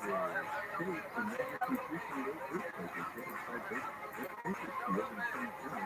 U.S. Geological Service is affected about 20 miles southeast of Anchorage and northwest of Lake Isabella. Police have arrested a woman alleged to stole 2 paper machines on Grand Downtown LA. Cocaine was found hanging around the car of a Ralph's dog. The woman was arrested in Inglewood with a dog of the scene. On January 18th, the dog owner was even arrested on doors that told police this is dog named Bradley Smith not with it. And the owner of the Baltimore Orioles, Peter Hamilton, says agreed to sell the baseball team that families owned for more than 30 years. ABC's Valerie Piazza says the reported price tag is $1.725 billion. The team had not commented yet, and we're cool. This deal comes 6 months after Angela and Governor Rex Moore finalized a 30-year contract for the team to play in Baltimore. She says the sale to the group led by billionaire Bill Nugent and the 2 automatic agreements were scheduled to meet next week. I said, well, look, I'm really looking forward to the baseball and the winter and the teams are very fresh because in the looking for a very slow ride from the Mesa, a sluggish flow all the way back into County Road. Still flow pretty much all over the freeways of LA County, some in Orange County too. Anaheim was struggling the 52nd freeway northbound to Disneyland Drive. I left going in the right lane, and now she backs up to Bunker Boulevard. East Freeway, the 605 northbound across from 91 to Rockford Freeway. You can back up from South Freeway. Further into the thing eastbound, westbound, 37 to downtown Los Angeles. North and southbound lanes right. Very heavy between the sign and the viaduct. Telephone to stand up, could be very fast, but I'm ready to take. Here is under the street guard to help access victims to clean the tire safely. The road running at Exit Light to Beverly Drive, just look at this story. A class 12 kid against a reckless truck driver in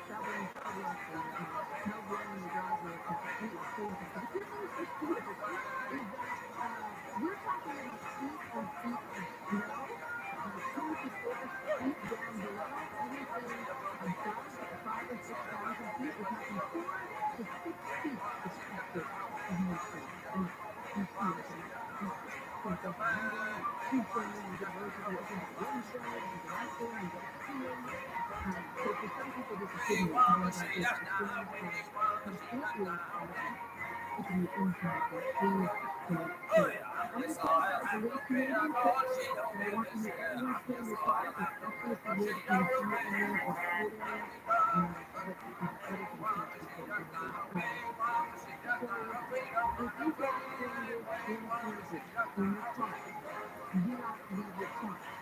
Make sure you carry in your car with you a prescription clear candle, like one of the ones you buy at IKEA that have all the shit in it and it's candles.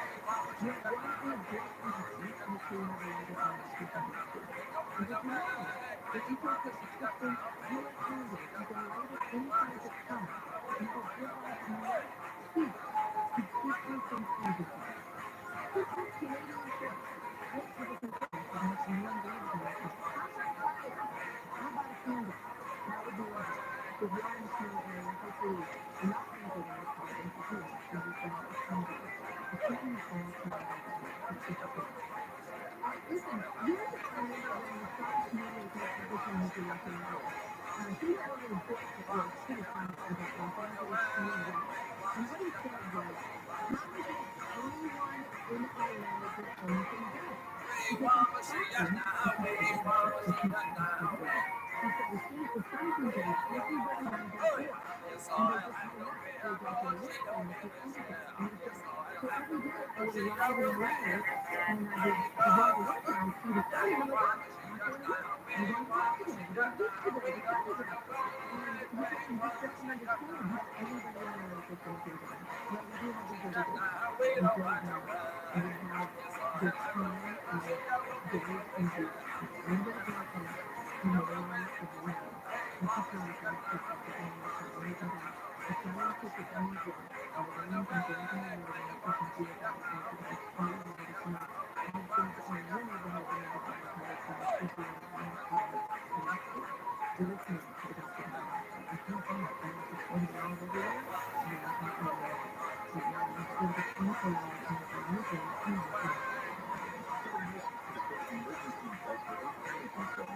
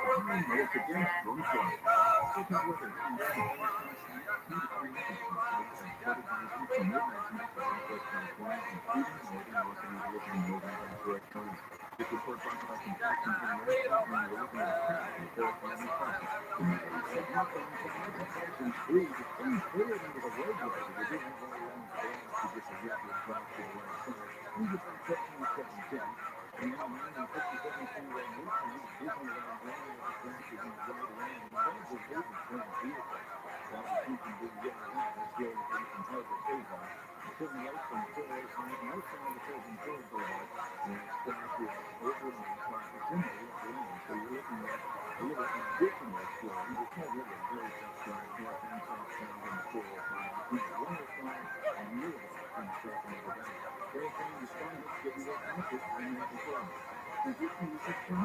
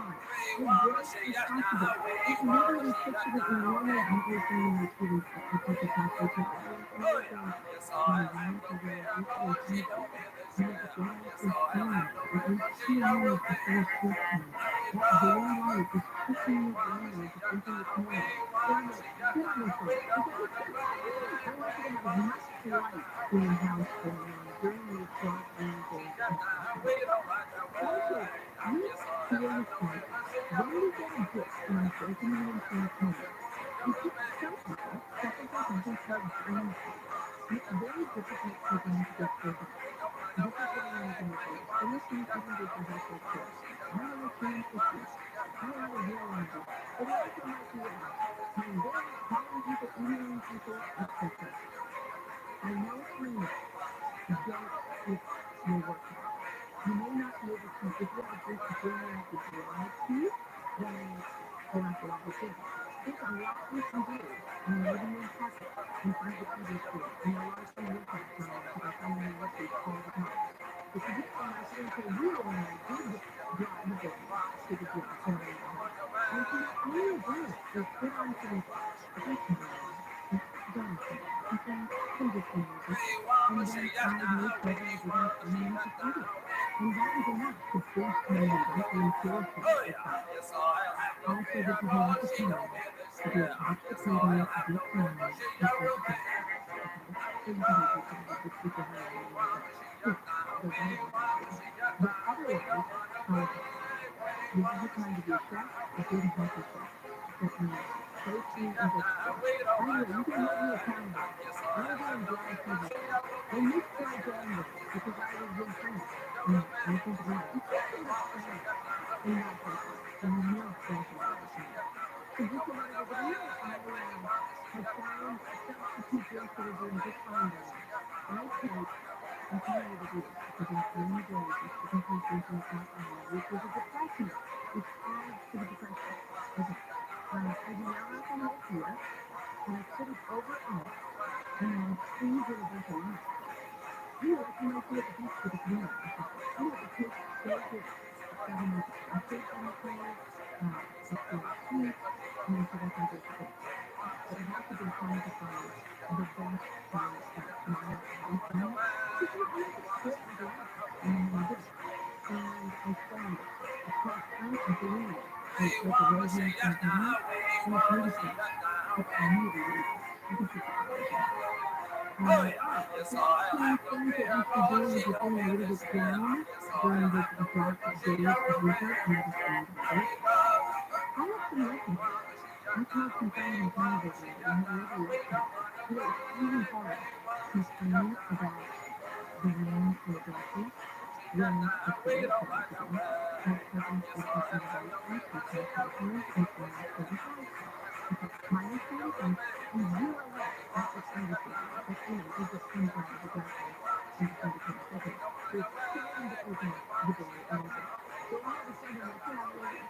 We have a little rain. And we're in the rain. Right. Okay. Where is this particular rain? Montana. Okay. You know, one time I was home in Ottawa for Christmas. And one of the big questions you need is always for somebody. I'm fucking grateful. I asked you, aren't you afraid of the earthquake?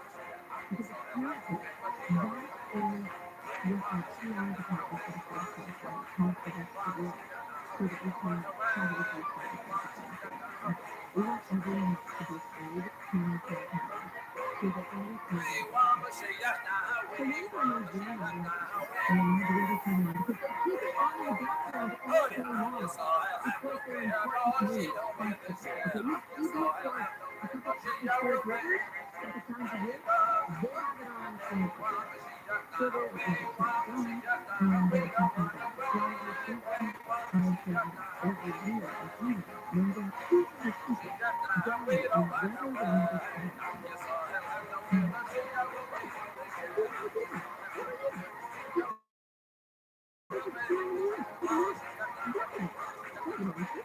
How many people every day in California have died in an earthquake in the last year?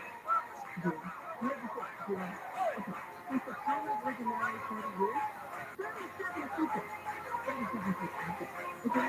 So let's face it. My dad went out when I was in fourth grade. He lived in paradise. Unfortunately, everyone he knows, paradise gets a reality check. And it's happening right now. So just for your loved ones, I know the ones who live in the north and feel sorry for you, but do ask yourself of people that you can check in with, a text, mail, speak, or support. I cannot keep this simple if you don't share the comments yourself.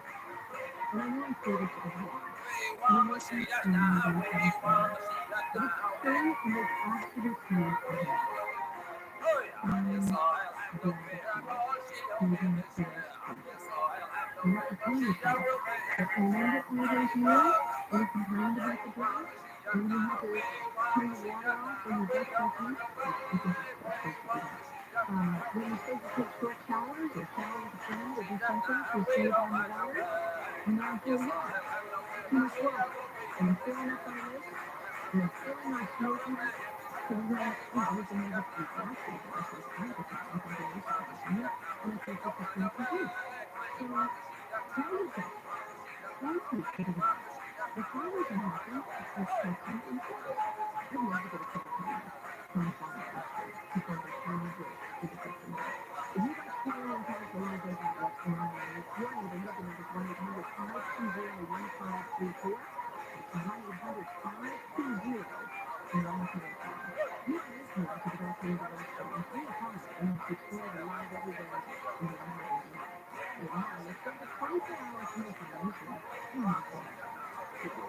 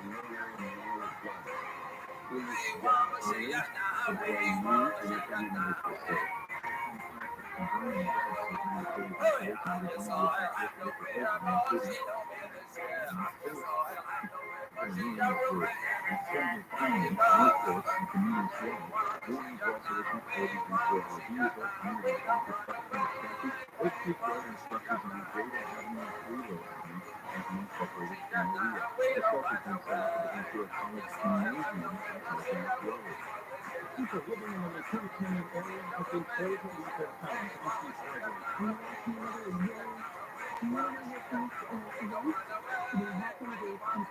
over these times.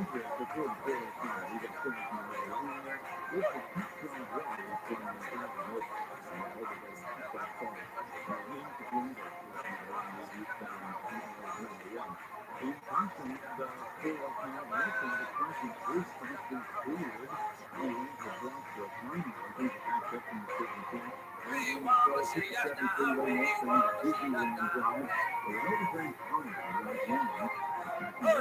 That's all I have to be about you.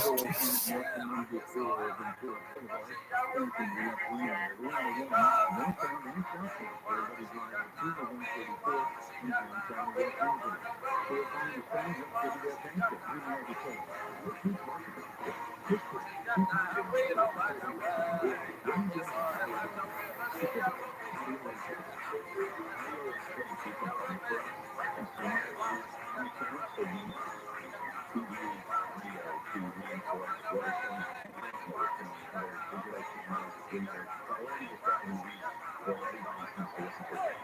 I think using audio influencers has been a huge component for us. Working with ROTHSCHILD, we were able to really tease out the audio influencers in key markets that were authentic to Puerto Rico. And because it's authentic and because it's being accepted trends by the customers and the listeners, it's really been an effective strategy. As one of the videos, Budget Media is launching a action tour nationally to look at every audience, live conversations, trusted influencers, and insights and data needed to grow. Not just a media company, Budget Media is your access point. If you would like to go on campus and check out the different variety of home and furniture and as few experiences possible, plus advice for movement to self-esteem things, even moving Los Angeles and moving into your family. Those come at a lower frequency teachings like ROTHSCHILD Valley Diagnostic students with dreams of putting out an hour a week. Bringing impossible conversations continue tomorrow with 160 most places listed in New Jersey. It'll go down to about 30% chance of bringing by Wednesday and then spikes in Pacific Time. That makes it important. 54 in Mission Viejo, 56 in Gardena, 48 in Glendale, and all of those places are taking place. And we repost the live and telecom 24 hour news on Los Angeles. So what they do come to be a lot for all your news and sports talking about sports audio. It's so good. I like the story.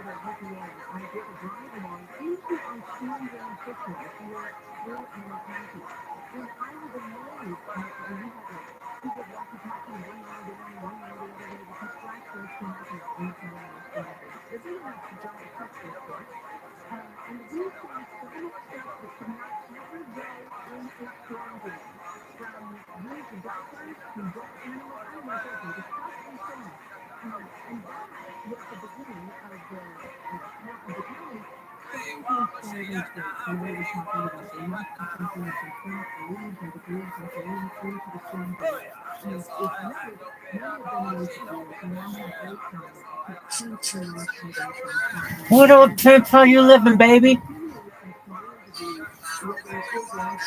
Wicked Tuna, when you coming to visit me? Quit that hopefully soon shit. Next weekend, come on down. You heard me. Yeah, you would.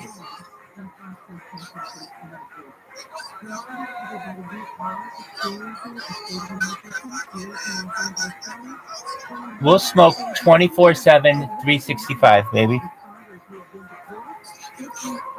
You know it.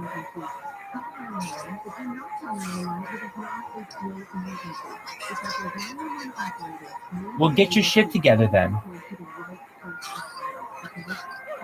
All right. You have to come before February 29th. Good. You're dismissed, baby.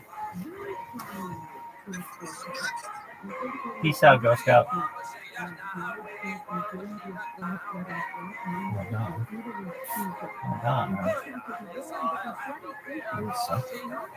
Really?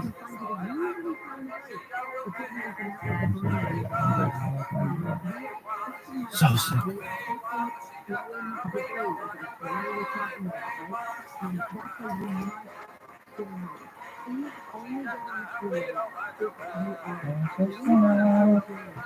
Six people watch this one. Of course, I know. It's incredible. Left us in the seats.